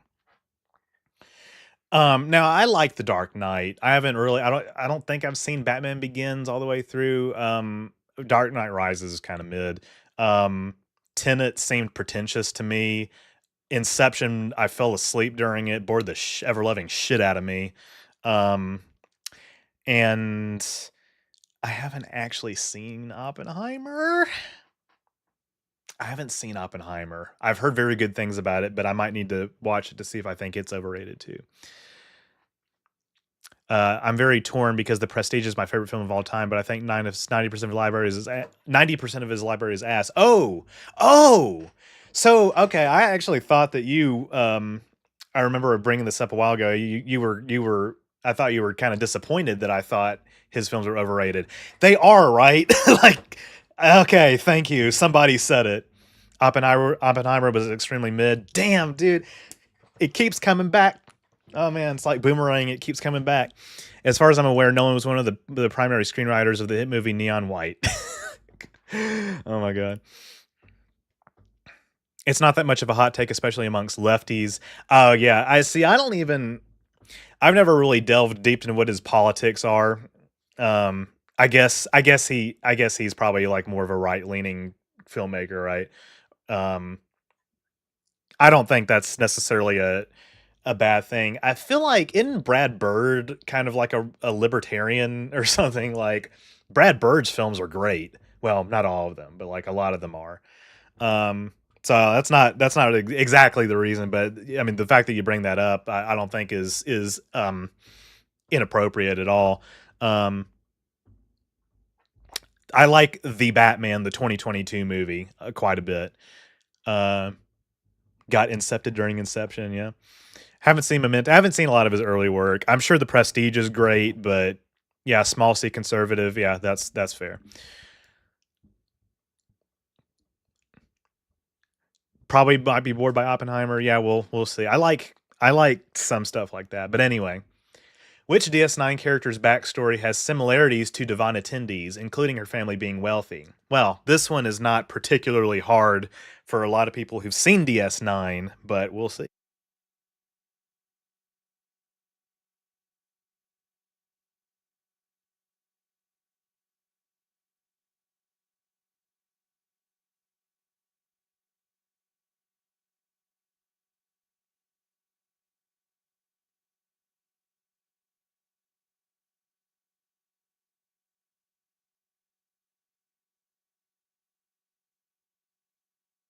Yeah, man, that would have been fun. I'm sure the Prestige is very good. Esri sex. Got a lot of people guessing Esri. Nolan is pro union. He's not that far right. Yeah, there's people who I would consider right leaning who can be in favor of unions. That's fine. Deanna Troy. Oh man, it is Esri Dax. So I mean, I don't know. I kind of identified a lot of similarities between the two characters. Short haircut, kind of quirky, nerdy personality, right? It's a little bit more nuanced with Esri. Uh, comes from a family of wealth. She's kind of an outsider of sorts. Like Tindy obviously is from Orion. That's not a Federation world. Esri is a Trill, and she was part of Starfleet, but she's new to the world of being a joined Trill. This one is 3D. Oh Christ. Okay, hold on. I gotta get my charger. Wait a second. Hold on. I need to also like go back and see how many correct answers we've gotten because I think I lost track.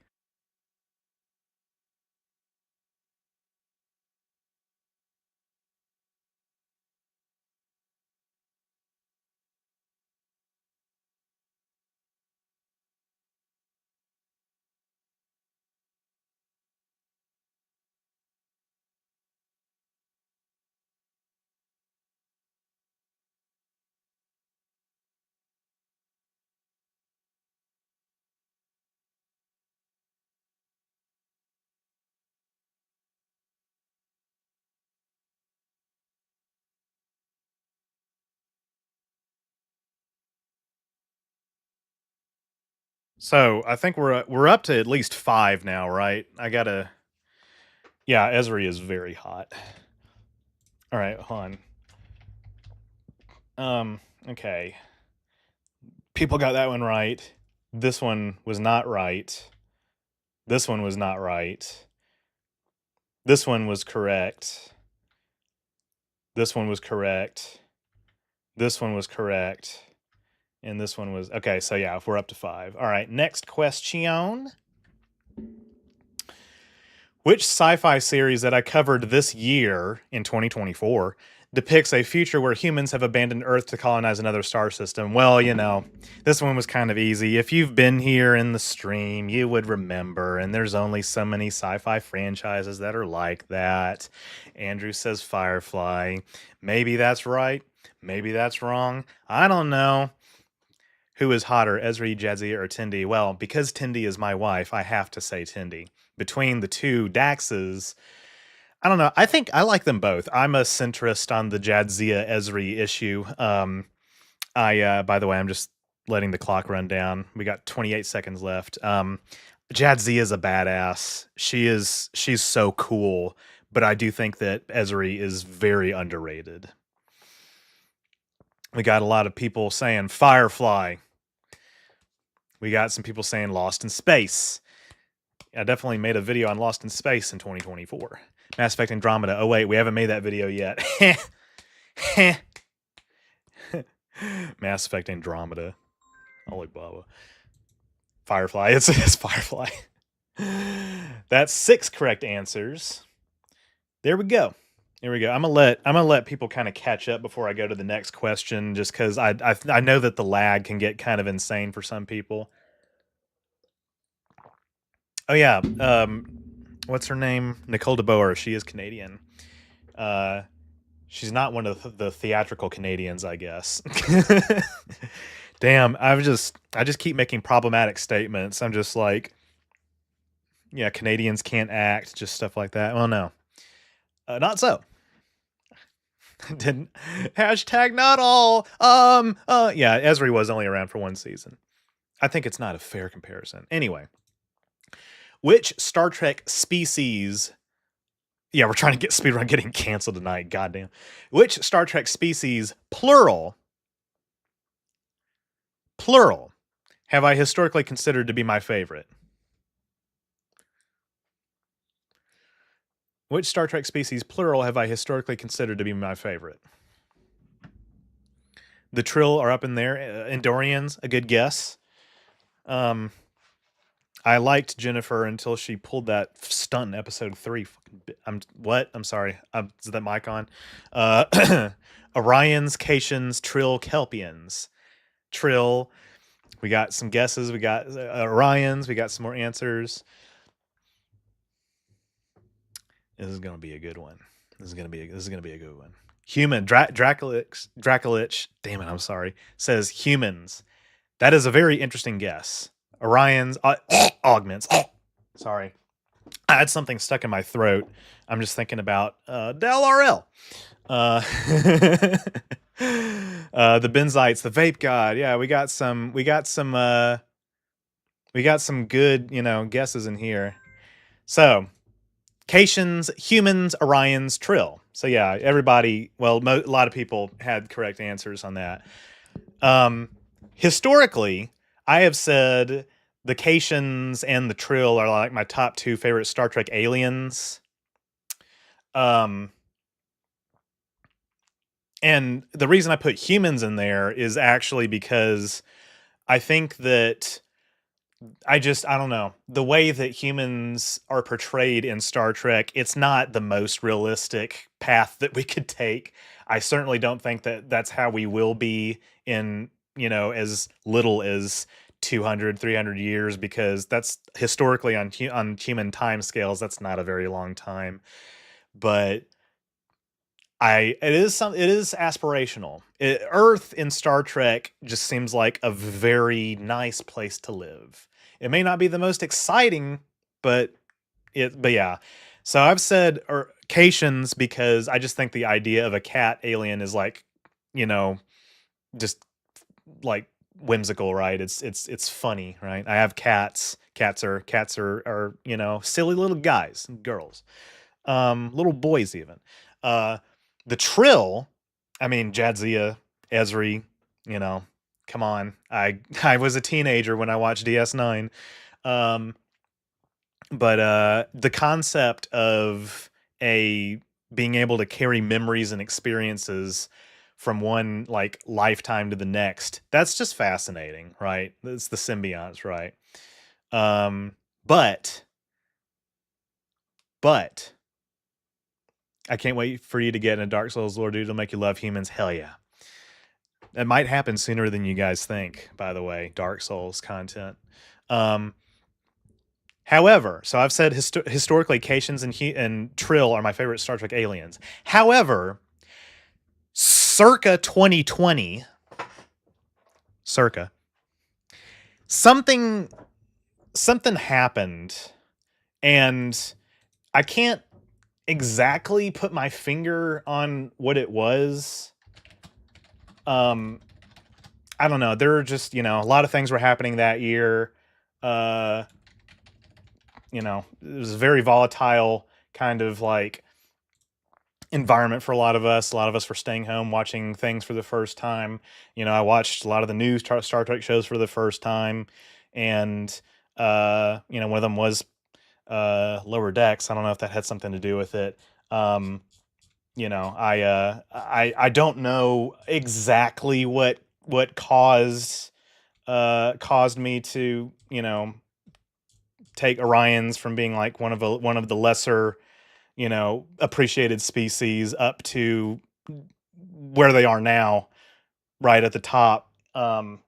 It's hard to put my finger on it. I don't exactly know what it is, but since then they have somehow become my favorite Star Trek alien. I don't know exactly why it is. It's just something about them that has been just transformative for me, life-changing even.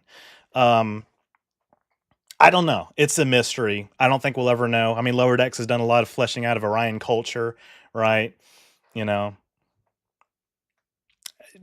knows, Phobia? Who knows? Who knows? It's very difficult to gauge. But nevertheless, it has happened. As a matter of fact, it has happened. So, we are where we are now. God. Okay. I think it's done doing that flashing stuff. Okay.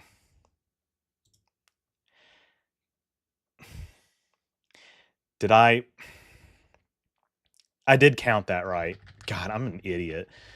Okay. All right. There have been 10 questions. How many have been incorrect? 1, 2.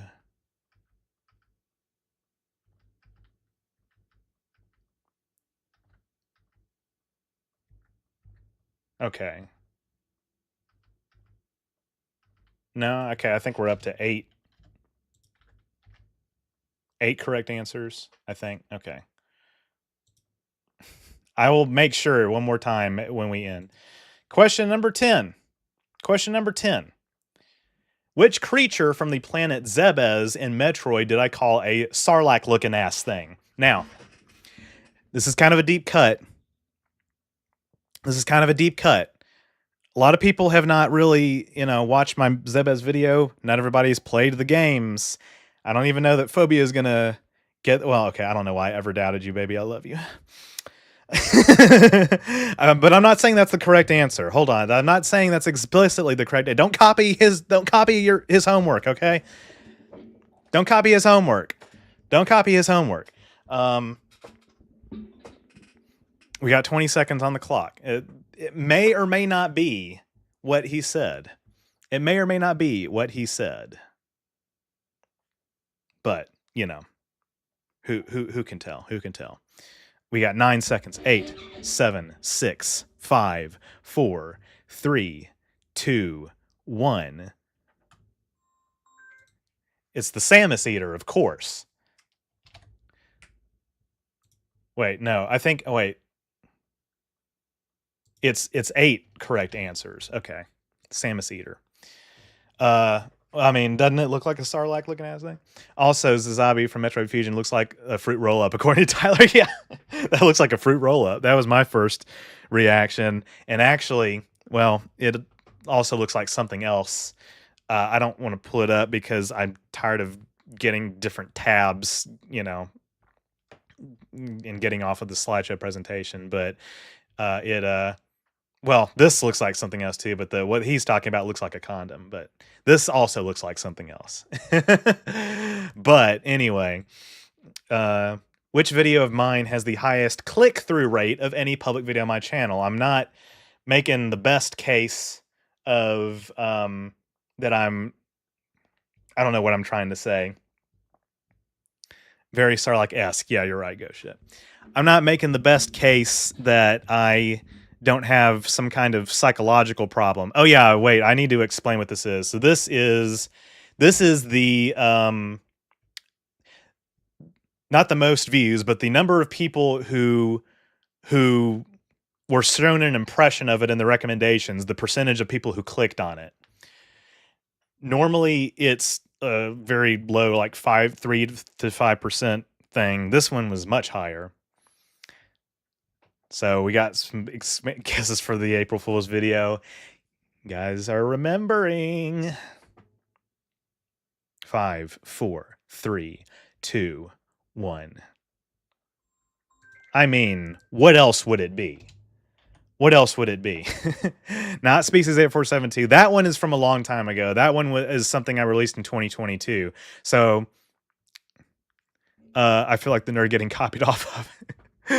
Yeah, so this is called Paramount Doesn't Want You to See This. So this was my April Fool's video. Jellicoe was from last year, so this is from 2024. This had a click-through rate, like it peaked at like some ungodly high number, like 14, 16%, just double digits.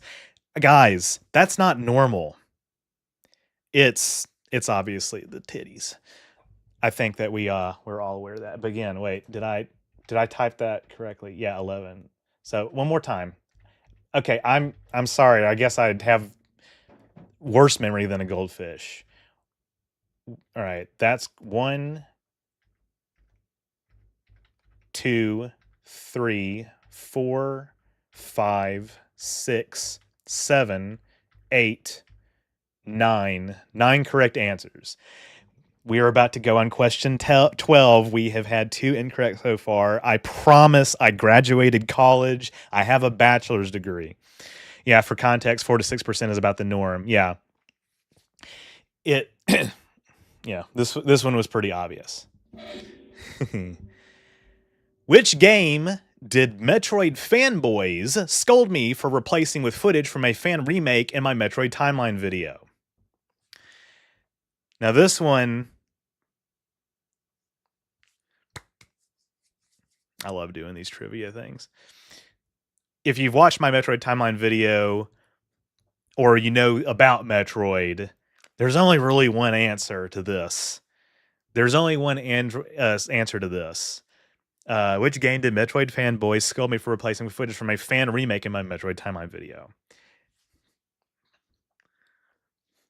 Some multiple guesses. Got some diversity in the chat. Yeah, like I said, there's only really one answer. And if you know, you know. You know? But yeah, the answer to this question will be what they think I should have put. They wanted you to use the Game Boy Return of Samus, or the 3DS Samus Returns, but you used AM2R because you have taste and because I told you to. Yes, you did, Daddy. Oh wait, I can't say that in public. Samus Returns. Samus Returns. So this is what they wanted me to use. This is a bad game. So what they did is they said, why did you use footage from a fan remake instead of using the officially licensed Nintendo approved release? They call me unprofessional. They called me unprofessional. And shit, dude, you know what? I didn't. Oh yeah, 10 correct answers. I remember now. I didn't even know that the 3DS's resolution was that bad, man. Fuck that console. There we go. But yeah, it was Metroid 2. Which Star Trek characters did I suggest might be descendants of Sir Arthur Conan Doyle? Nobody's going to get this. Probably. I don't know. Maybe you will. I'll give a hint. Oh, okay. I take back some things that I've said in the recent past, as in a few seconds ago. I take it back. Some people may or may not be watching and listening and paying attention, and credit where credit is due.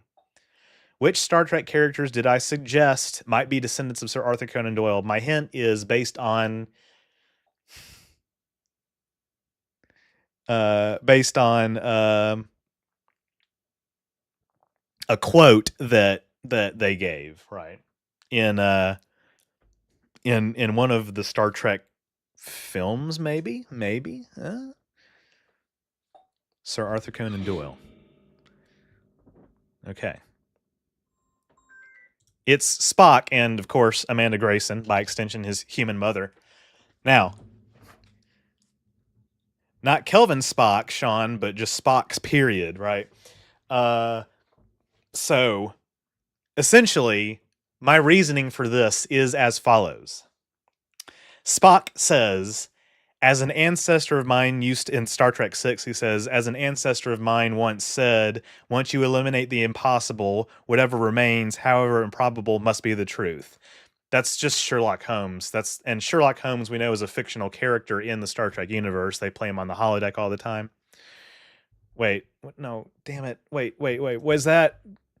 Okay, 11 correct answers. Jesus. I promise I am not on drugs. So my thinking is he descended from Arthur Conan Doyle?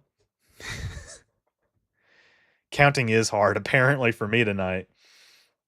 I don't know. Is that like is that a stupid fan theory, or I don't know. I think it's smart because I came up with it.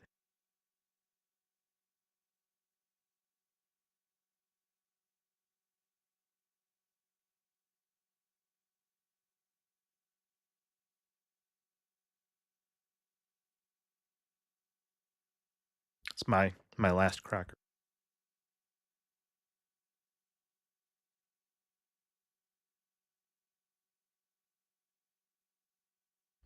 Ramona says, I think it's a good theory. Thank you, Ramona. It was a reference to the fact that Nimoy played Holmes in a movie. That's funny. I actually didn't know that. Maybe you're just tired. Well, yeah, I have been streaming for 5 hours. Question 14. What game did Kinsey and I play on my birthday live stream this year? Well, again, if you've been watching the stream for a long time, since the beginning, right, you'll know this. We showed clips from it earlier. We got some different guesses. Some people, may not have seen that coming in. Mario Kart is a good guess. Wii Sports Resort, perhaps. Castlevania, that's a good guess too. I'm throwing again. I'm throwing again. Mario Kart and Wii stuff. Castlevania Judgment. Well, I can go ahead and strike that from the record because I haven't even played that period, let alone on my birthday. Sekiro. That might actually happen one day. 8, 7, 6, 5, 4, 3, 2, 1, 0. One of the more annoying characters from Star Trek Project. I'm sorry, what? It's Wii Sports Resort. And that's 12 correct answers. So yeah, Custer's Revenge. Jesus Christ. We actually played Liza P, and Kinsey talked about how much he secretly loves it and how perfect it is as a game. Yeah, that also happened.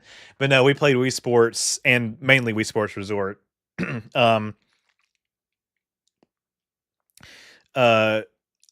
did Mario Kart on a separate occasion, and I did Castlevania on November 1st. So that's 12 correct answers, I think. Which Star Trek series retrospective video did I script with the intention of convincing Phobia it was the best Trek show, only to fail in doing so? I should have started the timer earlier because somebody might have already gotten it. I don't know. Who won? Kinsey consistently beat me in like most of the stuff that we were competing with, Mario Kart and Wii Sports and all that. Ramona says Lower Decks. This is a good guess. This is a good guess. We got, well, Phobia. If you put a guess, that's going to make it look like DS9's the correct answer. We don't know yet. We haven't established if it's the correct answer. TOS. Not, maybe not. I haven't done a Voyager video yet. Enterprise, I don't know. I think Enterprise is kind of mid, actually. It is Star Trek, Deep Space Nine, and a few people got that. So, yeah, man, I don't know. It's just like Kinsey and I were talking about this the other night. So, TOS is Phobia's favorite Star Trek. TOS is what he should have done to convince me. I agree. Yes. Well, that's how that works, apparently. No, seriously. Kinsey and I were talking about this the other night, and it's like, yeah, man, it feels like moving heaven and earth to try to convince Phobia that some of the things that we like are actually good. But we all have our tastes. See, that's the thing. Like, okay, I'm putting Phobia on blast a little bit here, but I know we all know it's all in good fun, right? Phobia gives us recommendations for stuff, right? And we think he has good taste. But then when we recommend something, it's hit or miss. But I guess that's how it is with a lot of people. Not everybody's going to agree on the same things, but I tried to convince him of the brilliance of DS9 and that it is the best Star Trek, but blasting me like the Queen Metroid at the end of AM2R, man, I love that fight so much. Now that is a game. That is a game. Yeah, no, DS9 is I don't know. If you get it, you get it, I guess. See, and Phobia is not as couldn't get into TNG, and I think DS9 is better appreciated with a fuller appreciation of what TNG was trying to do, because they're kind of like the antithesis of each other. We've gone down this road before. Lower Decks also, I thought I was on the verge of converting him, but I mean, I also kind of think that the humor in Lower Decks is hit or miss anyway. I will take responsibility for Phobia playing Liza P. I'll take what I can get. There we go. Hey, you're right. He actually did not think that Liza P was good either, or at least it was coming off that way, and you didn't like it. He did. Hey, Sash, it's my cat, Sash. But yeah, I don't know. Andrew, have I ever convinced you that something that you didn't think was good was actually good? Because if not, I'm still trying. I'm trying, dude. I'm trying really hard. Which stat in the game Bloodborne directly inspired me to make a video essay about Bloodborne science and lore? Now I started the timer early. We got some guesses. Well, I guess, yeah, Lower Decks. Yeah, I mean that's a fair answer. Like, maybe it made him appreciate the show a ton. Yeah, he did tell me the other night that he felt like a fan coming out of that, and it's an acquired taste, I will admit, as somebody who really enjoys it. But I think I made my case pretty damn well, and I think I also convinced him that Super Mario Odyssey was more like worth checking out than he might have initially suspected, because we started speedrunning it, and that speedrun is so fun. Now, convincing Kinsey that Super Mario Odyssey is one of the best games of the past 10 years, I haven't done that quite yet. I take it back. It's Arcane, since that's a largely alien stat. You said Insight. I believe it was 10% luck, 20% skill, 15% concentrated power of will, 5% pleasure, 15% pain, and 100% reason to remember the name. No, it was Insight. I don't know. I just think Insight is really cool because it's basically like allowing you to it's basically allowing you to like lift the veil that keeps you from seeing these beings that are on another dimensional plane, right? But are still there, the great ones. But yeah, that was a correct answer. Insight.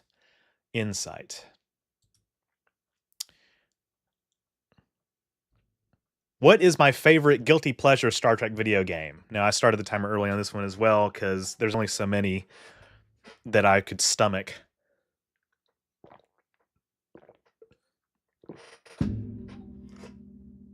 Is it Conquest? Maybe so.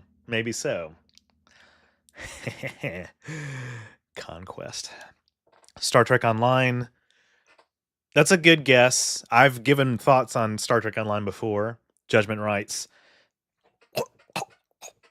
Elite Force. Well, okay. Actually, the Elite Force is actually a good guess, but I'll have a word about that in a minute.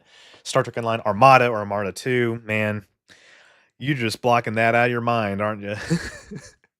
Star Trek Bridge Commander. God, I want to bleep myself in Minecraft, dude. Oh, Lord. It is Conquest. Andrew guessed that right. Star Trek Conquest. Yeah, so Star Trek Conquest kind of sucks, but I like it. Yeah, it's not very well made, but man, it's fun. That's the correct opinion on that one. But so Ramona said Elite Force. I actually just think Elite Force is good. It's not even a guilty pleasure. I actually just think Elite Force is good. And I think Kinsey agrees with that too. But Star Trek Online, I couldn't really get into it. Judgment Rights couldn't really get into it. Armada couldn't really get into it. But yeah, I just think Elite Force is just actually like a good game. Except that last fight is a piece of shit. But yeah, Conquest, shitty game. Man, I like that one. Question 18. Wait a second. Did we... Okay, well, which video of mine was partially demonetized because I showed 9 seconds of 9/11 footage? Okay. I was trying to make sure I didn't lose count. Which video of mine was partially demonetized, as in hit with limited ads, because I showed what happened after the second plane hit the tower. Sean says World War III. That is a very good guess. Bell Riot's also a very good guess. A Star Trek Enterprise video. Another good guess, a deep cut, because they actually showed 9/11 in Enterprise, and 9/11 is canon in the Star Trek universe. And I think that's worth mentioning because I don't know. We got multiple Bell Riot guesses. 4, 3, 2, 1, 0. It is indeed Bell Riots. So I showed it. Well, actually, John Titty came out after that. So I made Bell Riots.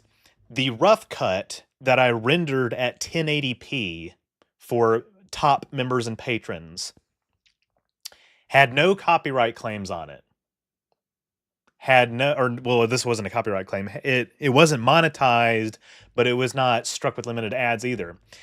So let me tell you guys a story. So back in August, late August, I was getting ready to go on vacation. I went to Cape Canaveral. Interesting place. The food is kind of mid if you ever go to Cape Canaveral. The Cocoa Beach, kind of underwhelming. Sorry, but that's where we went for vacation this year. I had just released my Star Trek video games video, and the debacle surrounding that happened, and I unlisted it, and so that was definitely a mood killer. But then I was like, okay, well, I'm going on vacation. I'm going to have a good time. So a week later, I wanted to release Bell Riots because I had a sponsor obligation. And actually, Nope. Nope. I think that one was not sponsored. I can't remember. Well, if it was, I certainly wasn't getting a lot of ad revenue from that. But I released the public version on September 1st. I think when we hold on, were we coming back that day? I think we might have been coming back that day. Or the day I think we were coming back that day, or the day before, something like that. Published the 4K version. YouTube's like, no, you can't make money off of this. It's too sensitive. The 9/11. Yes, 3,000 people died. It was 23 years ago. I don't think it really counts as sensitive events. It shouldn't in the same way as like a recent mass shooting or something like that. I just showed footage of the towers on fire because it's a history video, right? You know? By the way, that was a correct answer. No, that was not yes, it was, but I already counted it. I promise I'm not on drugs.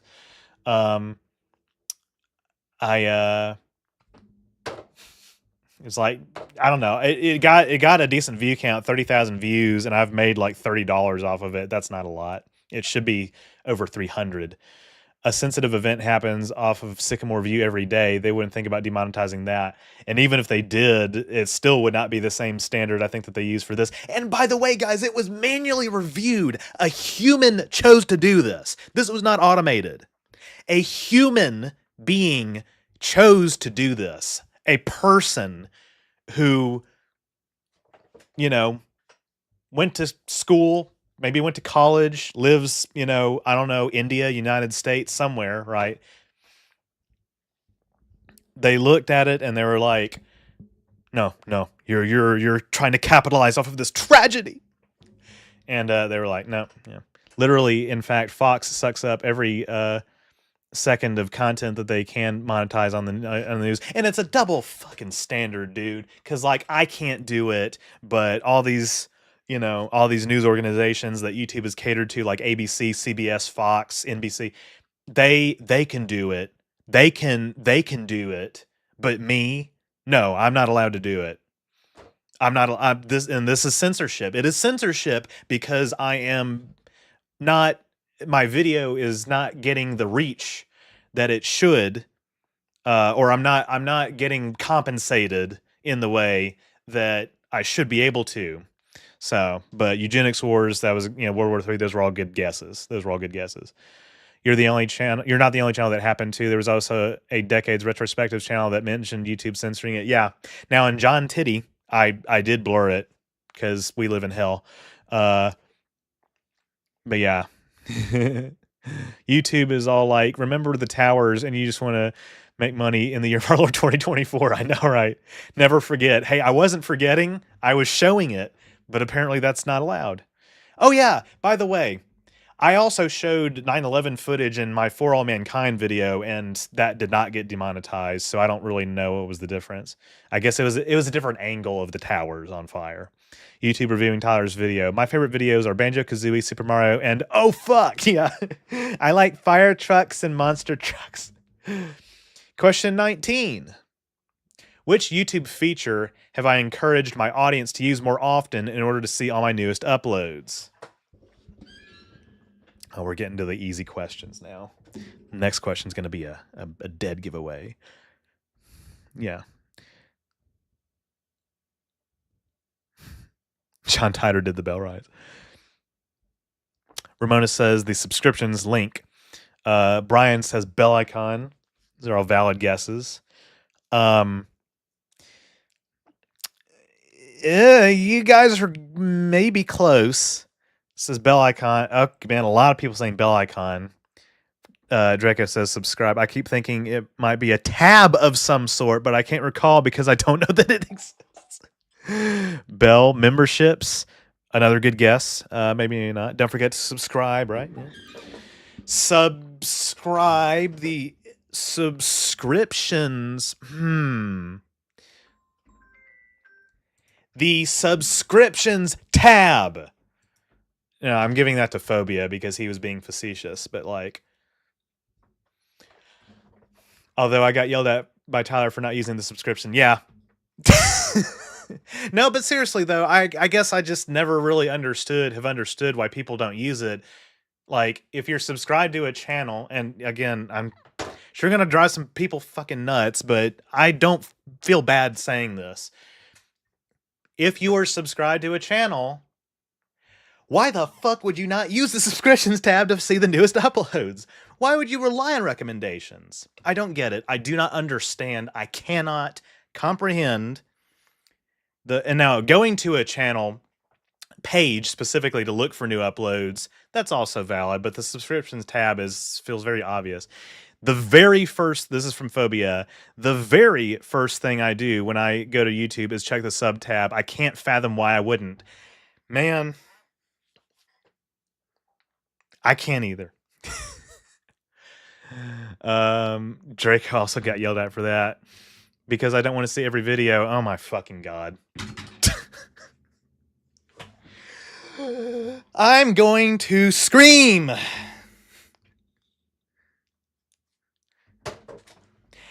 I am going to fucking kill somebody. I don't know. Okay. You know, using watch later is also valid. I think YouTube defaults to recommendations, home tabs, which yeah, they do default to. Maybe I don't know what subscribe means. Well, yeah, that's a you problem. I have your page bookmarks instead, so there. Oh wait, are you actually being serious?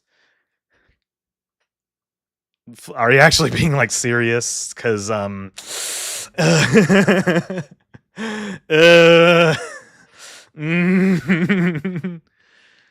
yeah.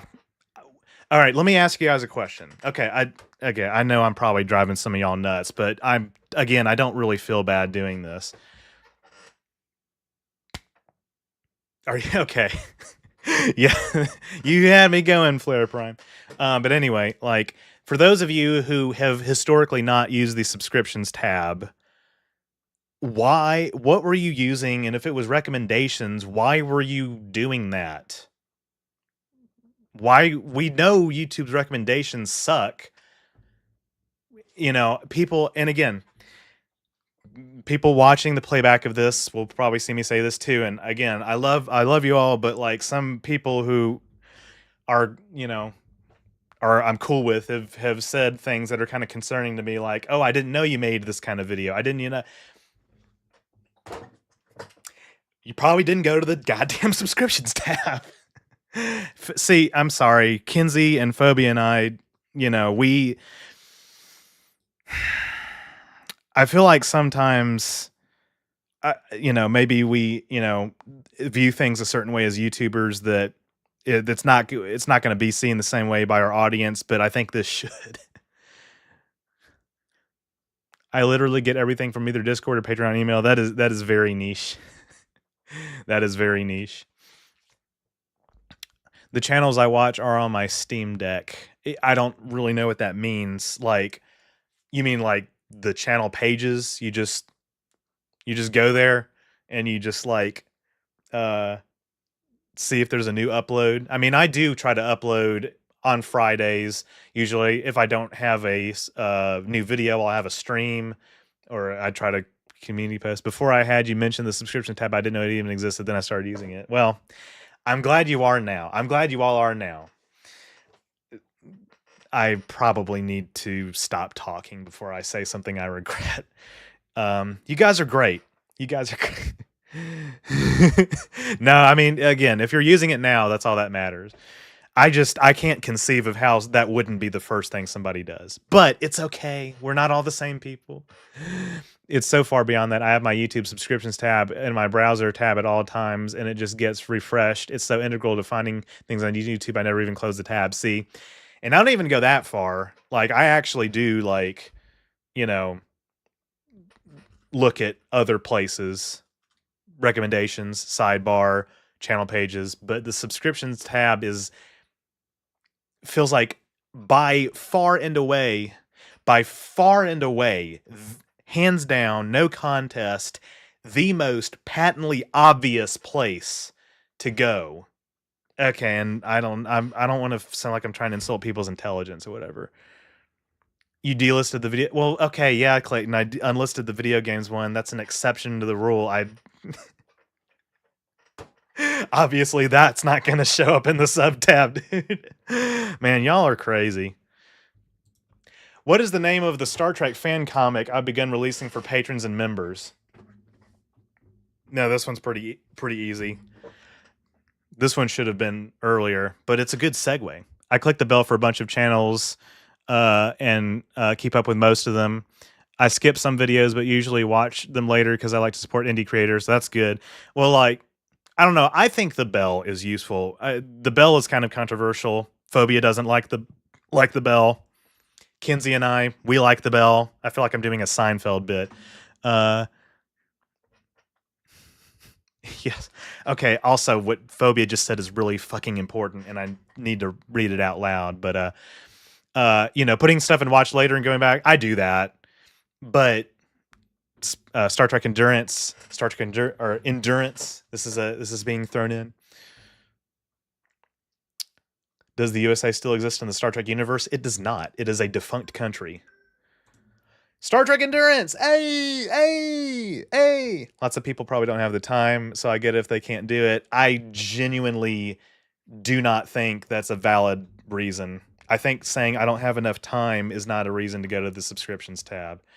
I don't think those, I'm sorry, Ghost Ship, I don't think those correlate in the slightest.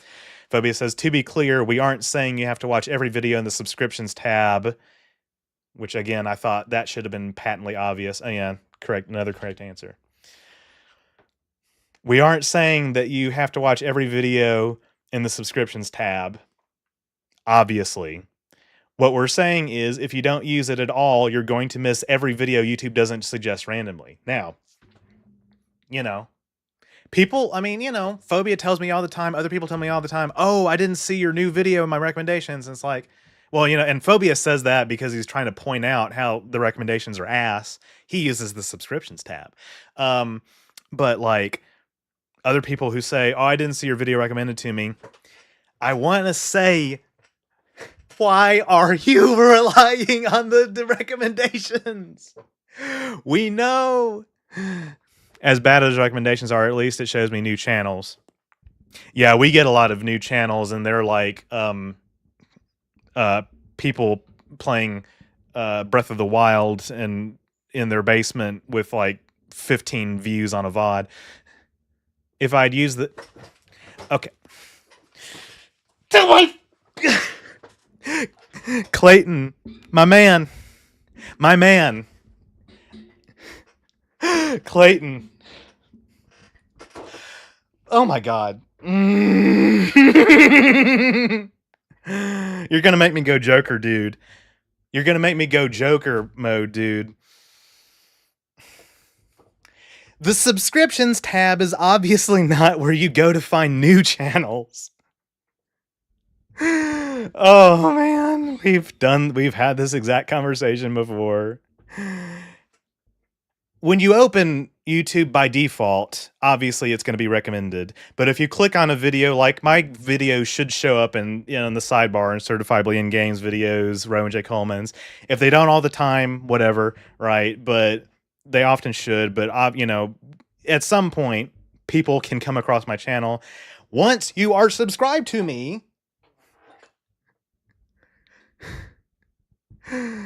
once you're subscribed to me, in order to see new videos, that I've uploaded, the subscriptions tab is the best place to go. It's the best place to go. Okay, it's the best place to go. Now, saying, okay, all right. That was 20 correct answers, and we're not done yet, by the way. This is this was the penultimate part of the stream. You will always see new channels on the sidebar videos. It's impossible not to see new channels no matter what you do. Exactly, yeah. The Earth Nation still kept their identities in Star Trek, right? Well, they're like subdivisions of United Earth, yeah.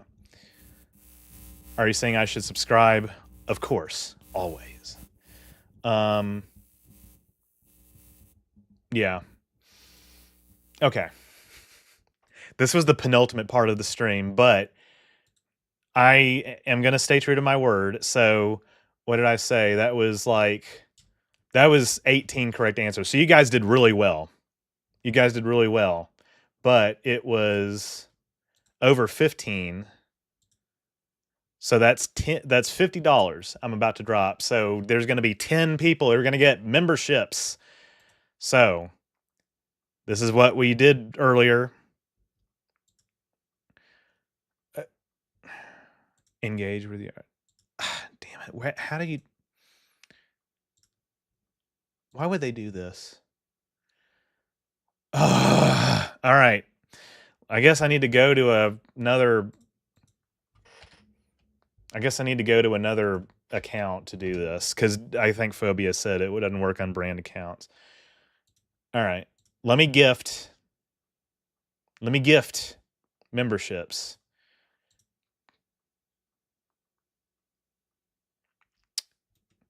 Orange River's live now. That's me. Live now. That's me. That was a good one. Anyway. All right, now let me wait for chat to update on DuckDuckGo. I can't wait for Jump Attack to get a membership. Yeah, that probably is going to happen. All right, what the fuck? Do I need to go on another browser? Here it is. Okay, jeez. Membership gifting. Okay. Buy memberships. No, not... all right, 10. 10 memberships. And again, that is correct, right? There was at least 15 correct answers, so not 20. So it's 10 $5 memberships. So these are going to be the engineer level, which means you will get access to behind the scenes photos and videos, member only polls, name in the credits, and stuff like that. No, shit, not 5, 10. Membership gifting, 10 memberships, $50. All right.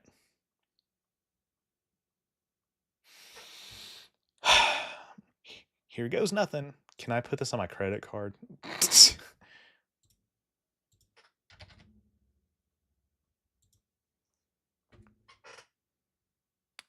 All right, here we go. All right. I gifted 10 memberships. Draco, who's already patron, but there we go. Flare Prime, gifted membership. Preheated Dragon. Dr. 64, gifted membership. Tari. Wavicle. Petra. That's like a Welsh name or something. David Ludwig. Galactus.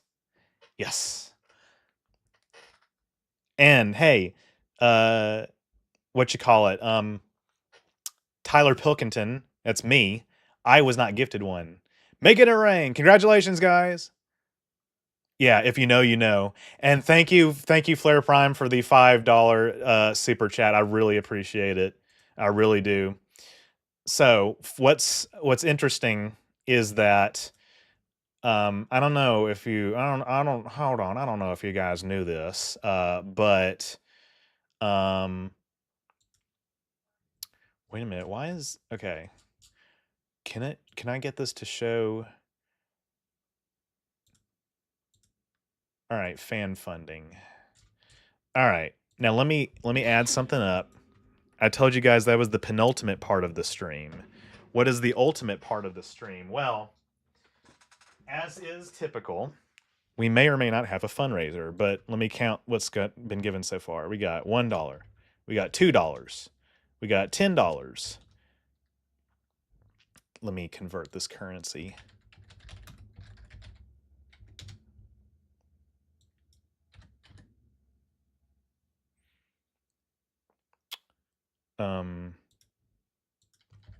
$35.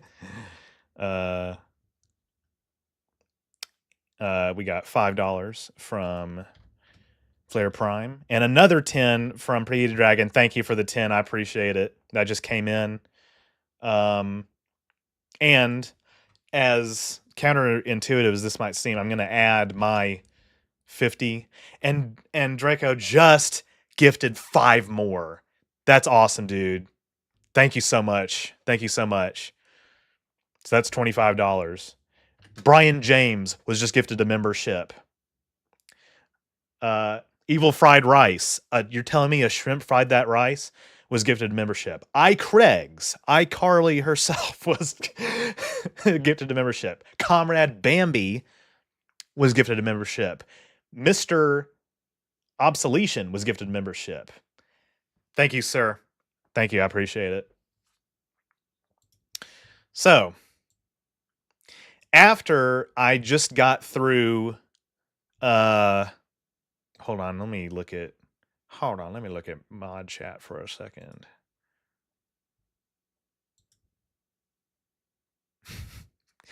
Yeah. Mod chat, yeah. Anyway, oh man, this is something else. All right, back to live chat. So, after I just got through yelling at my audience for not using the subscriptions tab, how about y'all give me some more money? Oh wait, this is wrong. It's more like 138 and a 450. What's my icon? It's the Orange River logo. Hold on, I think there's some gift memberships on the ground over there. Hold on. We have not had a PayPal donation as of yet. Now, if we have and I missed it, I deeply apologize. And, if anybody, wants to clarify the record, but I don't think we have, which is fine. But let me see. Is this the amount I want to do? Wait a minute. Let me subtract that. Just doing some anti-sub team. God, you're just man.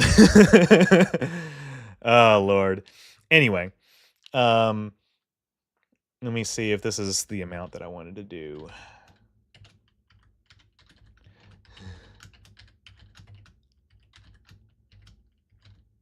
Okay, well, that didn't really pan out. Actually, that didn't pan out either. Holy shit. 1, 2, so minus 50 minus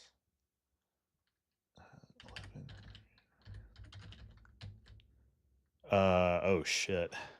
Well, that's not enough. How did I get at this number? Imagine working against your own best interest that hard. I just oh man. Anyway, okay.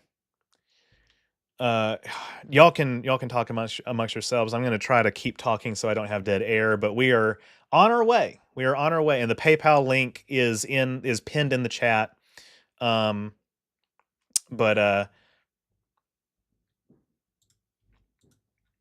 Is pinned in the chat, but super chats are welcome. We've got new memberships. I've counted that. We have, merch sales are always welcome, and we had a few people do it like that last time. PayPal donations are the best because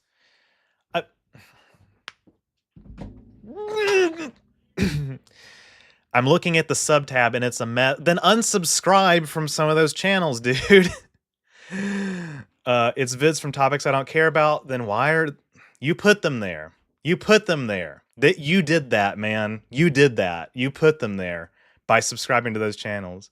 I haven't been able to get into PayPal for years. Yeah, not everybody can donate that way, which is perfectly understandable. Here, hold on. Let me see if I can do something this way. Oh shit. Hold on, let me add that back in. Trying to see if this is the amount that I want to do. Wait,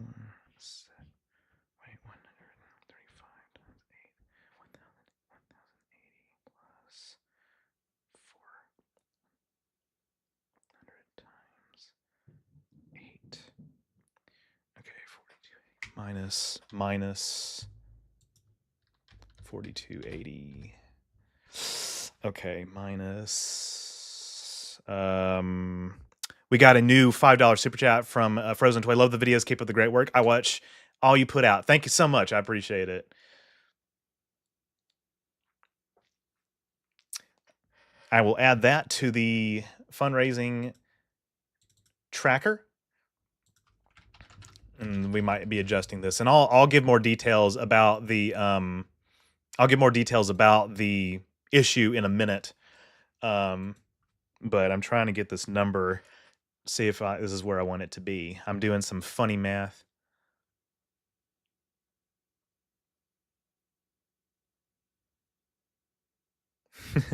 Dude, my watch later can expand big time. Every piece of mail you get isn't immediately relevant to you when you get it. You read the mail that is important in the subtab. You watch what you want to watch at that time. Believe me, I understand that. The part I don't get is the homepage could be preferred. There's even more videos you don't care about there because you have no control over it. Use your tools. Yeah. Again, you know, if you don't, I don't know. I'm gonna let my mods take care of this. I'm doing some quick maths. How can we read issue 1 of the comic? Good question. So I am publishing this for members and patrons. So you are a member now, Flare Prime. It is accessible. So on my community tab, there is a link. You have to go a ways back. I published it in October. But like, there's a link to the a drive link to the issue to issue 1. For patrons, this is a little bit easier. It's actually my pinned post on Patreon that's available for patrons. In fact, I'm hoping that you can, well, here I'll have to, I don't think it's, yeah, I hope that's not being visible to everybody. I have to go back and check, but like, it's very easy to get on Patreon. It's a good comic. Thank you. It's hilarious that to me that you take this so seriously. I especially considering I'm a YouTube Premium and a paid subscriber. Okay, YouTube Premium has nothing to do with it. Being a member, I appreciate it, but it has nothing to do with seeing all of my videos. Those things have nothing to do with each other. It makes me mad because you're actively choosing it, you have been actively choosing historically to like undermine, you know, like my livelihood by saying I'm not going to use this very easy tool to see all of the videos from this creator that I'm subscribed to. That's what it's coming off as. That may not be your intent. That may not be your intent, but that's how it's coming off. Found the comic. Let's go. Let's go. It just allows you to curate the content that you want to see instead of allowing the algo to feed you garbage with gems in it. You can just sub to all the creators, or sub to all your gems. No hate, just saying. I do see all your videos, and my run time is paid higher because of YouTube Premium. The YouTube Premium revenue helps. The YouTube Premium helps. If you're seeing all of my videos now, that's good, but this just a PSA for people who have like said that they didn't use the subscriptions tab. It's like, it's there for a reason. It is a very basic tool. It is a very okay, that's how I arrived at that number. Hell yeah. It is a very, very, very, very, very basic tool that YouTube has been there since the very early days. You go on youtube.com/OrangeRiver. I mean, no. you go on youtube.com, and let me use my other account as an example. You go on youtube.com. Okay. Now, my recommendations are actually like not quite as bad, but okay, let's go through this. This is a little educational thing. Right. Okay, so here's me. I'm streaming right now. Secular Talk. I watch him all the time. So here's a new upload from him. I watch Men at Earth. Here's an upload from them. I've been watching a lot of Gabby Bell. So here's a new Gabby Bell. A new Gabby Bell video. I don't know what hand broad jeans is. I don't year 10 anniversary live stream with 21 watching. I don't know who this is. I don't know what that is. There's a Curtis Connor video, old Curtis Connor video. I have Aphantasia, and you may too without realizing it. Jamie versus the Void, 7.3 million views. I don't know what that is. I've never heard of this person. I mean, not all of these do I click, do not recommend channel, but like, all right, I watch Point Crow all the time. Addy Palooza. This is probably because I've watched a few Souls videos recently, but that's why they're recommended to me. The Impossibly Bewildering Mind of Jim Chong. I don't know who the fuck that is. I don't know who the fuck Austin Archer is. I just don't know who that is. Orange River just pasted my shit homepage in Discord. Use it for comparison if you like. I will in a second. I need to be careful what I'm showing from mod chat. But anyway, you come on here. Over here, 1, 2. It's the third thing. And look. Okay, hey, look. A new Quinn's Ideas video. A new Small Ant VODs video. No, I don't click on all of these. I watch them at night, but... Certifiably in game. Just uploaded. I didn't know that. I mean, I guess I have notifications running for him. Point Crow. There's Kinsey. I'm sorry, I haven't watched her video yet. I ran out of time. I'm sorry. I want to watch it soon. Go watch Kinsey's new video. There's that Men at Earth video again. There's a Fur Plus VOD. There's shorts. Most of this I probably couldn't care less about. John Michael Gaudier. I don't know. He uploads too much. I could unsub from him if I wanted to. I'm choosing not to. It's not hypocrisy. By the way, I will add your donation in a minute. Tyler confirmed as a Kolokolinsky fan. Yeah. Anyway, you see all this stuff, right? I miss Veritasium's videos all the time in the recommendations, but like you see, I'm seeing the stuff that I want to see. But let me go to Comic Fundraiser. Hold on just a second.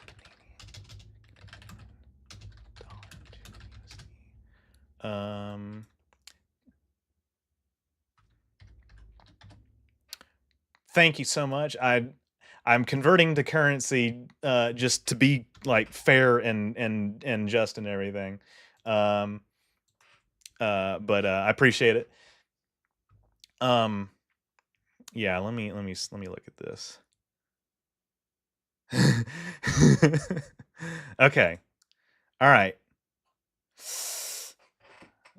This is okay. Here, let me save this image so I don't have to actually show mod chat, because we're talking about some sensitive stuff in here. I sub for some channels for very specific reasons, and I don't want to see every video. Amanda the Jedi, I'm only going to watch her reviews until after I've seen the movie.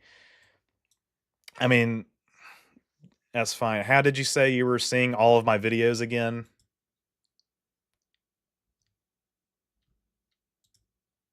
I feel like I lost that clarification, just to be completely fair. And the best part is, if I get tired of people, I simply unsub, and then I have less clutter and more watchable videos in my sub tab. Yeah, again, I just think that this is a very important thing to point out. But, you know, I mean, obviously new channels get recommended to you all kinds of different ways. I also don't really use the trending tab. That's just me. But anyway, let me this is Phobia's homepage. So now you guys saw most of the stuff on my homepage was useful to me, but not all of it was. Right? Here is Phobia's homepage. Now, I think Phobia needs to walk us through, like, I don't know. I mean, if it's gaming related, it's more likely to be visual. Steam Deck, I use it as a bookmark. Okay. Expound on that. What does that mean? I know what a Steam Deck is, obviously. Like, what does that mean? I use it as a bookmark. What is it? What is being bookmarked specifically? I know you may have mentioned this earlier, but I just want to get it clarified. I genuinely can't explain anything that's on my homepage. I watch speedrunning content, glitch content, challenge runs. My homepage is all politics and VTubers, stuff I would never click on. Yeah, like...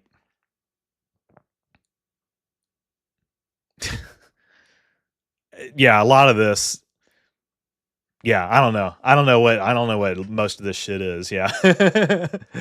So that's what Phobia has to deal with on recommendations. And you know what, guys? This is what a lot of people have to deal with. They don't see videos from people that they actually want to watch. I push the little button with the OrangeRiver icon and it leads me to OrangeRiver YouTube. Okay, so you come to my channel page. You're doing that, what, how often? I'm serious. Like, how often are you doing that? Do you check my channel daily? Do you check it every weekend? Like, how often do you do that? Like, do you see all my shorts? Shorts. I don't care if people watch my shorts, really, but like... e-girl dating, who asked you to live here, or asked you to be here? Yeah, I don't know what this is, right? Don't know what this is. 2 Yu-Gi-Oh videos, right? Which you would be more likely to click on. I despise shorts. Listen, I'm not going to fight anybody on that. I don't know, once a week, usually the algorithm puts it on the main page.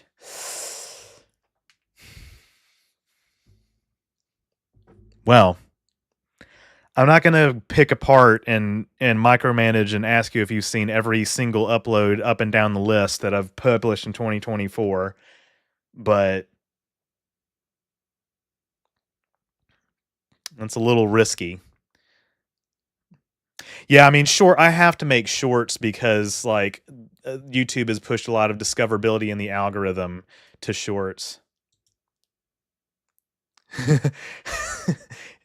Kenzie's recommendations are apparently a little bit more accurate. But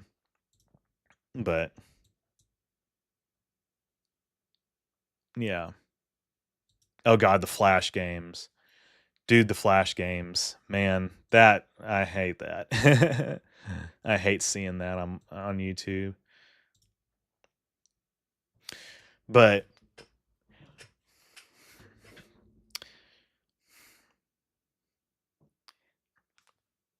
I don't know. I can vouch for the bell icon because, like, I do find it useful to, like, actually show you when somebody's uploaded. But, like, I do have some regularity. These days I tend to upload every other Friday.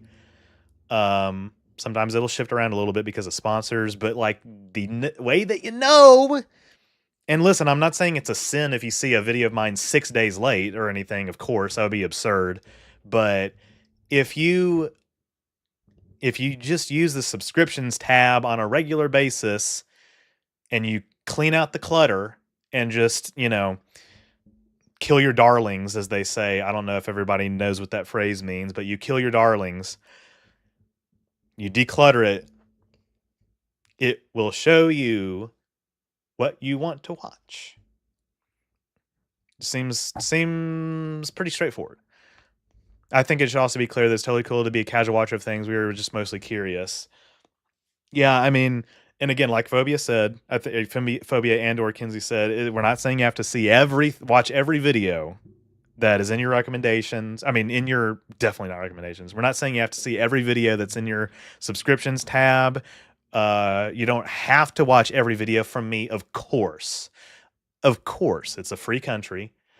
I wish people would, but not everybody's going to. I get that.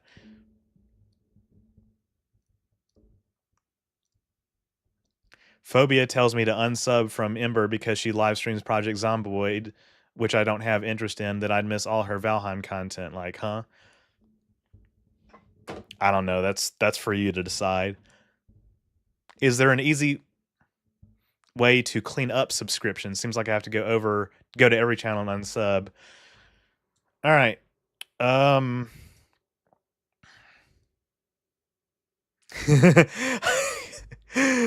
Phobia says, Kinsey, you have the most niche attractive women on the planet in your social feeds 24/7. I have the Liver King. If you know about the Liver King, you know about the Liver King. All right. I don't want to unsub. I mean, maybe we can learn.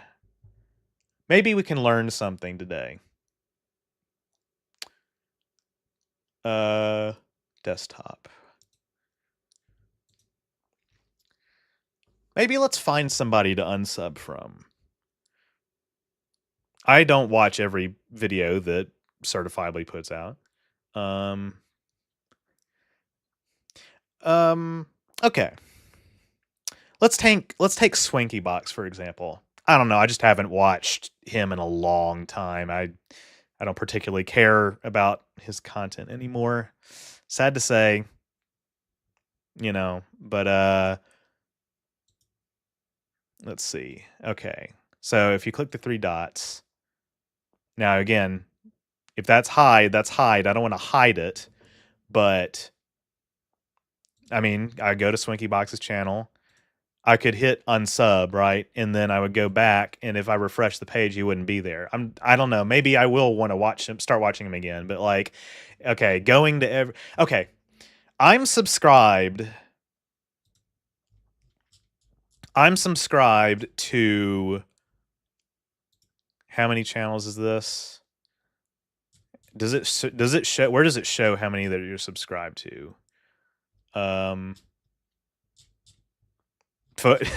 Okay, now I'm asking the questions. Does anybody know, Phobia, anybody know how many subscriptions you see, or how to see how many subscriptions you have? Because I've never thought about this, or I don't think about this very much. I think somewhere's managed subscriptions. I mean, that's a little bit more of a niche like feature. Actually managed. I think they used to be simpler. They used to have it more accessible. I'm sub to 170. Yeah, I mean, I'm probably sub to like 200 or less. Probably not even that many. I don't know. I used to be subscribed to even more, but I cleaned it up because I was thinking like, okay, how many people do I actually want to see all or most of the content from? I gotta get going to work. Hope you guys have a good one. Thank you for being here, Draco. Thank you for the gift subs. Thank you for participating in trivia and everything, and being a patron and now a member. And we hope that you have a decent Saturday. Used to show it at the top. I guess it's gone now. I'm sub to 98. Oh, manage. Here it is. Oh no, that's the. Ugh, why would you do it like that? Let me count.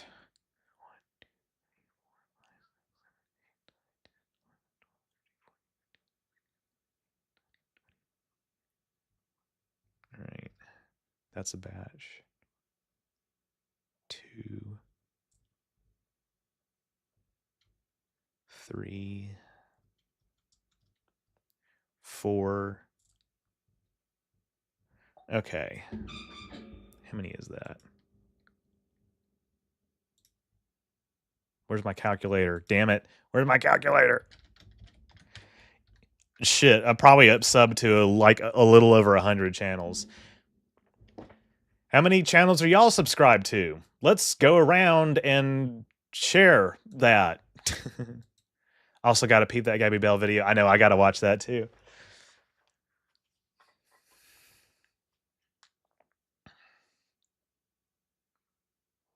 We don't want you to unsub, but it's better than missing other creators' videos that you normally want to see by relying on a broken and biased algorithm. Yeah, it's just about decluttering.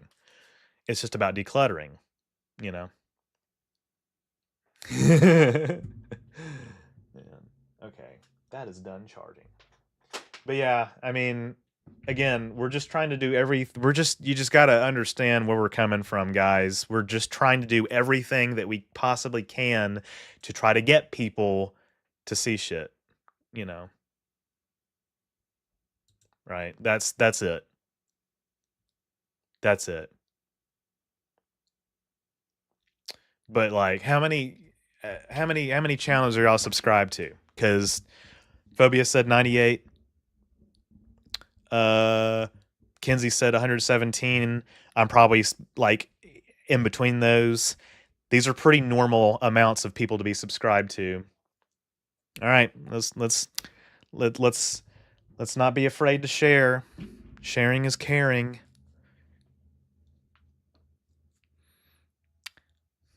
Offer cookies. I don't know. I'm just kind of vibing now. Yeah, probably around 150. Okay, that's not. I don't think that's excessive.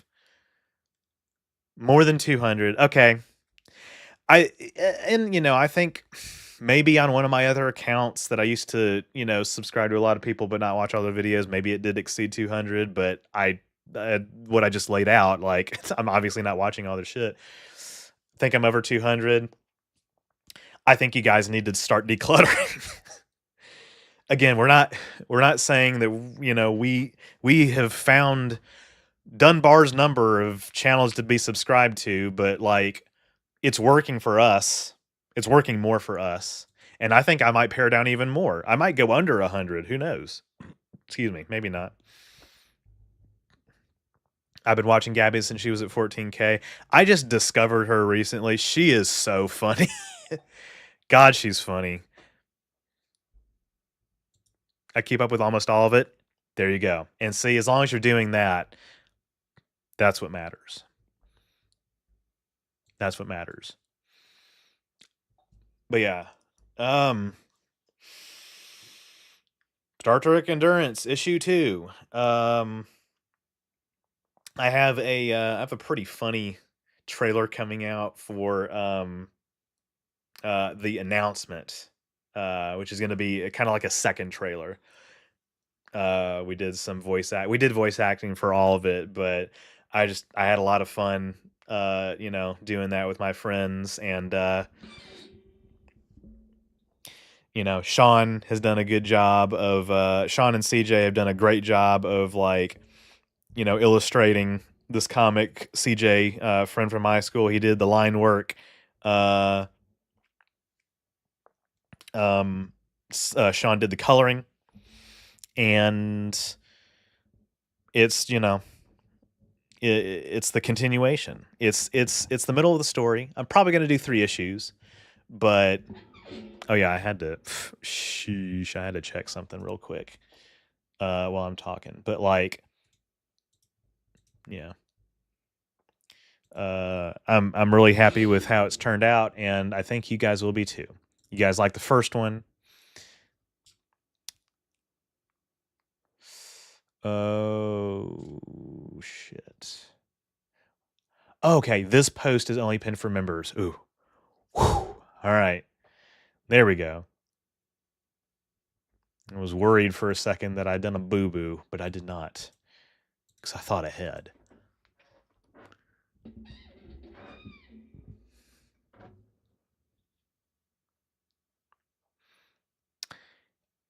You fool.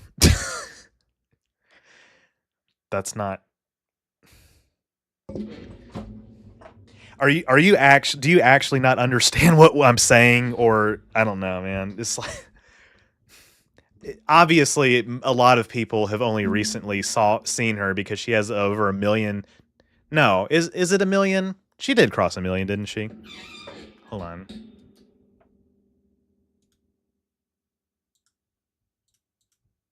Yeah, over a million. Well, obviously, the vast majority of people will have seen her after you did. I'm glad that you got in on the early. I'm glad you got in on the ground floor, dude. But I'm subscribed to 100 channels. I think that's a pretty normal amount too. Yeah. She grew really fast. She grew really fast. It's kind of insane. I'm kind of jealous actually. And see, I don't know. Commentary channels like that, there's a lot of allure. There's a lot of appeal to like making videos like that. Don't even use the homepage, and I was a Caddy subscriber when he had 10K. Yeah.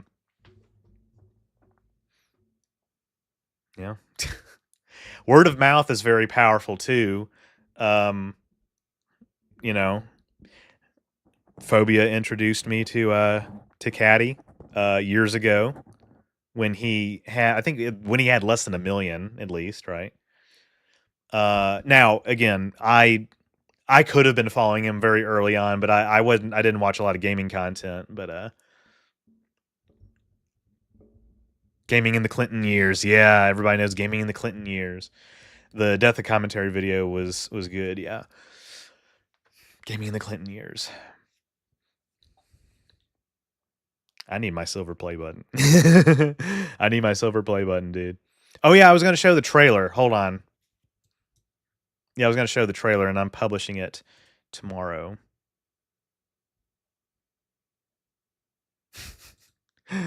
Oh man, those crazy kids. Where do I want to play this from? What folder?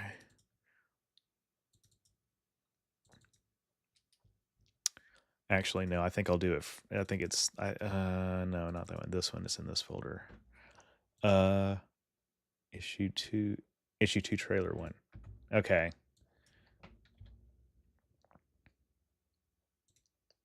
It's the live stream premiere.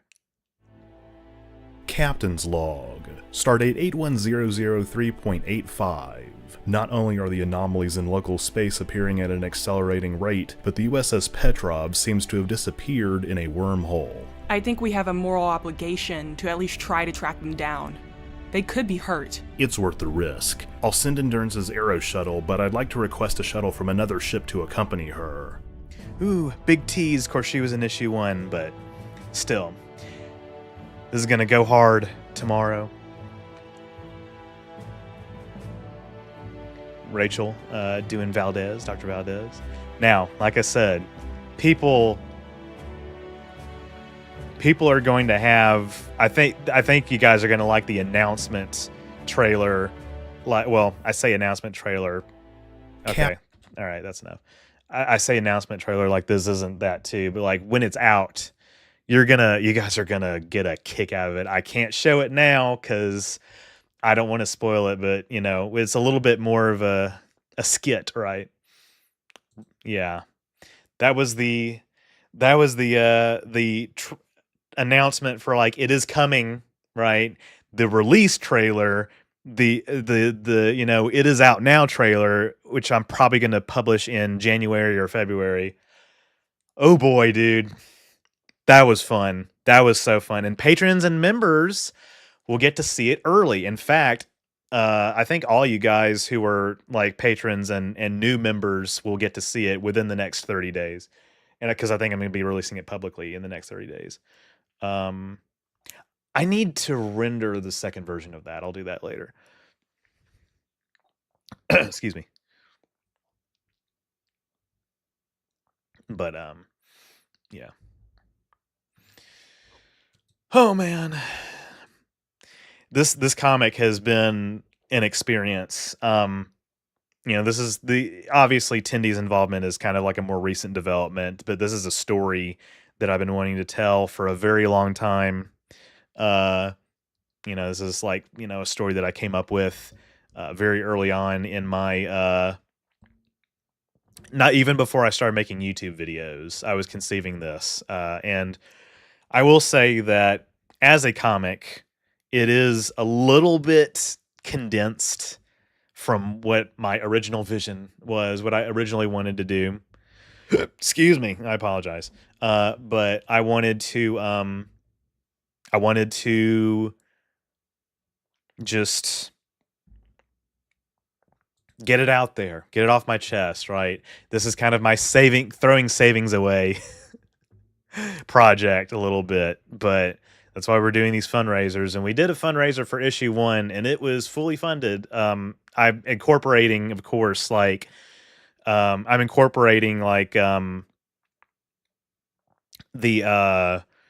amount of money that I've gotten in patronage, right, and memberships, right. But this is also, I mean, it's really $3,000 per issue. If I'm being real, it costs over $3,000 per issue in terms of like actual money that I'm paying. Are you going to sell it on an indie comic site or something? So that's a good question. So basically, my thing is right now, I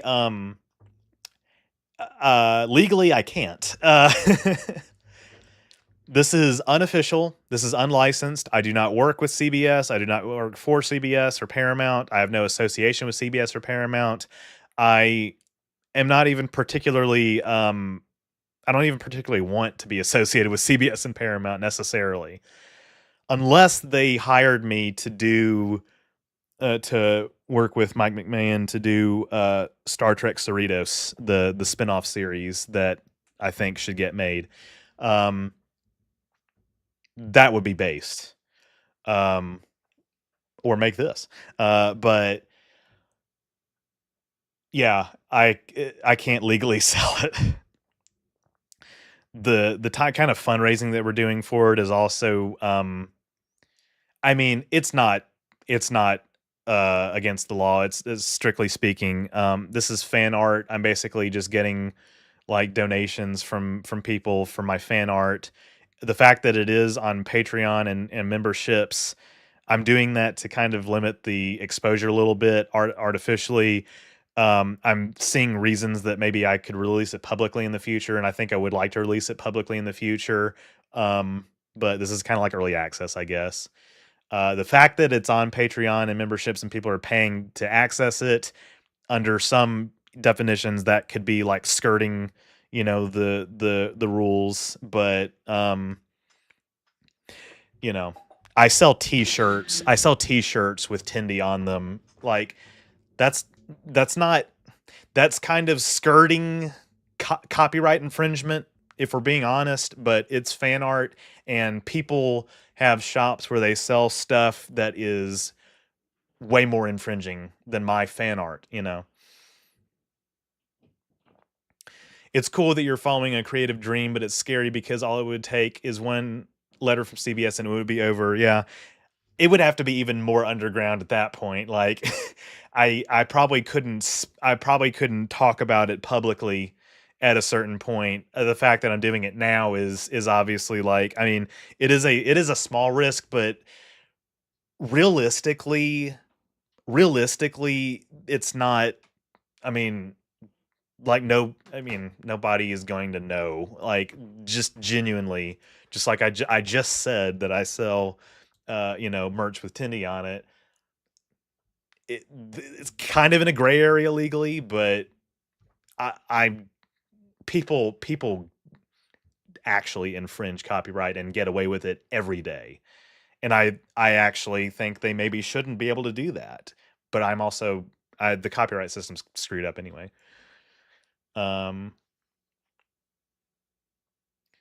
They would have to take on the bad press of screwing over a fan. Well, Disney get like that father to like take Spider-Man off of his son's grave, or was that like a internet myth? I feel like that did happen. Early internet, Paramount used to try to sue people for posting a still of Enterprise or writing fan fiction. Yeah, dude, Paramount tried to sue YouTube out of existence when YouTube first came around. And they're still not happy. I mean, Nintendo has never been happy that people make videos of showing Star Trek clips, or not Star Trek clips, showing gameplay. And it's like, that's a core part of internet culture is gaming content. Nintendo's silly. Nintendo did come around eventually, but the fact that they did it in the first place that's very telling. You know, they did it in the first place is my point. And they're still not. I mean, I will also say this. Some of you may not be aware of this. There's this channel Point Crow that I'm subscribed to. He used to do a lot of Zelda mods, like Breath of the Wild mods, right?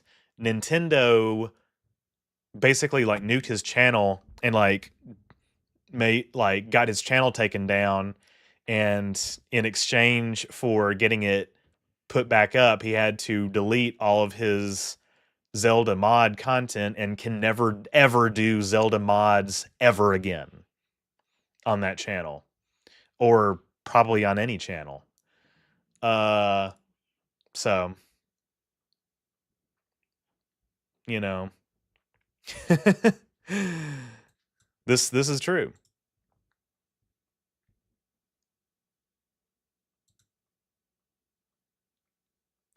All right. How do you hold on a second? There we go. All right, took care of that. Yeah, Nintendo's does this all the time. They do not like content creators doing that. But they have to live with it a little bit. And, you know, again, the argument is like, hey, it's giving exposure, right? It's giving exposure. So the Axanar film fiasco, yeah, that lives in the back of my mind every day when I'm doing some of this. It absolutely does. They want emulation to be illegal, even though it's legal. Yes, they don't like emulation. Yeah. But anyway, I think I'm gonna actually wind down the stream a little bit.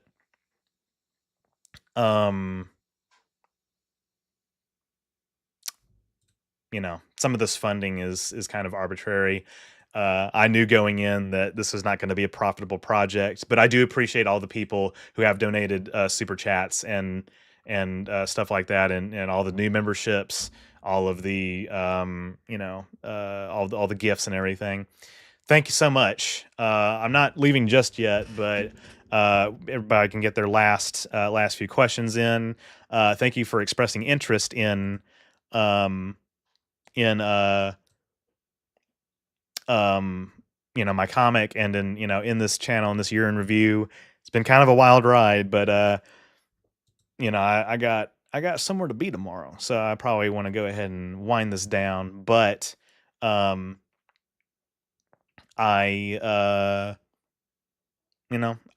just happy that we're continuing to grow, and I like all of I like a lot of the content that I've made this year. It's been fun. Love your videos. Thanks for making them. Thank you so much. I appreciate it. Any certain videos you're looking forward to making 2025? Great question, Ramona. So I don't want to spoil my plans. Dude, I hope we hit 100K in 2025. We better. I don't want to spoil all of my plans. I'm looking forward to how many views my Discovery retrospective might get. Retrospectives.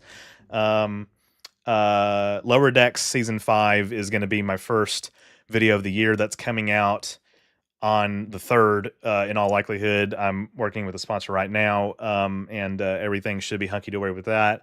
I'm releasing a updated version of a few videos. I'd already talked about my Trek Economy video that's coming out next year.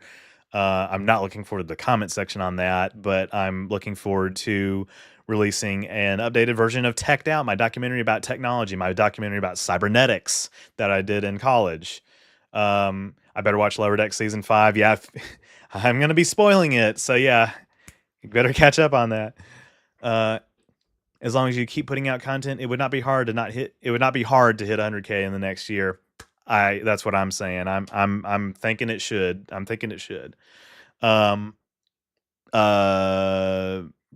The dating documentary. I'm really interested to see what the responses are going to be on that. That's coming on Valentine's Day, or at least that's the plan. beyond that, I don't want to spoil what else I got planned, but there's going to be some fun stuff. I want to do some more one-offs, some more non-Trek content, but more retrospectives, and just some new stuff. I want to do new stuff in 2025. But yeah, here's to a bountiful 2025. Thank you to Phobia and Kinsey for modding. Apparently, we needed it tonight. We had a few troublemakers in chat. Shives goes out of his way to piss people off, and he went from 70 to 270k in a couple years. Yeah. It doesn't always work, but you're right. It evidently did work for him. I'm looking forward to releasing the comic. And releasing issue 3, and I have something else that I want to do after Endurance that I'm going to be working on. I hope it wasn't too much trouble. Here's to a happy and productive new year. No trouble at all. No trouble at all. I'm glad you all are here. I appreciate you, everything you do for the channel, everything you do to support it. I really do. And yeah, those are some of the highlights coming next year. But I'll lead you to the outro music, and probably gonna do a game stream on my second channel. Go click. Go sub to me. I don't know if I put it in the description, but it's if you go to my channel page, it's at the bottom. It's Orange River Plus. But anyway, live long and prosper.